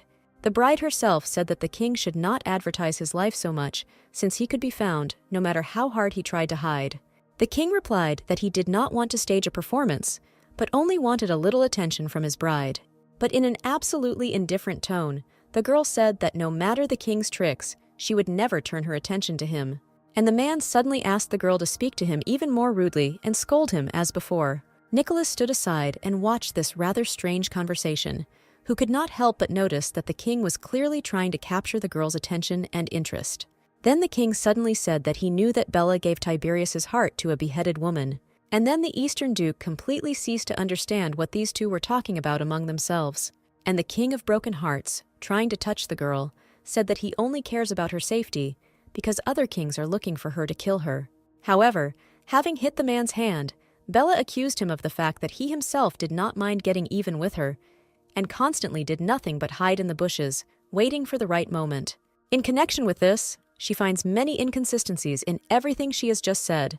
And as soon as the girl uttered these words, a smile appeared on the man's face that certainly did not bode well. Where at the same moment, a kind of thick purple fog began to form around the King of Broken Hearts. And the girl, realizing what this could threaten them with, shouted to her companion that they urgently needed to escape from here, dragging him along with her. And now the young people were already moving away together from what filled everything around them. They ran without looking back, trying not to slow down their speed so as not to give the king a single chance. And finally, stopping, Nicholas noted that he had the feeling that they were running in a circle. After looking around, Bella confirmed her companion's guesses, saying that apparently the King of Broken Hearts had locked them in this trap. After which the girl, sitting down near the tree, said that nevertheless they had become separated from the king, and they needed to regain their strength a little. And since the man was also very tired from a very long run, he sat down next to his future bride, trying to even out his ragged breathing. Having said that everything that was happening could drag on for even a single day, Bella generally lay down on the grass, saying that whenever possible, they needed to rest and accumulate strength, where she immediately invited the man to lie down next to him, to which he said that he was not sure that this was a good idea. However, the girl made a compelling argument, saying that it was somehow not at all comfortable for her to lie alone. This worked, and Nicholas, who had nothing to answer to such a serious argument, turned and laid his head next to the head of his companion. At the same time, the Duke of the East did not even think about falling asleep, where thoughts were spinning in his head that the king had called Bella his bride, and he said out loud only this one word, bride, giving it a questioning intonation. Having heard what was said, Bella explained that they did not have the kind of relationship that could be implied by such addresses. It was just that the king himself wanted to call her that for himself. After listening to the explanation, Nicholas voiced his misunderstanding of how the girl could have such a close relationship with the king from the world of the dead. But laughing, Bella replied that there was no closeness between them and never had been, but that they were connected by a fatal fate. After which the man turned his head to the girl and directed a look at her that said that he wanted to hear more information. Then Bella said that she would now try to explain something, where she began her story with the question of whether Nicholas knew who the Oathbreakers were. Many years ago, when the first dead appeared in the world of the living, those who began to serve the kings of the dead also appeared among people. Then it was announced that such people were traitors to the human race, and they were called Oathbreakers. Then the girl said that when she was 13 years old, she became a target for such oathbreakers. Immediately, a memory arose in her memory, where one of the servants tried to strangle the girl, and she asked who he was. But instead of answering anything, this strange man did nothing but make hissing sounds. And so the girl once again found herself in the world of the dead, where, as always, Isabella met her. Hovering over the newly deceased girl, the unforgiven queen began to scold her and say that Bella needs to forget everything and start a new life, since this is already her 5th death in the last year. But the girl objected that despite all her deaths, she nevertheless still remained alive. Continuing the moralizing, the queen asked if the girl had already received an award, to which she immediately replied that she had not. And the woman concluded that, of course, she would never receive it, since for a child who has difficulty coping with small tasks, this is unrealistic. Meanwhile, Bella, angry, stood and kicked the ground, shouting that she didn't deserve all this. Looking at this tormented child, the broken statue wondered aloud why Bella was targeted so often, speculating that her father might have found her. But the girl, wiping her tears, said that this could not be, And to the question of her only friend, Bella replied that she was sure of this because her father would not carry out anyone's orders. After all, she had the feeling that everyone who found her belonged to one particular society and was clearly out of their minds. Her killers had a very strange appearance, where no matter how much she fought back and inflicted damage on the killers, they did not react to it at all. The girl's story noticeably alarmed the queen, who immediately asked to tell if these killers had any other characteristics. Where, after thinking a little, Bella said that they were all breathing strangely, like snakes. And then the unforgiven queen said that this simply cannot be. And in response to the girl's question, she explained that apparently someone had put their snake eye on her. The woman reminded Bella of the first time she came here, where one of the kings of the dead asked to give the girl to him to make him his concubine. Remembering these events, the girl shouted that then he also threatened, saying that if she did not become a concubine, he would cut off her head. Grabbing Bella by the shoulders, the broken statue said that it looks like this king has taken the initiative into his own hands. Now, by manipulating other people, which is one of his abilities, he is trying to regain for himself what belongs to the world of the dead and to him personally, where it's clear he now wants Bella's life. Sitting on the ground, the girl thought about why all this was happening to her. Her father killed her twice, and now again someone wants her dead. But then, leaning towards the girl, Isabella said that now she has a choice where she can either die once and for all, or she can become the same as the other kings of the dead. For the girl, any of the above options was better than what was happening to her now. But bending to the ground, Bella shouted that she did not want to die yet. And then the unforgiven queen said that if she really wants to live longer, then she has only one option left. After which Isabella threw a dagger at the little girl's feet, accompanying this movement with the words that she will make Bella so strong that she will be able to destroy any king of the dead with almost no effort. At first, little Bella looked in confusion at the weapon lying in front of her. But then the girl grabbed the weapon and, thinking that she had nowhere else to retreat, resolutely straightened up. After a few years, Bella became strong enough to fight, and the day to fight the king of the dead arrived. The first battle was long, but the motivated girl still managed to defeat the king of broken hearts. However, she did not kill him completely, deciding to return his heart and leaving the battlefield. Well, the king, having received his heart back, was reborn with an even greater mad desire to kill the girl. This man also lost the second battle, and the girl killed him a second time, where she killed him, wanting retribution for everything that happened to Isabella, for everything that happened to herself. The girl felt the thirst for blood almost on a physical level, killing the king of broken hearts over and over again, and then allowing him to be reborn. About the seventh time, when Bella was about to kill him, the king began to cry. He was literally asking the girl to give him that fatal blow from which he would die. And now the king of broken hearts was reborn for the 30th time, where he, looking at his tormentor, began to smile.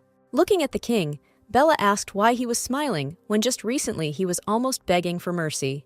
To which the man replied that it was the first time he had seen a woman be able to become so strong. Not quite understanding what the king was getting at, the girl asked him why he was telling her this.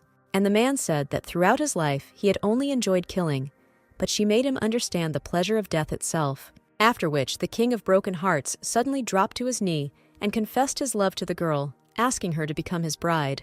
Drawing out her dagger, Bella shouted that the man definitely had something wrong with his head, and he, without any resistance, exposed his chest to the girl, telling her not to hesitate. The blow was dealt, but at this point, Bella decided that it was time to end the murders of the king of broken hearts. Finishing her story, the girl said that 3.5 years have passed since that moment. The story was not an everyday one, and Nicholas, who had risen from his lying position, asked in surprise whether everything that the girl had just told him was even possible. And Bella, who of course had hidden some parts of the story, lay and thought that it would be impossible for a man to understand the whole truth if he could not understand even part of it. Nicholas sat and grabbed his head, trying to somehow analyze all the information received, surprised that the kings of the dead had a mind no worse than the mind of a living person. But in the end, the man lay back on the grass, concluding that he could not understand anything from what was happening. And the girl suddenly said that there was actually nothing complicated in understanding everything that was happening, where she began to explain to the man that all the dead people they meet were once real living people. However, after what was said, Bella thought for a moment and added that, in fact, they are still people, but dead. Suddenly, Nicholas, turning to face his companion, asked how old the girl was now, to which she immediately replied that she was an adult, since she was 18 years old. But the man supplemented his question by saying that he knew the girl's usual age, and he meant her age taking into account the time she spent in the world of the dead. To which Bella, after thinking a little, replied that she had spent about 7 years here, which couldn't help but shock the man, who noted that this girl was even older than him. Also, the thought flashed through Nicholas's head that all the girls he had sympathy for were always older than him, which he did not tell anyone.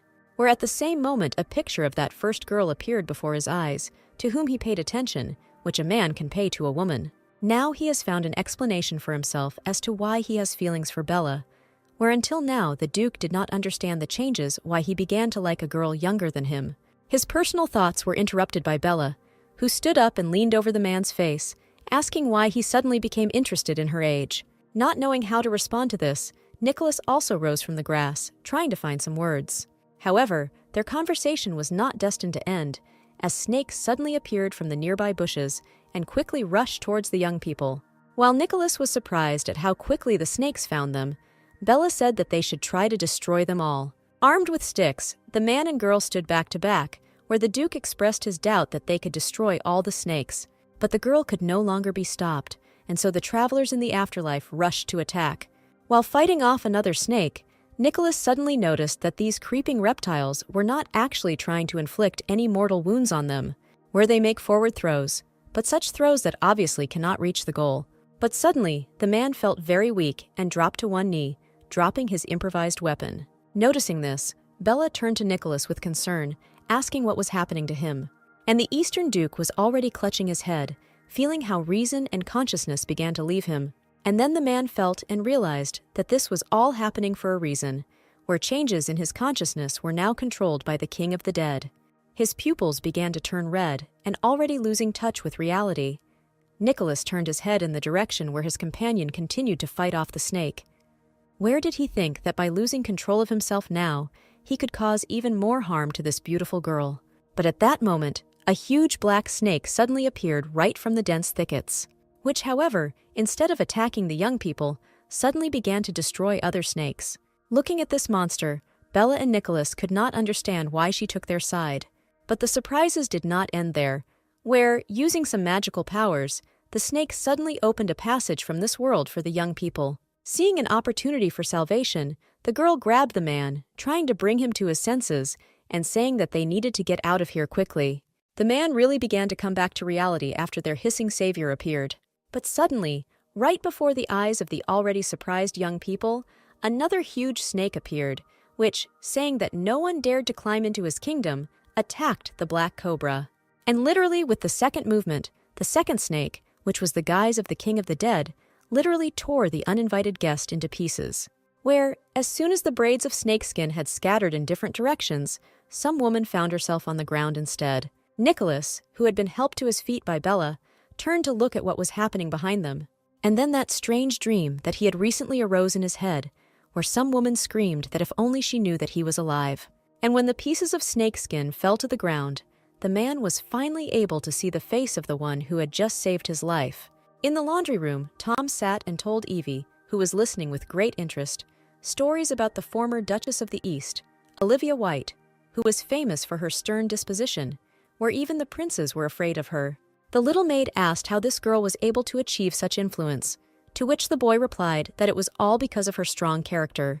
After all, she was one of the first to defeat the dead, and she also easily suppressed the uprising in the East. After thinking a little about everything that had been said, the girl suddenly made a stunning conclusion for herself, concluding that the current Duke of the East, apparently, is the son of this woman, which was immediately confirmed by her interlocutor. And since they were talking about the current Eastern Duke, Tom asked the girl with interest about the relationship between the Deputy Duke of the South and the Eastern Duke, to which the little maid replied that she knew nothing about it, and the boy did not need to pester her with such questions. To which Tom was very surprised that the girl had not heard anything about what happened yesterday in the palace. And a day earlier, in the palace, in the place where the open fault was located, the following events took place. At some point, the Duke of the East appeared from the rift, wearing no clothing above the waist, and who asked one of his soldiers to bring his cloak. Taking the clothes, the man suddenly turned around and headed back to the world of the dead. And when he appeared again, everyone present's eyes and mouths opened wide in surprise, because the Eastern Duke appeared together with the deputy of the Southern Duke, to whom he gave his clothes. Having finished his story, Tom noted, not without joy, that given such events, many now think that these young people have very close personal relationships. But the skeptical maid said not to rush to conclusions, since perhaps due to some circumstances her mistress simply needed clothes. After which, the girl took a basket of laundry and finally told her interlocutor that even if there was some kind of relationship, no one would tell him anything for sure. And when asked where the girl was going, Evie replied that, unlike some, she had a lot to do. However, after taking a few steps, the little maid almost collided with the butler of the Morgan family, who was greeted by Tom. Without saying a word, Evie deftly walked around the man and continued on her way. At the same time, Nicholas was sitting in his office, thinking about the events that took place in the world of the dead. Remembering the girl who saved them, the Eastern Duke noted that he was absolutely sure that it was Olivia White. According to rumors, Olivia White was an invader who attacked the Eastern lands and killed his parents. Nicholas himself was taken prisoner, where it was this woman who told him at their first meeting that if only she knew he was alive. Where the child could not accept that this evil woman was his real mother. Unable to bear it all, Nicholas committed suicide by jumping out of the window. But despite everything, the boy suddenly woke up alive in his bed, where he learned that the invader Olivia White, his blood mother, was no longer alive. And now Nicholas concluded that his own mother had become a dead person and continued to live in the world of the dead. The young man sat for a long time in his office, where he thought not only about his late mother, but also about many other things. Where, for example, the Eastern Duke never believed that Empress Susan Doherty was chosen by the gods. After all, the power and strength that was granted by the Empress to the dukes of the lands, although it seemed divine, was in fact not at all sacred, because every power was followed by some kind of curse that consumed everyone who used the power. He could feel this fully for himself when the King of Broken Hearts tried to control him. Nicholas kept a kind of diary about all the events that happened, recording in it all the most important things. And in his written reasoning, the Eastern Duke made one interesting conclusion, where the abilities possessed by the dukes of the lands and the powers of the kings of the dead were strangely similar. After all the power that several people now possess in the world of the living originated in the world of the dead. Therefore, it is impossible to predict what might happen if the world of the dead is conquered. Putting his pen aside, Nicholas leaned back in his chair, and completely different thoughts visited his head. Did his companion Bella Morgan, a girl who practically grew up in the world of the dead, know all this? Which has obvious non-trivial abilities, and also has information that is not available to anyone else. The young man's thoughts were interrupted by the heavy rain that began outside the window, which cast doubt on the possibility of another night walk. At the same time, in her chambers, Bella looked with regret at the water pouring from the sky outside the window, noting that, apparently, her usual nightly date would not take place today. Turning to her little maid, who was lounging contentedly on the bed, the girl said out loud that she was going to rest today anyway. But Evie, who knew her mistress's psychology very well, noted that Bella was still upset. To which the girl replied that this was not a disorder, but a concern that her companion might still come on a date and get wet. To which the little maid said that since Nicholas was now the groom's father, then, as a decent bride, her mistress should take care of him. But after thinking for a second, the girl suddenly asked whether, according to the rules of etiquette, she should now call Nicholas Mr. Smiling at her little maid's words, Bella replied that she could just call him Mr. White. But the girl insisted on her own, saying that if he nevertheless became her mistress's husband, then she would have to call him Master. The conversation was interrupted by a gust of wind, which noisily opened the windows. Telling Bella not to worry and to continue to rest, Evie headed to the window to close it. But as she came closer and looked outside, the little maid froze in place, making some inarticulate sound, after which she said only 2 words, Mr. White. The already falling asleep girl suddenly regained her vigor, and her eyes opened wide. The name the girl called sounded like a command for Bella to take action, where she instantly jumped out of bed and ran to the place where Evie stood, where, looking out into the street, the girl really saw Nicholas standing nearby and completely wet. Without missing a second, the girl loudly called out to her partner on trips to the world of the dead, after which, without waiting for an answer from him, Bella jumped over the ledge in her usual way. Well, the Eastern Duke, hearing his name, turned his head, and seeing how the girl was overcoming the cornice, he quickly rushed towards her. He arrived just in time when Bella had almost reached the ground, where the man caught her in his arms. Laughing, Bella asked the one who he thought had just saved her what he was doing, to which the man answered in confusion that the girl was falling, and he caught her, but Bella objected, saying that she was the one going down like that. With that said, Nicholas lowered his future bride to her feet, where she, noting that it was raining heavily, asked why the man was not at home. To which the Eastern Duke explained that he was afraid of the girl being in the rain all alone waiting for him. That's why he came. But Bella reproachfully said that nothing bad would have happened, where she would have stood for a while and left. Then, looking at the wet man, Bella invited him to come to her in order to dry off and warm up. The fire in the fireplace where Bella lived was lit quite quickly, and a pleasant warmth filled the room. The little maid who was most surprised by what was happening was recalling her recent words about her mistress's marriage. While helping Nicholas get rid of his wet clothes, Bella also asked Evie to bring a towel, where, a moment later, the little maid was already handing the man towels where he greeted the girl. To which Evie, bowing, said that she was also glad to welcome the Duke as their guest, calling him master. After some time, the young people were already warming themselves up by the pleasant fire in the fireplace. Smiling, Nicholas asked if that little girl was really Bella's maid, where, recalling events a few minutes ago, the man remembered how she, taking the pillow, said that she would sleep in another place, and then the young people would be able to have a good time. Where no amount of persuasion on Bella's part helped, and the persistent girl said that she was old enough to understand everything that was happening. That's why now Nicholas and Bella were alone in the room. Answering the question and covering the man's body with a towel, the girl replied that Evie was more of a friend to her than a servant, just to help. She temporarily tried on such a role. Then, taking out a second towel and throwing it over Nicholas's head, the girl said that she would now dry his hair. And while she was drying the man's hair with massaging movements, Bella asked if he knew the woman who saved them in the world of the dead. After thinking for a while, Nicholas replied that he knew this woman. But then the man said that he would not say who it was, and when asked by Bella, he explained that she also did not answer all his questions. Thinking that sooner or later her future groom would tell her anyway, the girl said that she was done with her hair. Having removed the towel from her head, Nicholas suddenly said that in fact he had been thinking about the world of the dead all day today, realizing that he knew absolutely nothing about it. But he is convinced that his companion knows a lot, which is why he came to the garden today to ask. The explanation of the reason for the man's appearance in such weather did not greatly please the girl, who believed that she herself was the reason. And Nicholas continued, now saying that he had changed his mind and would not ask anything until the girl told him herself, which was surprising for Bella, who immediately asked about the reasons for this decision. To which the girl's overnight guest explained that she probably has her own reasons why she doesn't want to talk about it yet. Looking at her guest, the girl suddenly said that it would be nice if he appeared in her life earlier, and only Nicholas asked why the girl thought so, when Bella immediately changed her position, saying that perhaps he had appeared just in time. And when asked again why, she replied that if he tried to bite Bella from the past, she would not be able to answer the way today's Bella can answer, after which the young people laughed together. The Duke thought to himself that if he had met this beautiful girl earlier, she would simply have run away from him, like everyone else. And therefore he is sincerely glad that he met her not some other time, but right now.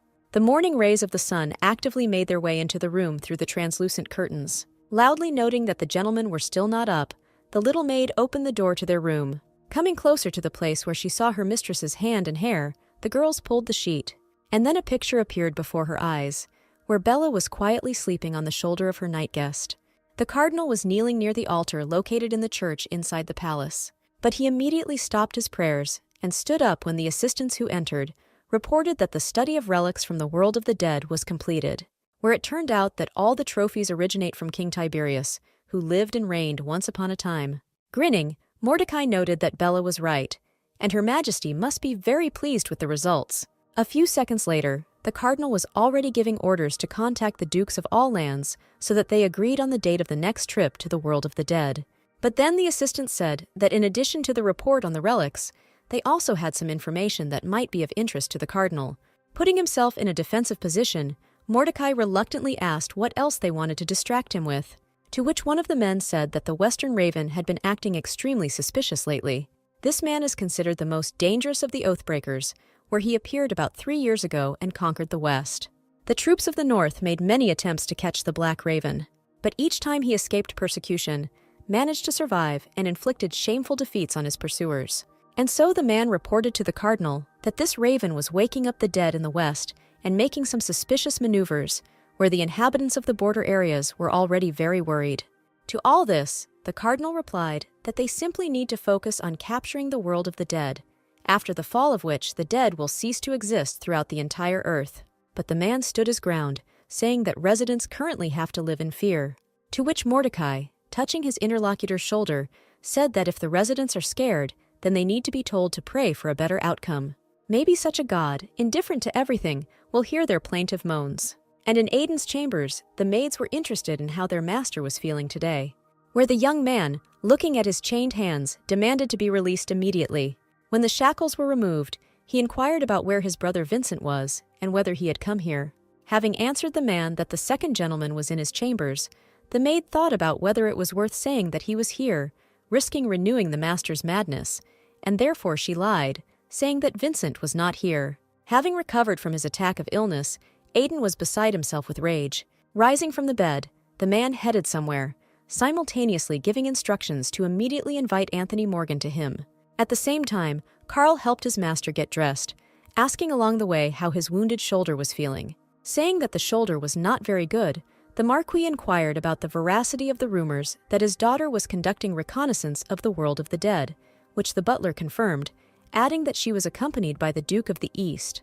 And after thinking a little, Carl added that there were also rumors about the personal close relationship between Bella and Nicholas, which greatly surprised the Marquis. But then he noted that maybe this is even for the better, since thanks to his daughter, he can count on influencing the East in the future.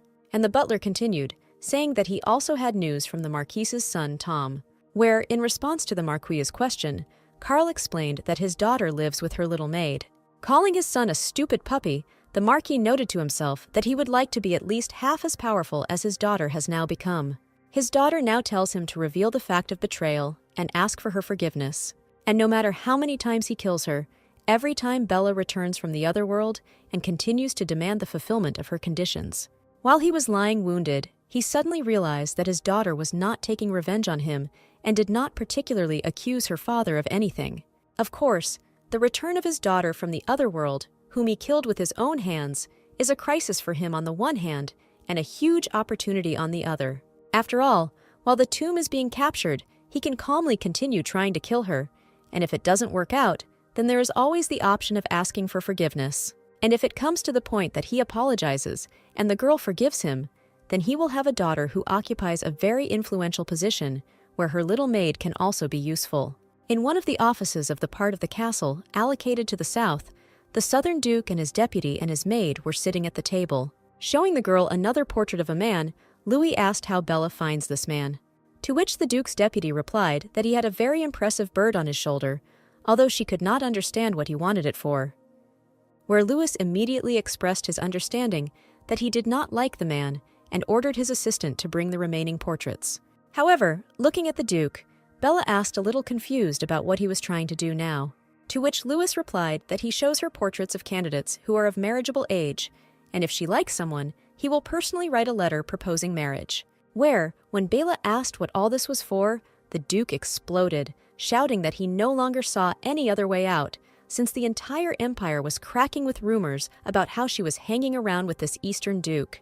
Listening to the old man's moral teachings, the girl thought to herself that today she came here precisely with the purpose of informing him about her engagement to Nicholas, where now she does not know what to do. Although the engagement was not real, but staged in order to cover up the union, for some reason the girl's heart sank from some exciting thoughts. The girl tried to convince herself that this engagement was just a way to help the man she liked. That day in the park at night, she herself decided that she would help this man when he suddenly revealed his deepest secret to her. Besides, Nicholas is a very kind person, and Bella really felt sorry for him. The girl herself did not notice how feelings for the Eastern Duke crept in and settled in her heart. And so, having collected her thoughts, Bella began a difficult conversation, saying first of all that she no longer saw the need to look at portraits. And without allowing the old Duke to say anything in response, the girl immediately struck with all her might, explaining her position by saying that she had already promised to marry the Eastern Duke. Such frank news shocked the old man so much that when he tried to say something in response, it was as if he was speaking in a foreign language.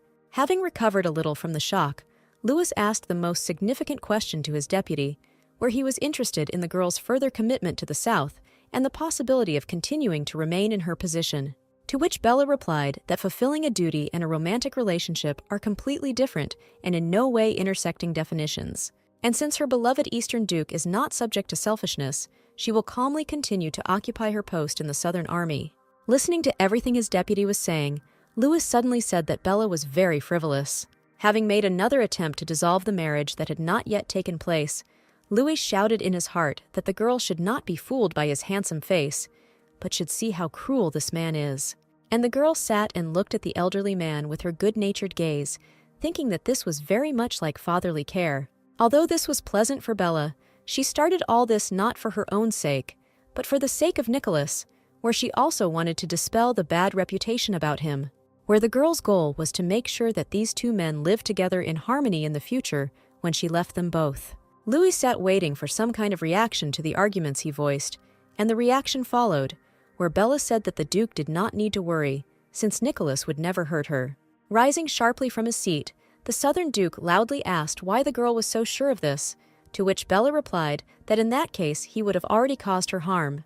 The Duke's deputy then added that the Eastern Duke was actually very gentle with her. And concluding her speech, Bella told the man that if he did not object, then she would like to complete the mission of conquering the tomb in alliance with the East. This was another shock for the old man, who asked the girl if this young man was really ready to help the South. To which his interlocutor, smiling sweetly, confirmed that the Eastern Duke was now on their side. Nicholas once again sat in his office and once again turned over thoughts in his head regarding recent events, where he remembered yesterday's wonderful evening, which he spent in the company of the beautiful Bella, where he told the girl that he was from the easternmost part of the East. This is where his real homeland is located.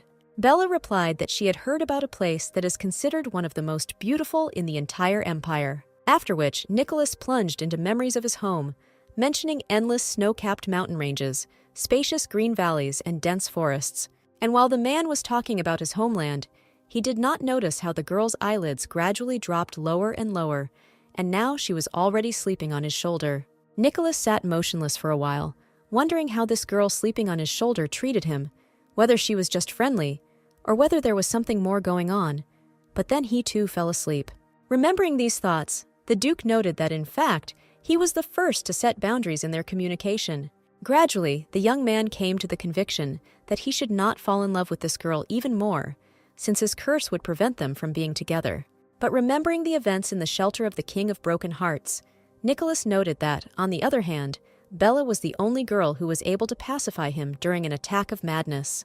Blushing from his own thoughts, the already quite deeply in love man caught himself thinking that in this case, there would be nothing terrible if he gave free rein to his feelings. Then his first assistant came into the Duke's office, who, saying that he had just learned about the gentleman's return, asked whether Nicholas was with the Deputy Duke of the South.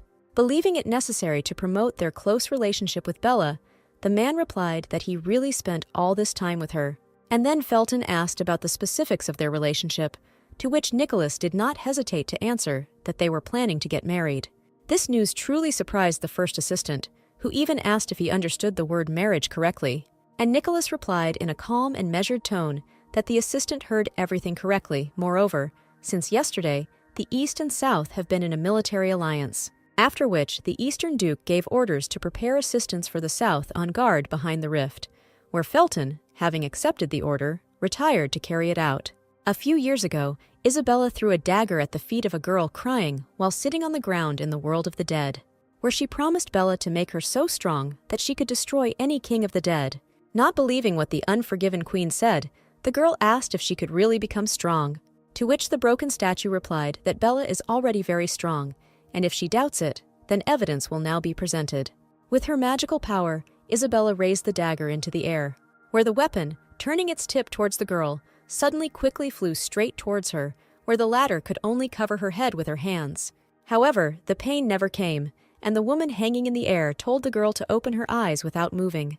Bella, having obeyed her afterlife teacher, opened her eyes and saw how the dagger froze in the air a few centimeters from her head. It was the same as on her first visit to the world of the dead, where time stood still and the monsters around her froze in place. Now the girl understood that if she moved, then she would continue her movement and weapons, like the dead then. And so the unforgiven queen, who was nearby, said that this is the girl's strength. By the very abyss she touched, Bella was given the ability to stop time and reflect, After which Isabella confirmed the girl's guess that until she moves, the whole world will not move, and therefore she needs to think about how to evade the weapon in order to escape. And then little Bella began to think where the first thing she answered was the very close distance at which the weapon was located, where the girl concluded that in this case she definitely wouldn't have time to catch him. There remained the option of dodging, where, after looking a little closer, Bella saw that the trajectory of the dagger was deviating to the right, and if she sharply deviated to the left, she would be able to survive. And the broken statue at that moment said that if the girl is ready, then she needs to act, where she must move faster than the dagger. And so little Bella concentrated, preparing to evade the deadly trajectory of the knife.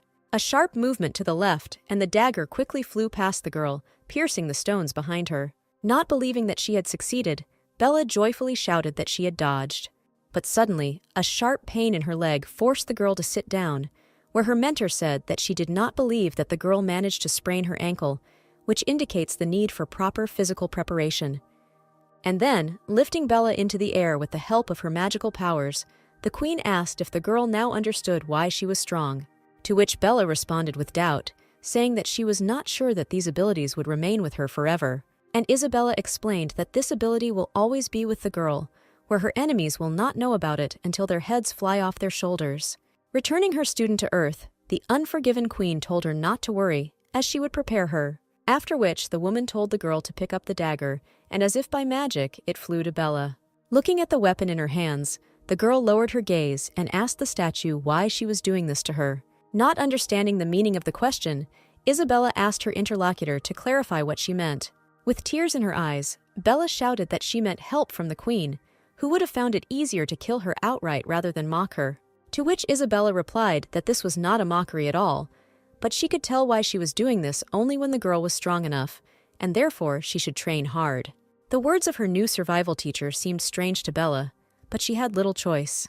Over time, Isabella made Bella very strong and, as promised, told her the reason why she decided to help her. Having made a promise, she returned to the world of the living, which has repeatedly dealt with her, and no one knows about it except her, Bella Morgan. However, very soon, everyone who inhabits the world of the living will have to learn the secret that she alone has for now. On the appointed day and hour, Bella approached the gates of the Empress's personal residence.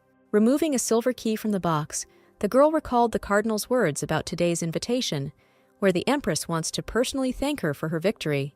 Opening the lock, Bella thought that it was pointless to invite her to her personal chambers for gratitude. And now she was already where Empress Susan Dougherty lived and spent most of her time, where the Empress herself, calling the guest by name, met her while basking in her huge bed. Kneeling on one knee, Bella, as required by etiquette, officially greeted Her Majesty, to which Susan asked the girl to leave these formalities. Saying that she had not seen anyone like Bella for a long time, the girl Empress ordered her to get up from her knees, as she wanted to look at her. Immediately after that, Susan added that Bella showed herself well, she needs to be thanked, and therefore she herself will fulfill any of her wishes. Continuing to obey etiquette, the girl replied that she had only done what she had to do, but the Empress suddenly called this complete nonsense, demanding that the girl voice her desire. The Empress's saying seemed strange to Bella, but nevertheless, the girl tried to ask for a little time to think. But Susan interrupted Bella, saying that looking at her, she remembered Olivia. Hearing this name, Bella immediately realized that we were now talking about Nicholas's mother, who before him served as Duke of the East. And the Empress had already asked the next question, where she was interested in whether Bella was dating Olivia's son, which confused the girl a little, who asked for forgiveness for what? Perhaps she had not heard what was said correctly. But suddenly, the Empress harshly told Bella to immediately stop talking to her as they speak at court, and as required by etiquette, where otherwise she threatened to deprive Bella of her language. Hearing the Empress's demand, the girl, no longer tense, replied that she and Nicholas were on friendly terms, and Susan found it very interesting that a girl who looked so much like Olivia was now dating her son. And then the Empress moved on to the most inconvenient questions, asking if he should pounce on Bella when he experienced sexual desire. To what was said, the girl chose not to answer anything, and then the Empress suggested changing the subject. Remembering Bella's request for time to think about her wish, Susan said that she did not mind, and the girl could think as much as she wanted, but until the Empress herself changed her mind and demanded to name it. Then Her Majesty said that she had another question for Bella, where the latter expressed her willingness to listen, after which Susan said that according to rumors, The girl's father is the Marquis of the North, which makes it unclear why Bella serves the Southern Duke. But without allowing the girl to answer, the Empress suddenly got out of bed and, approaching her interlocutor, said that she may not answer this question, but must answer another, which is whether she has grounds to kill Bella.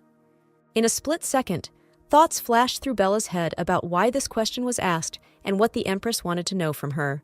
Having come up with the simplest plan of action, where all that was required was to answer the truth, Bella said that she did not yet know whether there were reasons to kill her. Taking an extremely arrogant pose, the Empress repeated the words spoken by her interlocutor, giving a questioning intonation to the combination.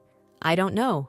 And Bella replied that she simply told the truth, but if the Empress has time to listen to her, then she is ready to explain in more detail. Considering the girl's behavior impudent, Susan nevertheless allowed her to give her explanations. And the visitor began by talking about how she was abandoned by her parents at a young age. In order to survive, she had to learn to fight, where she later took part in the war in the Southern Territory. Appreciating the girl's merits, the Duke of the South invited her to become his deputy.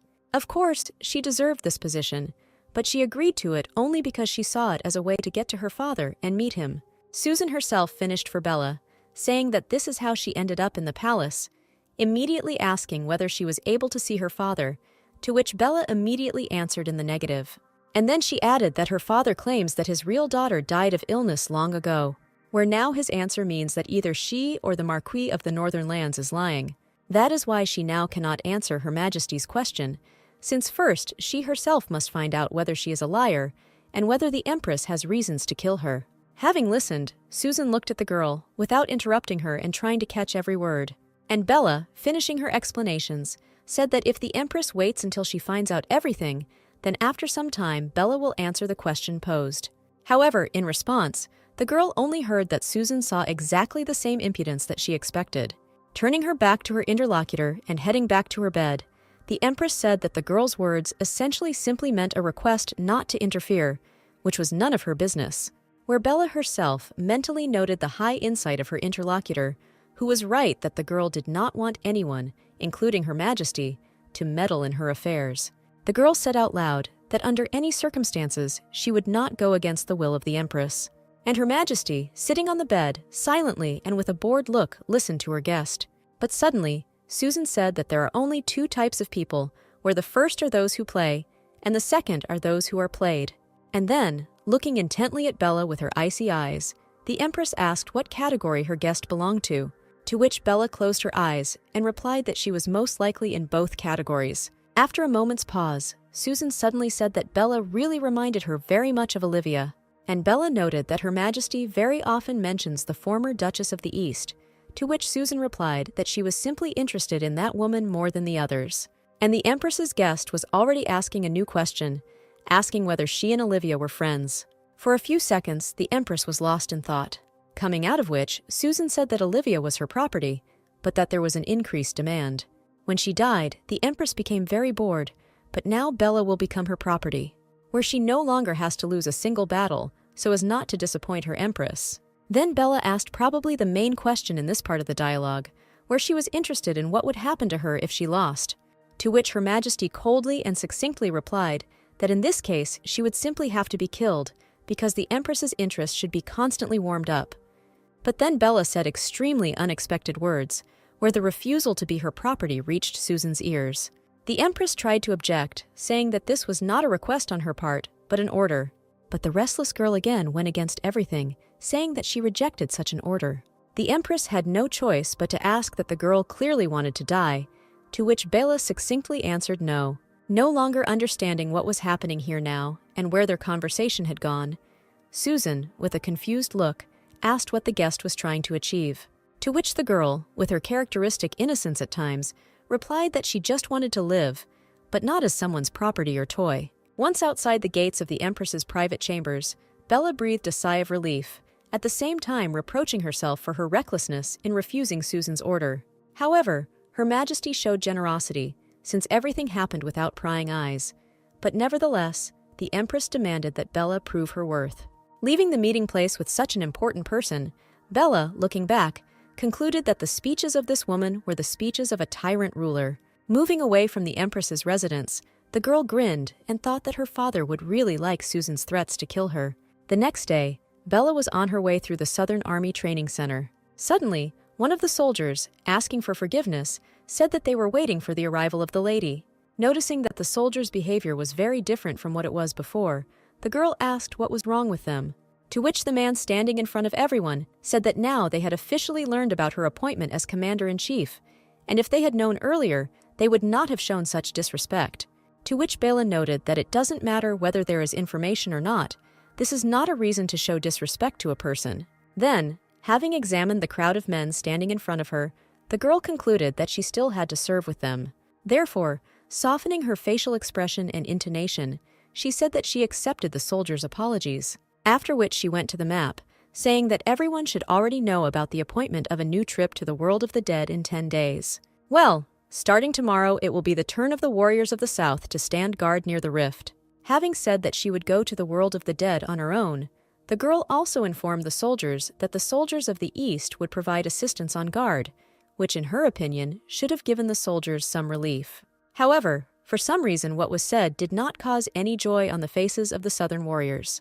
Not understanding what went wrong, Bella asked her to explain why they were not happy to help, but the man talking to her said that everything was fine, after which the girl said that this was all the information that she was going to bring to them, and therefore everyone could be free, where she was the first to leave the premises.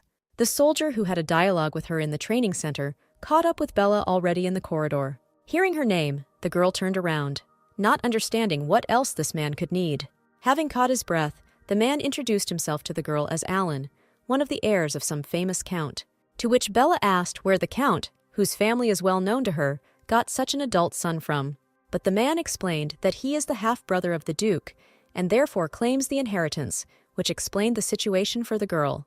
Having sorted out the pedigree, the man said that he would like to discuss something with the commander of the troops, and in response to the girl's question, he asked whether they really needed the support of the East, where under such circumstances, the army of the South would completely lose its face. Surprised by Alan's reaction, Bella said that in her opinion, life is more important than reputation, to which the soldier objected, saying that sometimes there are things that are more important than life, and the girl asked to explain what he meant. With a completely serious expression on his face, Alan firmly said that he meant confession, where with his statement he got to the very heart of the problem. The man said that the lady must have known about their recruitment from different families, where the majority did not want to go to the service at all, for fear of dying. But when the warriors of the South saw the battle between Bella and the Duke of the East, everything changed for them, where they suddenly realized that they had been defeated long before they started fighting. The man, bending down, noted that the girl knows the feeling when your family abandons you, and then you cannot prove your importance. Of course, Bella knew this feeling more than anyone else. Alan said in a firm voice that they all needed a chance so that they could return home with their heads held high. After which, bending even lower, the man asked the commander-in-chief to refuse support from the East so that the soldiers of the South could complete the mission themselves. The girl, listening to the soldier, noted to herself that all these abandoned children want some kind of recognition more than others. Looking at the man bent to the waist, Bella found a great resemblance between him and herself. When night fell, the girl, as usual, was already in the park, where she occupied one of the benches in anticipation of her betrothed. Noting that the girl was ahead of him today, Nicholas, being in a delightful mood, asked how Bella was doing. And while the man, having asked permission, took a place next to her, his bride said that she really had a lot to do, where she met first with the Empress, then with the warriors of the South. Having heard the mention of a meeting with Her Majesty, the Duke of the East asked how this significant meeting went, where Bella began to talk about the event of interest to the interlocutor. But suddenly, a rustle behind the couple sitting on the bench interrupted the story, attracting the girl's attention, where she saw how some, apparently not random, witnesses to their meeting were scattering in different directions. After which, both the man and the girl noted that rumors about their relationship spread quite quickly, since their secret meeting suddenly had many outside observers. Nicholas noted that society needs to show their relationship, if only to dispel suspicions, where Bella immediately asked what kind of suspicions were circulating among people. And the Duke of the East explained that currently everyone thinks that he is using Bella for some of his own purposes, where, having heard what was said, the girl immediately laughed out loud. Looking at the laughing girl, Nicholas continued in an uncertain voice, saying that, according to people, he was only interested in Bella's body, and the opportunity to eventually beat the South. Wiping the tears that had come out of laughter from her eyes, the girl, trying to compose herself a little, said that the people who were saying this did not know Nicholas at all. After which, taking the man's hand and lifting it into the air, Bella said that for this reason they need to show everyone that they have a good relationship. Blushing a little at such an unexpected gesture, the Eastern Duke looked at their clasped hands for several seconds, and suddenly he stood up abruptly, pulling the girl along with him, accompanying his actions with the words that they needed to show more than just a good relationship. Where, leaning the white tree against the trunk of one of the trees growing nearby, Nicholas added that they needed to show true romance and falling in love. And while they were posing for secret observers, Bella suddenly remembered and voiced that when meeting with the Empress, the latter talked a lot about Olivia. Of course, this aroused the interest of Nicholas, who inquired as to why Her Majesty was concerned about the identity of his mother. And Bella explained that Susan constantly compared her to Olivia and also wanted her to take her place. Alarmed by the information received, the man asked if the Empress threatened Bella with death if the latter disappointed her, to which the girl responded positively, immediately asking how the man knew this. And Nicholas explained that the Empress sometimes does this. When she turns her attention to someone, she drives her into a corner and tries to tame him. The girl was not entirely clear what the Eastern Duke meant by the word tame. Where, in response to the corresponding question, Nicholas replied that Susan would put pressure on the chosen target, treat her like a toy until her interest waned. Then Bella asked if the Empress had done this to his mother Olivia, to which the man replied that not only with Olivia, since Susan had many such toys, most of which died, and only a few managed to free themselves from the games of the Empress, of which Nicholas himself is included in this small number. This unexpected confession left the girl in shock, where she even exclaimed in surprise.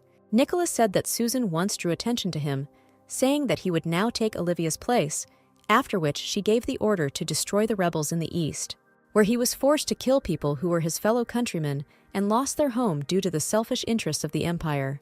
When several bloody orders were carried out, the Empress lost interest in the man, and when he saw how she mocked her new toy, he suddenly realized that he would free himself from her power. When Nicholas finished the story, Bella asked how many people knew about this, to which the man replied that only a few. But after thinking a little, the Duke suggested that he might also know the North, since the ancestors of the northern aristocrats died at the hands of the Empress. What Nicholas said about the North made the girl think seriously. Quite a long time has passed since her meeting with the Empress. Therefore, almost every person in the Imperial Palace should already know about this meeting. Where the Marquess of the Northern Lands, her father Anthony Morgan, is no exception. Where now he most likely thinks that his daughter has become a new toy in the hands of the Empress. Assuming that her father would definitely not miss such an opportunity, the girl said out loud that he would definitely try to do something to frame his unloved daughter. Hearing the words of his interlocutor, Nicholas was very surprised and wary. And suddenly Bella began to smile mysteriously, the way people smile who suddenly realized how simple the solution to the riddle was. Where she remembered the speeches of a soldier begging to refuse the help and support of the East while standing guard in the South at the rift. And I also remembered how she sincerely sympathized with this man and everyone else who was abandoned to the mercy of fate by their families. But if we assume that while the South is on guard at the fault, something unexpected suddenly happens, then many people will die and the South will suffer a crushing defeat. The blame for everything that happened, of course, will be placed on the commander-in-chief of the Southern troops, that is, on Bella, where Her Majesty will be very disappointed in her new toy and, without a doubt, will order its destruction. Having scrolled through this entire chain of events in her head, the girl laughed at herself in the part where at some point she sincerely believed the soldier. She told Nicholas that apparently among the soldiers of the South, there are people who obey her father. After these words, the girl suddenly grabbed her groom by the clothes. Noting that it was necessary to combine business with pleasure, Bella hinted to the man that she had one more request for him. In the meantime, Nicholas, understanding the essence of the game, was quietly asking what the request was. The girl came almost close to his face, where, placing her second hand on the shoulder of her interlocutor, Bella whispered that when guarding the fault in the South, the help of the East would not be needed. And then the day came when the army of the Southern lands stood guard on the rift. As he watched the East being relieved of its guard, Alan thanked the commander-in-chief for listening to his words. Feigning complete serenity, Bella turned to the man and said that after thinking about what he said, she came to the conclusion that he was right. After which the girl opened the huge bag that she had brought with her, from where Evie immediately looked around with interest and noted the serious size of the fault.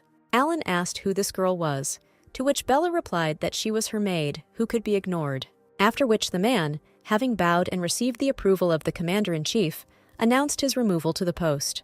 While the soldiers took their positions, Bella and her little maid were arranging the things they had brought with them. The girl asked Evie if she needed help, to which the little girl proudly replied that she could handle everything herself. And a few minutes later, the maid had already set the luxurious table, inviting her mistress to a meal. And as soon as the girl raised her mug of tea, the main gate to the room opened, attracting her attention, where the soldiers of the North unexpectedly entered the hall, led by the Duke's younger brother, Aidan McGrath Doherty. Not yet. Understanding what was happening, the girl who was entrusted to guard the rift suddenly rose from her seat. Heading towards her old enemy, Bella asked why the North came to the rift. In his own manner, Aidan, telling the girl to address him properly, threw some papers at her. Having caught one of them, Bella was able to familiarize herself with the permission that was given to the North to explore the world of the dead. Without waiting for any reaction, Aidan continued on his way, once again pushing his enemy. And Bella could only watch silently as the men moved forward towards the rift. And while she watched them go, her little maid spoke very unflatteringly towards Aidan. Well, Aidan himself and his retinue, without stopping at all in the room, headed straight to the world of the dead. 3 days later, in the room where there was a rift, life was in full swing, where the guards were greatly diluted by the Northern Army, which filled the room with various boxes, barrels, and building materials. For the 3rd day already, watching how the soldiers did nothing but carry planks to the world of the dead, the little maid laughed and said that apparently the North had decided to build a village there. Her humorous assumption was quite seriously supported by her mistress, noting that materials were simply being carried there non-stop for the 3rd day in a row, and Aidan stood and supervised the work, giving instructions left and right about what to carry where. Watching him, Evie noted that Aidan didn't sit down for a second to rest, which Bella agreed with. Well, when the little maid started talking about how she used to think that this abnormal man was only capable of yelling for no reason, Bella told the girl to keep quiet about this. But Bella noted to herself that she also thought that this clearly spoiled young man was not capable of anything other than rudeness. Now her enemy looked more than serious, and there were even notes of despair. Suddenly, as if sensing his gaze, Aidan turned around and met Bella's gaze, where, from his facial expressions and gestures, one could immediately understand his entire attitude towards Bella, which he and the little maid noted, not without humor. After which Evie said that under any circumstances, the main thing is that everything passes without incident at the rift, to which her mistress expressed the wish that this continue. But suddenly, Viv felt someone's shadow covering her and turned in the appropriate direction, where, upon seeing him approaching, the little maid began to actively tug at Bella's clothes, attracting her attention, where, as it turned out, stood the Marquis of the North, who said that he had come to drink tea with the girl and asked permission to sit down. Having received such permission, the man sat down, and Bella, pouring tea, asked what brought her father here, to which Anthony suddenly said that the reason for his visit was the desire to invite his daughter to that house, that they had spent several happy years together. Of course, such an invitation alarmed the girl, since no good could be expected from her father, who had already tried to kill her several times.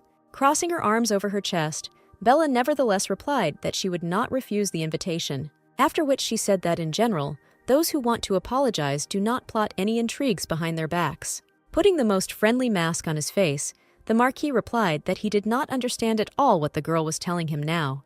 But Bella didn't bother explaining, saying that she would let things go as they were now. After all, she hasn't even had the opportunity to demonstrate something to her father yet. Having generally lost the thread of the conversation, the man asked what the girl meant and what she had not yet shown him, to which Bella, with her characteristic calmness, replied that her father had not yet been able to witness how she fought. And then, giving Anthony a not-so-kind look, the girl asked him to be sure to watch her this time. 2 days later, at the place where the room with the fault was located, Nicholas jumped off his horse. Looking with horror at everything that was before his eyes, he approached the little maid, who was sobbing non-stop. After all, in the place where just 2 days ago the South was on guard, and the North was building something inside the rift, there were complete ruins, where, in different parts of the destroyed building, half-dead soldiers, the remnants of the Southern Army, were somehow moving. Shouting out her mistress's name, the little maid rushed towards the piles of stones, and unable to contain his emotions raging inside, Nicholas shouted the name of his beloved with all his might. About an hour before all that was left of the room was a pile of stones, Everything there was going on as it had been for the last few days. Watching the Northern Army, Bella made an assumption about what they were doing in the world of the dead. Noticing the girl's presence, Aiden angrily shouted at her to get away from here and not disturb him, to which Bella replied that she did not obey the orders of the brother of the Northern Duke. Calling the girl the mistress of the Eastern Duke, Aiden demanded that she moderate her impudence, to which Bella replied that if the man allowed himself to be insulted again, he would dramatically lose hair and teeth. Burning with rage, Aiden looked at his enemy, trying to find some answering words and literally preparing to confront him with force. But then his impulse was stopped by Tom, who, grabbing the man by the waist, tried to calm him down. Aiden tried to tell the boy to let him go, however. He responded by explaining that he had instructions from his father to stop him every time so that no trouble would happen. Turning sharply and picking up the boy, Aiden wanted to teach him a lesson, but Tom said that doing so would only disgrace the North, where this was not appropriate for such a handsome and respected person as Aiden. What was said, although it was not at all veiled flattery, nevertheless had a calming effect on the man. Saying that he already knew all this, the brother of the Northern Duke put the boy down and returned to his business, where Tom did not lag behind him. Bella, silently watching this scene, did not find what to say even when the scene ended. Turning around, she also decided to return to her usual post. Bella took her place, and her little brother watched his resurrected sister from afar, where, examining her appearance in more detail, the boy increasingly found similarities between them. In addition, the Marquis's son also wondered why this girl did not recognize her younger brother, if she really was the daughter of the Marquis Morgan. Suddenly, the boy's attention was attracted by one of the northern soldiers, who told Tom that the Marquis would command him, after which the man said in a whisper that the boy urgently needed to leave this room, since the entire North would now also be evacuated from here. However, the boy stood and thought about what could happen, where, moreover, he is here not as a man of the North, but as one of the representatives of the church in which he serves. But the man insisted that the boy hurry up, and Tom obeyed this demanding request. Observing the activity at the fissure, Bela and her little maid noticed a certain change in activity, where, after a short period of time, it was possible to observe with the naked eye that there were significantly fewer sulfur soldiers. This is what the little maid noticed out loud, looking around. Well, Practical Bella said that, apparently, it would start soon, and therefore they should get ready. And to Evie's question about what was about to begin, the girl explained that the next trap of the North would begin to take effect. And suddenly, powerful electrical discharges began to burst out of the fissure, greatly frightening the soldier on duty at the very entrance. The rest, watching the rift, said that something was quickly approaching them, where at the same moment the Knights of the North appeared from the rift, who were in a great hurry to leave the world of the dead. Without even stopping in the room, and without explaining anything, the riders headed for the exit, simultaneously shouting a demand for the warriors of the North to leave this place. And then long fingers appeared from the crack, which definitely did not belong to a living person. And a second later, the room began to be filled with the flying dead, who burned everything in their path. Rising quickly, Bella noted that the North had brought with it hordes of the flying dead. Now everything fell into place, where the North was in a rift, including with the goal of bringing the dead with it at some point. Where now, under no circumstances could it be allowed for even one to leak out of this room, which could lead to the fall of the entire world of the living. And in this case, Bella will certainly not be able to avoid death at the hands of the disappointed Empress. As expected, Bella's father came up with a trap that was designed for the Empress's hobbies. There was nothing to do, and after warming up a little, Bella asked the little maid if everything was ready, to which Evie replied that she prepared everything in advance, because what lies inside is very expensive. To which Bella, laughing, agreed, and said that this thing is another reason why they don't have money. While they were talking, one of the dead noticed the girls, and then the monster quickly began to dive at Bella and her little maid. But suddenly, with a whistle, the blades, which were interlocked with each other and emitted a blue glow, began to cut, where, as it turned out, the deputy of the Duke of the Southern Lands pulled out her secret weapon, with which she stopped the attack of one of the dead. Deftly handling the unprecedented weapon, the girl noted out loud that this was the reason it was so expensive. Without hesitating for a second, the girl rushed in the direction where hordes of the dead were circling in the air. But while she was moving, her attention was suddenly attracted by one entertaining sight, where the brave warriors of the Southern Army hastily left the battlefield, leaving behind some of their brothers in arms and the commander-in-chief. But then she saw that the same Alan who asked her not to involve the East in the guard did not run away, but was standing in the room ready to fight, which surprised her a lot. Having caught up with him, The girl said that now she had no time to explain. Everything would become clear as the battle progressed. However, there is always time for an apology, which she asked the soldier for misinterpreting his intentions. Alan, not understanding what he was talking about, asked the appropriate question, to which the girl quickly replied that she mistook him for a spy. Surprised by such words, the man turned to the commander-in-chief, looking at her questioningly, and the girl said that she would clear everything up now.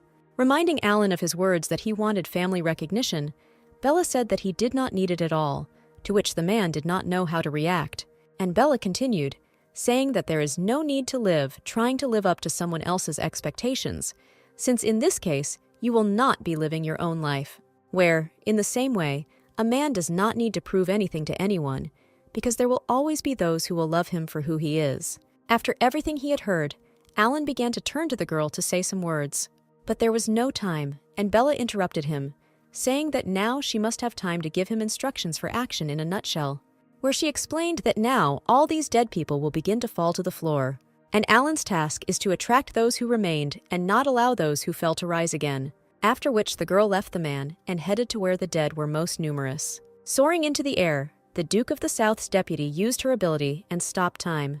The girl saw that most of the dead were flying almost under the ceiling of the room, and the remaining soldiers of the Southern Army concentrated in one place in the room. Consequently, apart from the small area where the people were located, the battle space remained quite large. Having determined the tactics and area of her actions, the girl activated her weapon and began an attack, which started the passage of time.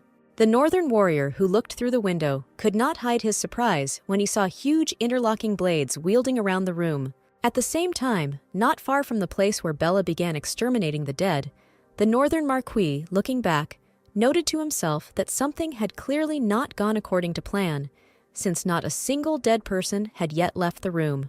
Beginning to become enraged, all he could think about was that his plan would fail completely if not a single dead man came out. And then his attention was attracted by one of the northern soldiers who arrived in time. Somehow trying to bring his breathing back to normal and speak at the same time, the soldier reported that the dead, as planned, had emerged from the rift, but the Southern Army was holding them back on its own. Anthony simply could not believe that a handful of insignificant warriors were able to hold back such a powerful attack from the dead. Here Aiden intervened in the conversation, asking why the dead suddenly showed up there. The Marquis tried to somehow calm the nervous gentleman, but the brother of the Northern Duke had no intention of doing this, demanding to know what was happening there. And the Marquis noted that if Aiden intervenes in the battle now, then his plan will definitely fail completely. And the self-confident prince was already giving the order to his army to return to the room with the rift. Arriving back first, Aiden opened the door slightly to look at what was going on inside, where in the very center of the room he saw Bella, who was skillfully waving some kind of unprecedented weapon that emitted bright flashes of light.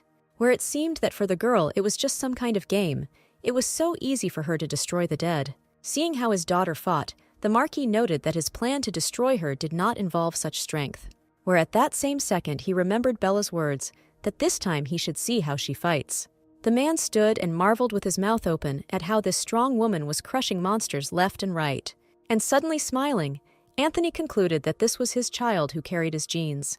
But then the younger brother of the Northern Duke came forward, who, pulling gloves on his hands, muttered something angrily under his breath. And when the gloves were on his hands, he shouted with wild eyes that he could easily outdo everything that the deputy of the Duke of the South was doing now, and began to draw his weapon. Continuing the battle, Bella suddenly saw Aiden rushing towards her, surrounded by flames, where the expression on the man's face, to which the girl paid close attention, did not bode well. And having collected the required amount of energy, Aiden dealt a crushing blow, from which the entire room began to shake, frightening the fighting Southern warriors and even their commander-in-chief.